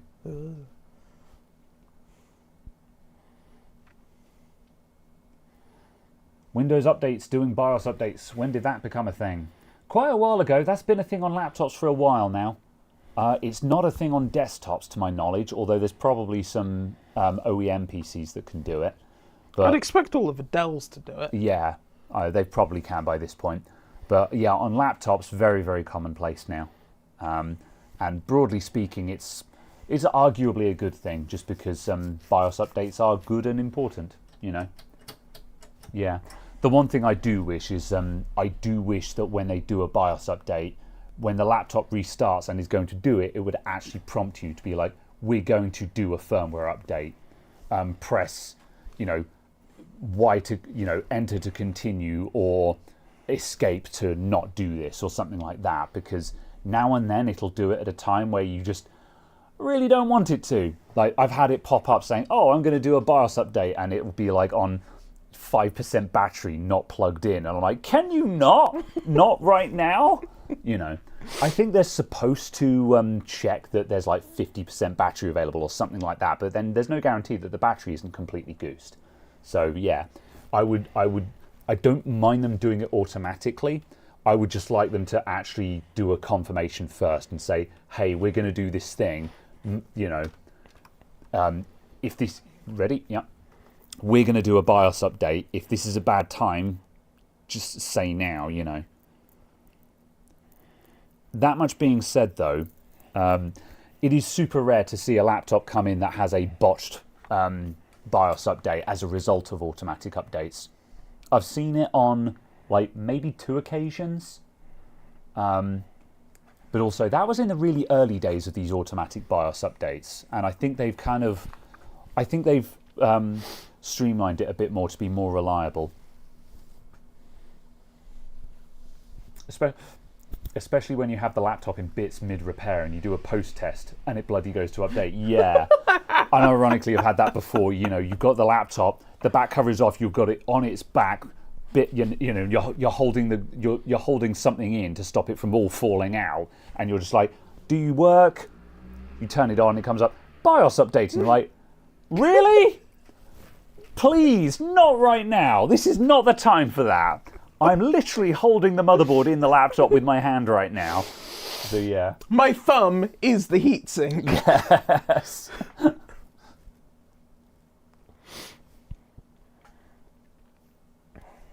All the BIOS updates on my HP have been optional updates. Shouldn't happen unless you install it. Yeah, I've had a mixture. Most of them do seem to pop up as optionals. I have seen a couple of them force install. I suspect it probably depends on the nature of the update. I suspect that the OEM can declare whether it's important or not. Like, if it's patching a major security flaw, then they can put it out as an urgent update.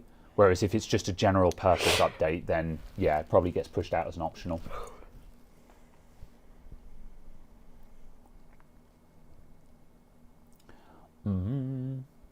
Right, last one of these.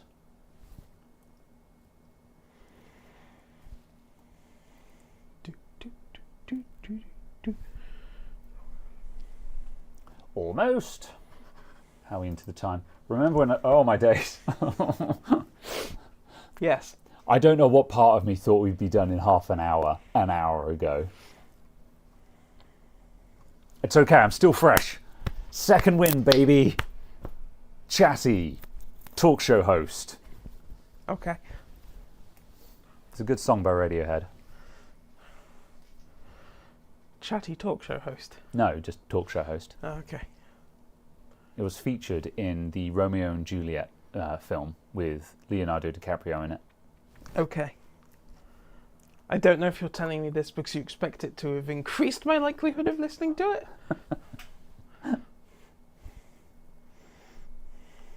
Some Chinese now, Graham. I don't know if I want Chinese tonight. I might. I need to find something new to get from the Chinese. That's the problem. 182.503.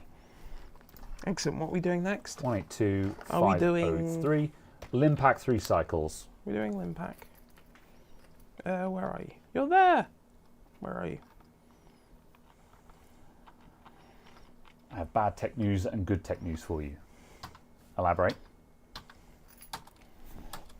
Did you ever run analytics to see if you get more viewers when you don't talk? I don't know how to take that. I mean, we've been bleeding views for the entire stream anyway because this is pretty dry content that we're on, if I'm honest. So, you know, it is what it is, but I didn't expect a high view count. This is, but yeah, this is kind of an experimental show. This is just what we're doing at the moment, I guess.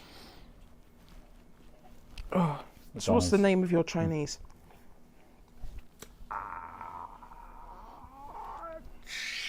China Cottage? No, Oh, that's is the one it? on the high street. I was about to say. No, To maps. yeah, I can't remember the one that's at the end of my street. In the middle of my house. Oh! Office subscriptions are now £25 more per year because they forcibly included Copilot. Oh yeah, I heard about that. Didn't that come up last week? Yeah. Yeah, because I then went on an AI rant and Yes. yeah. Which, yeah, yes. terrible. You went on an AI rant, and then off the back of that, I went on a rant to Sai Yeah. during the week. Oh, fair enough. Yeah. Right. Would you like, from your Chinese, cod, haddock, plaice, steak and kidney pie? They're a chippy as well, you know. But yeah, it's a Chinese. They do all the usual Chinese things. Pineapple fritter. But yeah, no, I'm Special omelette. I'm really partial to egg foo young with chicken, so chicken foo young, which is basically just a big thick boy omelette. But I always feel like that's not substantial enough as a dinner. I have that when if I'm feeling rough, you know. But yeah, I guess I could just get like rice and Just a chicken curry? I guess I could go Hong Kong style sweet and sour chicken. I'm always a fan of. Yeah. Maybe. Are they cash only? Yeah, they are. That's unfortunate. Yeah. But yes. Yeah. Chicken with green pepper. Chicken with green pepper in black bean sauce. I do like black bean sauce. Yeah.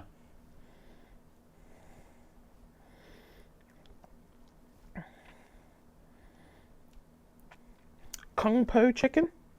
What's Kung Po chicken? Chicken with cashew nuts in hot and sour sauce. Oh yeah, yeah. I Thai roast pork. Thai spare ribs. yeah, Ooh, I like Thai spare cashews ribs. and stuff. I seem to remember that Kung Po chicken's got a bit of heat to it though, which I'm Yes. yeah. Oh yeah. Never I'm- mind. I'm a spice baby. Yeah. Yeah. Szechuan beef. Szechuan chicken. I'll have a 1-1-1. So if that What was king prawn with tomatoes? king prawn with tomato, is that what that king prawn with tomatoes? Okay. Fair That's enough. what a 1-1-1 is on this menu. Okay. Satay chicken. Satay. Satay. I like satay chicken. I got put off by the little satay chicken skewers you can get from Tesco in the lunch section because I bought some of those at some point. I was like, these are just terrible. So yeah. Special chop suey. I can provide no more context than special. Well, special is just everything they've got left over. Special's a pretty big roll of the dice when you buy the special because it is just whatever they've got lying around. So like that might be you get a little bit of everything and it's really good, or it might just be the crappy bit of chicken that they've got lying around, kind of thing. I so like, misread you've got to that. be careful when you order the special. I misread that and thought that said horse chop suey. It doesn't. It says no. house. We have results. Read the results. There you go. 282. 282. Point 6100. 6100. 282. Oh, hold on. 6100. Okay, 282. Point 6884. 6884. 282. 282. Point 2260. 2260. That's pretty consistent. All right. Groovy. We're done. Jeddak. Jadak.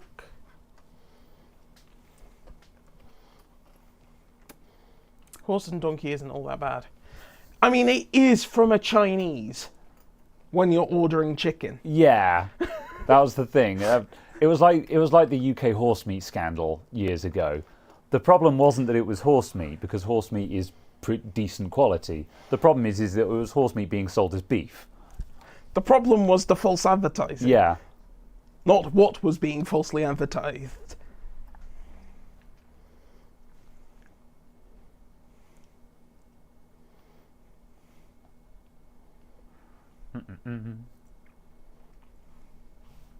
Right. Time for peasant spec.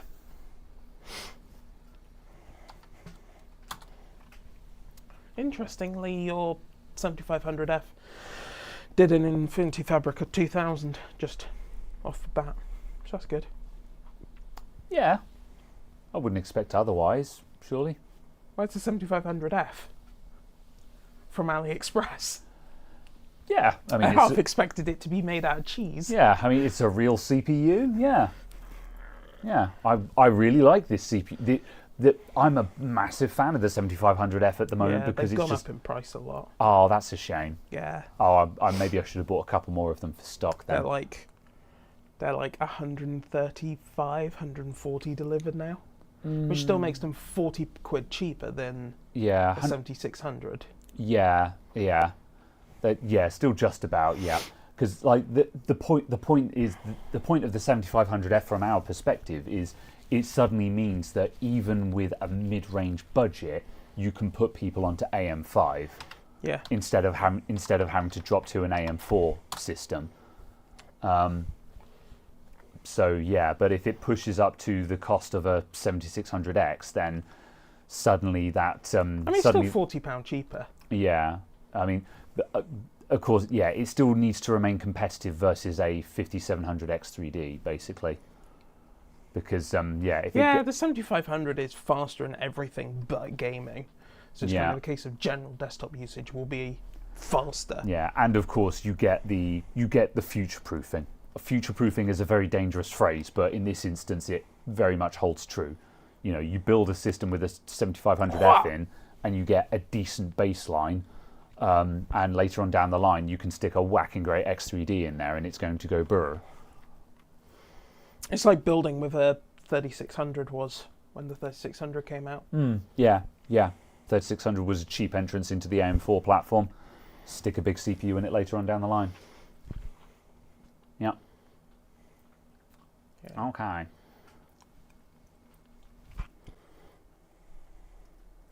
Pi Prime! Ooh, okay. 3745. 3745. Yeah, again, it's about a 5-second difference, which is kind of what we've been seeing. JDEC.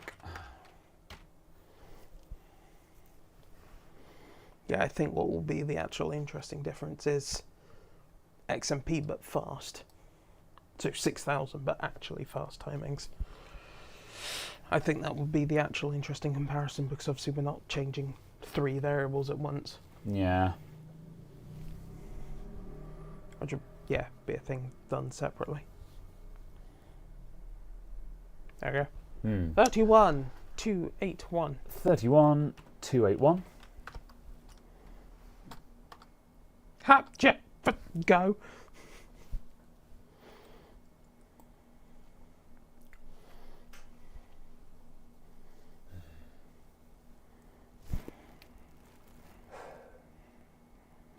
I remember when I had two 5950X. X.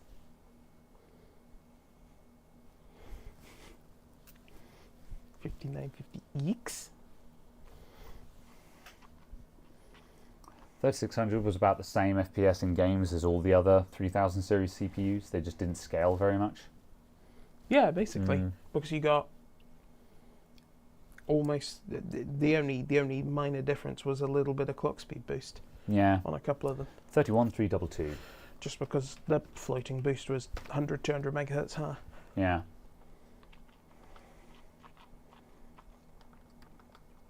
Okay, right. This test coming up is going to be one of the interesting ones, the Y-Cruncher test, because on the 7800X 3D, we didn't see a difference when we switched memory speeds, and theoretically we should have. So this is going to be one of the good ones because if we see a performance swing now, that proves the X3D being affected by its larger cache. Yeah. As far as we're concerned, so that's a demonstration of one of the principles that we're trying to prove here. So yeah. And our typical times are 183. So if it spits out a much bigger number, that shows that the 7500F is suffering from the lack of memory speed here. Yes.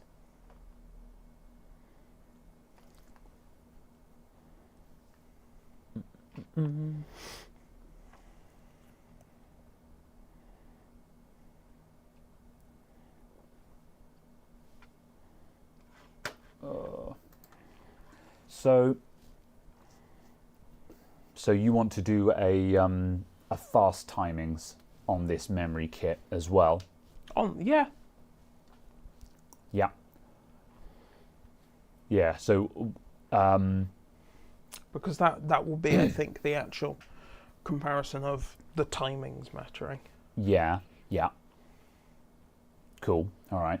So do you want to? So do you want to do that in another session, or do you want to? Other time? Yeah, that's fair. Because that will take a while, because we'll need to obviously go through possibly quite a few combinations of timings, just because something might not be stable, and we might get 2/3 of the data collected, and then it's unstable, and it's kind of a case of, well, Yeah, that's not really valid data.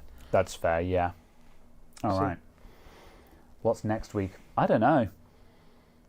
Not this. Yeah. But yeah, it'll be not 2 something weeks else. in a row. Yeah. Yeah, we will come back next week with something else. Oh yeah, it's the big 200. Yeah. Don't know. Indoor fireworks. Ignition.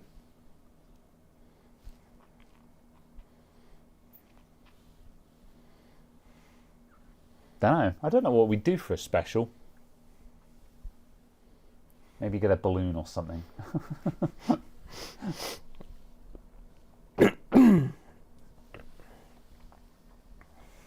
Ah, yes. Now we're doing some squirt. I see. Clip show episode. That would be funny, but we'd need someone to go and collect all the funny clips, which is 184,277. 184,277. Yeah. That's run-to-run variance. It's a fraction higher. I think what we're finding is that That's not a big difference, though. Yeah, I think what we're going to find is that basically it's to do with the size of the L2, L3 cache. Because even on the 7500F, it's still something like 30 megabytes, isn't it? 36 megabytes, something like that. So it's still quite large. And the data set is only like 12 megabytes. But then the Intel CPU showed a much bigger swing. But then maybe that's just because the numbers are much bigger. So And also just because the Intel one does have Intel CPUs still have much less cache than AMD CPUs do. Yeah.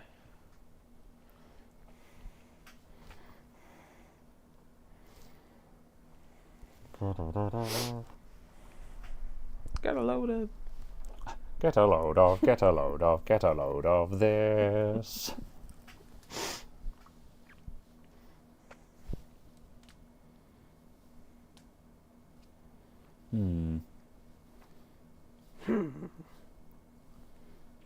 Yes.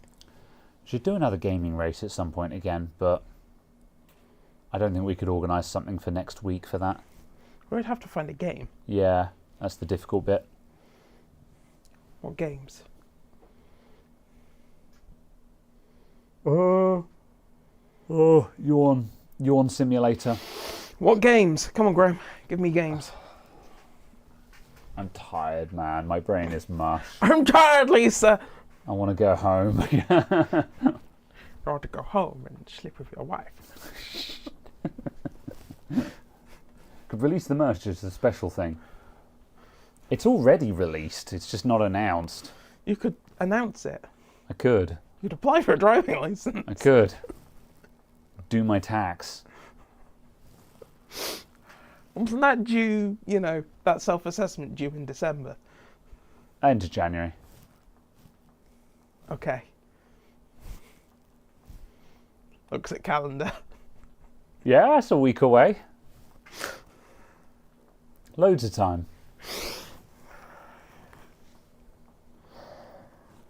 The self-assessment takes like half an hour if you get on with it. So why is it the 25th, Graham? I don't know. Oh. Shameful confession, I love doing my taxes. I submit before the end of April. I would say, do you want to do free bookkeeping for me? But that would require me to actually have accounts. That will require you to have numbers.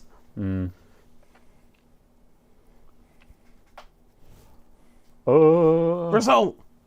183. 183. 0.547. All right. These results are boring.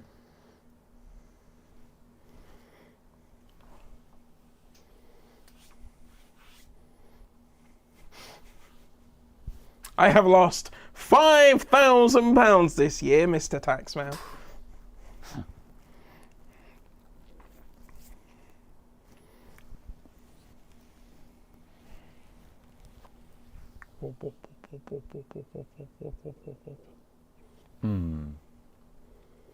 Best stream ever. Yeah. Oh man, I'm trying to keep a conversation going, but I'm just like, I'm tired. I'm out of ideas, man.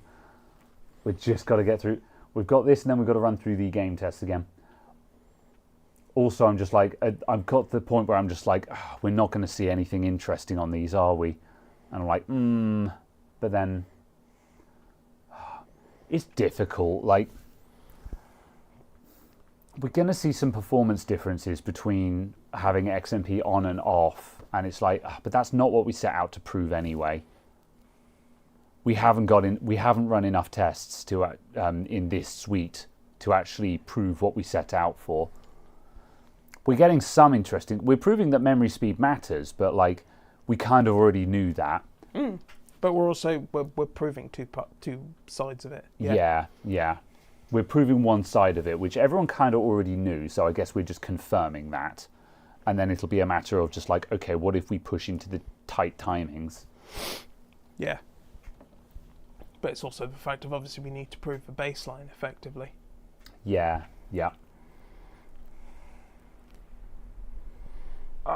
Could have changed the front fan. I don't have spares.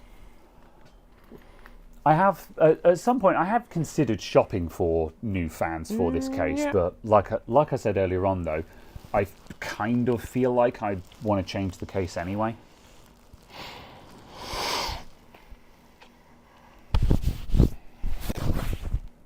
Order online.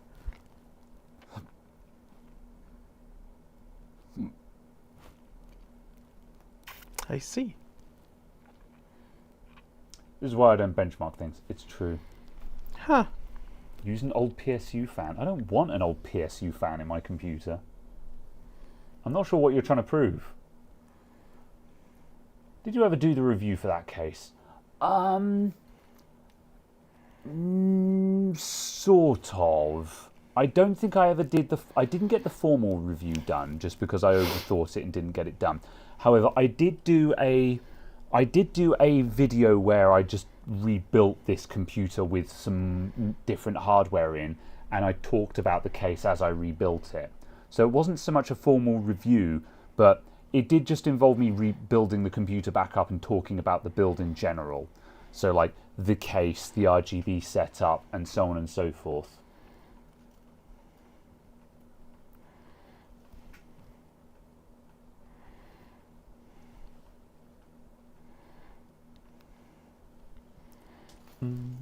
Ah, 183,944. 183,944. All right, Limpack. Interesting. If you order for collection through their website, it's more expensive than the prices on their menu. Yeah. Also, the last time I placed a phone order, they just seemed to have lost it because when I rocked up and was like, "Oh yeah, I ordered over the phone," they're like, "Oh, what did you order?" And I was like, "Oh, it's this, that, and the other." And then I sat around and waited, and I'm fairly certain they just hadn't done it, and they just did it as a walk-in at the time. So yeah. So I don't bother ordering ahead now. They're usually pretty quick there, to be honest, though.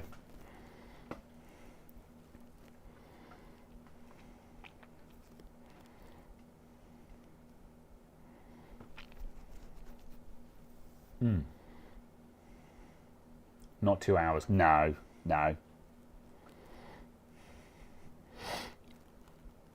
certainly not 2 hours. Oh, okay. Who? I was scrolling on maps and there's a shop called Time to Melt. What do they do? They sell candles. Candles was going to be my guess, yeah. But I was just like, okay, what do you do? Ice sculptures? Understandable. Ugh. Oh!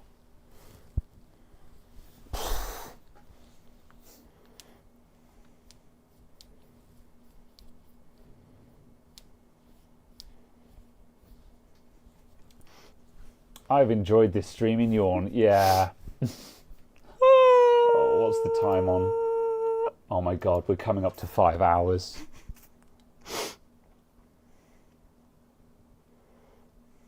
It's pretty bad. Yeah. That's why you try and run stuff in parallel. Yeah, it really felt like we were getting so much more done when we were running in parallel. Yeah, that's kind of the Whereas this last hour has just dragged because we're having to sit around waiting for a test to run. Yeah. Yeah. Like you need a countdown time. Yeah. Oh my days. There you go. This one's 282.6088. Okay. 282. What was that point? 6088. 88. Yeah. Which interestingly suggests that we might get a reasonable uptick. That's the same as the XMP one. Yeah, which means we might get a reasonable uptick. Tightening timings. Yeah. And the 7800X3D, let's go back to the spreadsheet for a sec. So the 7800X3D, we did show a slight loss of performance going back to JDEC. Whereas this one, by the looks of things, has been more or less the same. Yeah, it's also possibly a case of we just don't have enough cores. Yeah. Again, yeah, maybe just the score is too low to show the difference. We're probably compute limited. Yeah. How many to go? Yeah, we've got 2 more cycles of Limpack. I think we've I'll got to go. skip Far Cry at this point, and we'll just screenshot out F124. Yeah, we'll get F1 2024 done. Then I think we'll finish the stream, and then we'll just quickly run Far Cry. Yeah, while we're packing up. basically. Yeah. Because the Far Cry is the bastard because we've got to sit through the sodding intro again. Yeah, exactly. But we So, can yeah. just leave it. There we go. We got a second result. Whoop. Second result.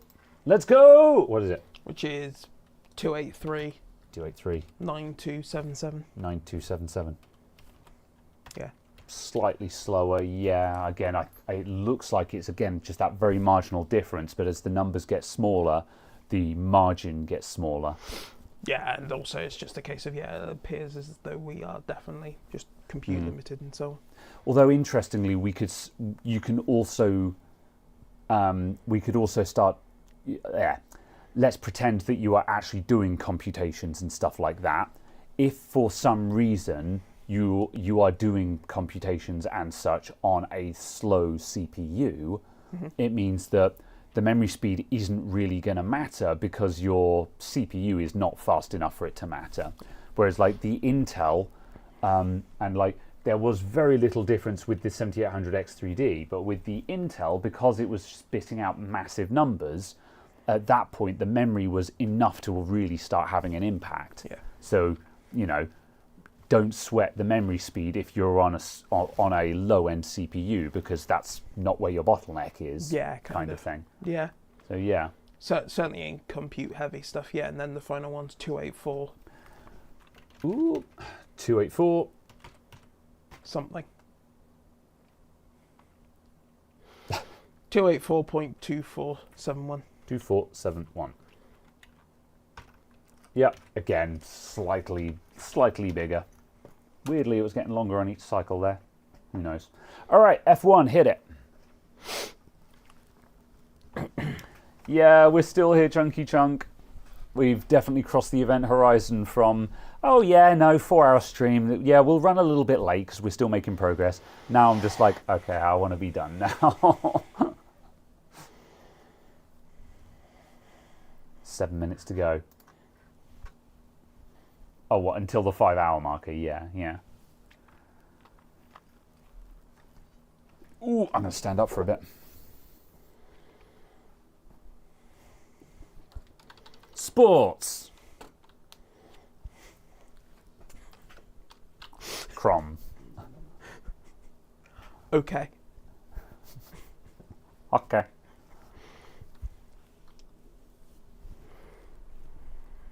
But obviously, based off of this, you can see why, the channels that do reviews complain about only having 6 days to prepare the data and stuff. Yeah. You could sit and be doing this all day, and we've run a suite of tests, but certainly not a full suite of tests, and we're also testing on a fairly limited hardware set as well. Like, if you were retesting 10 or 15 graphics cards for a graphics card test, and you were having to run a suite of 10 different games. Yeah. It's why obviously you'd want to have two CPUs that you've locked off to the same clock speed. Yeah. Kind of thing. Or you've confirmed give within like 1% variance. Yeah.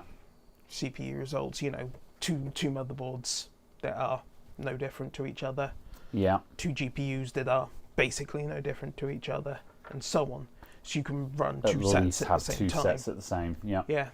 And possibly a case of kind of on the maybe a third one where you're actually testing the new thing. So you have 2 gathering the old data kind of thing, and then 1 where you're actually doing the new stuff. Because you want to kind of monitor the new stuff. Yeah, old one is just confirming the previous data. The new one is the stuff you're actually interested in. Yeah. Still funny though that the 7500F is still good for 300 plus FPS in this game. Yeah, perfectly good CPU. That's the thing, like the X3D chips, everyone raves about them, myself included, saying, oh, they're so good and everything. And like you really want one because they're that good, but they're not mandatory, Yeah. I think it just feels bad buying, say, like a 9700X. That just feels like an odd thing to buy at this point because, where the X3Ds are a bit unobtainium at the moment, lots of people are just sort of buying a 9700X instead. And it's like, well, that's enough of an investment that you're not going to want to just immediately replace it as soon as possible. But also it's not going to give you that X3D performance. And yeah, this is why the 7500F is so interesting to me, because it's cheap enough that you can treat it as a throwaway CPU. It will function and it will get you going on your new gaming PC, but it's cheap enough that you can replace it with an X3D as soon as you reasonably can. Yeah, and you can put it on eBay, and you're not gonna. Hello, Whitehall. You're not gonna feel terrible about selling it after 8 months. Yeah. Liam says my 5800 X3D is always GPU limited. You've got to have a top-end GPU for it to really matter. Yeah, this is true. This is true. The only difference is just like, the only reason why we're interested is just, obviously you want to be building AM5 for that future-proofing. But yeah, the 5700 X3D and 5800 X3D are still absolutely competitive CPUs. And you're absolutely going to be GPU bound unless you're in specific things. Yeah. Yeah. It's a case of, you need, 4080 Super and above, 7900 XTX performance and higher to be overly fussed by it. Yeah. And even then, you're probably, in the vast majority of games, you're probably not going to notice all that much difference at 4K between basically basically any game. And if you're even for some reason using those cards down at 1440p, I'd imagine it's less than half of games.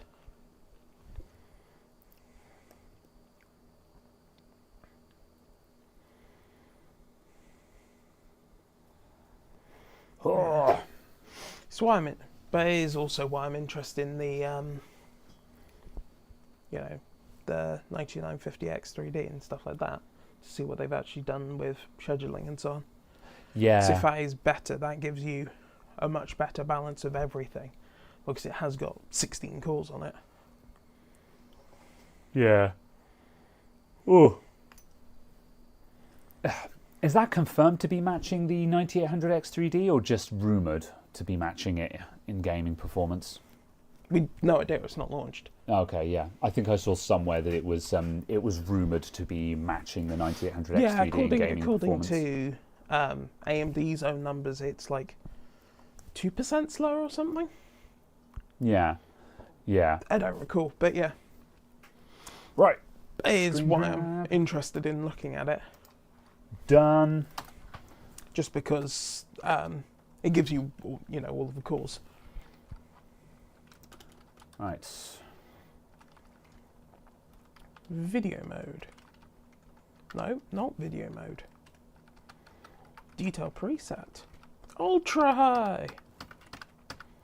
Exit. Are you sure? Min. Yes. All right. Okay, one more to go. Almost. R5 5600 and a RX 6600 here. Efficient gaming is comfy. That's a good balanced system, that. Yeah. I support it. Yeah.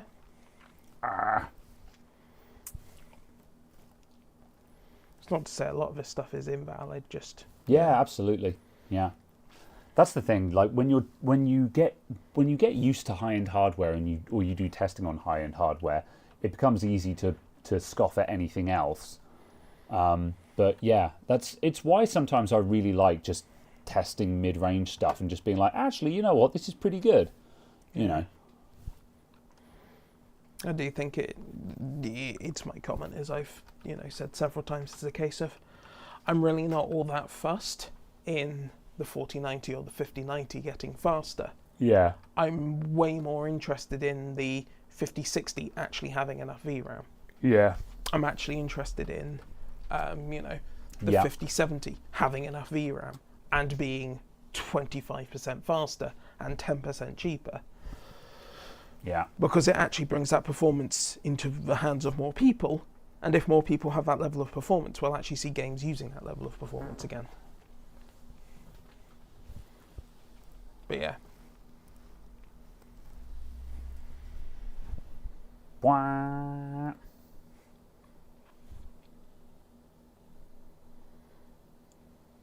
It's funny, everyone does every time it does the weird staggered start. Whereas like it jumps a meter off of the line, and then it's just kind of like, oh yes, I should be accelerating now. I wondered whether there's some trickery dialed in to make sure there isn't a massive pile up on the start grid. Also just possibly a really weird way of pulling away in the wet. But my GT210 and my Q6600!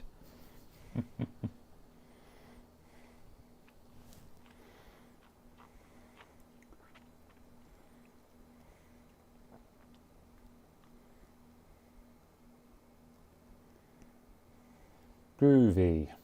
Right, what do we get? I'm going to look at stats. I'm going to compare the 7500F to the Min. So,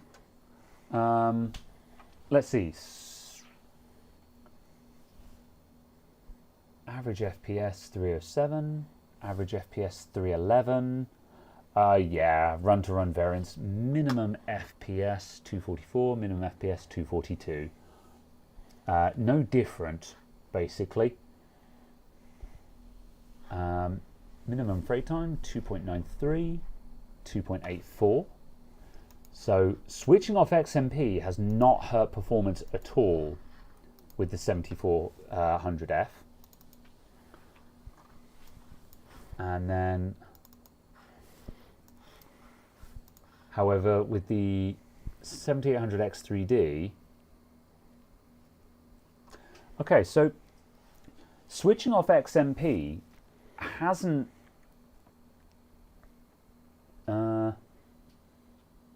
average 433, 495.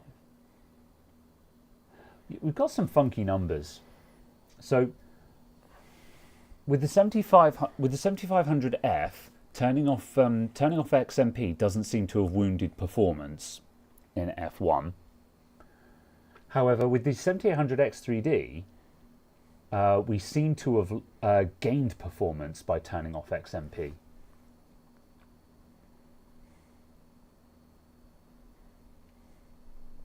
Which is making me question the numbers. That's the thing with this. Obviously, you need to collect lots of sets of data. Yeah. To be able to spot errant runs. I'm wondering if we made a mistake there. 1,000. Yeah.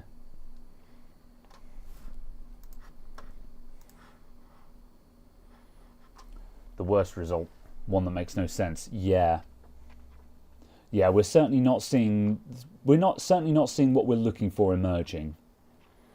Yeah, it could also just be the case that the run-to-run variance on F1 is too large Yeah. to pick up a small difference and isn't overly sensitive to Yeah. clock speed.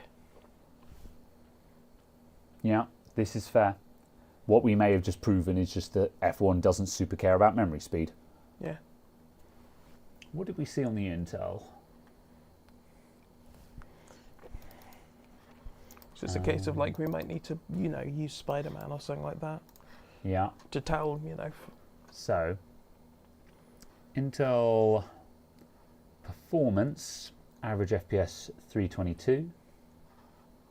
Yeah, see on the Intel chip it made a big difference. Yeah, and it could be again the case of, the different L2 cache size and Yeah. things like that. Yeah. On the Intel chip, on the Intel chip, the extra memory performance made a big difference, whereas on the AMD chips, we're not really seeing that. And if anything, we almost saw a performance regression, whatever that means. But yeah, let's. That was also that was on minimum settings. So yeah, I guess we'll, which theoretically should have been the biggest. Right, screenshot. Right, that is JDEC Ultra.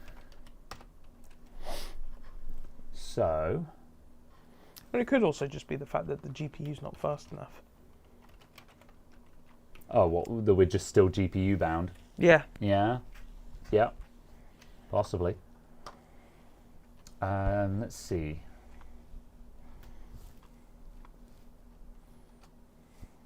Oh, I've got errors here.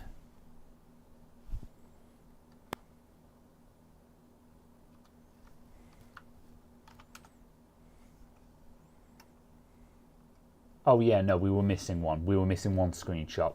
Yeah. So yeah, the XMP Ultra result, that's the one that we're missing, and that's the one that I was looking for just then to compare to. So yeah. Okay. Yeah. Right. Okay. I think that's all we're going to get for now then. So yeah, basically. yeah. Nothing super exciting in the results. More tests need to be run, it would appear. So yeah, the one thing that would have been good to check is the last run that we did there, which was the Ultra setting. Is that versus the Ultra setting with XMP? But we're missing that, and I need to pull it out the VOD. So yeah, we'll need to come back to that one. And then, yeah, we need to, further testing is then required. Yeah, 'cause basically it's going to be a case of obviously going through testing and finding games that do care. Yeah. Because we're not expecting it to be all games. Yeah. Anyway, but yeah. That's it. Okay, so we've got some results though, so yeah, we've done some results and we've done a testing stream, and so yeah, we'll have to find some more tests to see if we can get more data, and see if that leads us anywhere, and then at that point we can then start drawing conclusions. So the story continues. However, that's where this session finishes up, except for this Far Cry 3 test that we'll quickly run. Leave in the background whilst we pack up. Indeed. Basically. Yep. So yeah, we're gonna go. Yep. So we're going to head off for now though, because it's 5 hours and we are very tired, and we haven't had super exciting results that make us excited right now.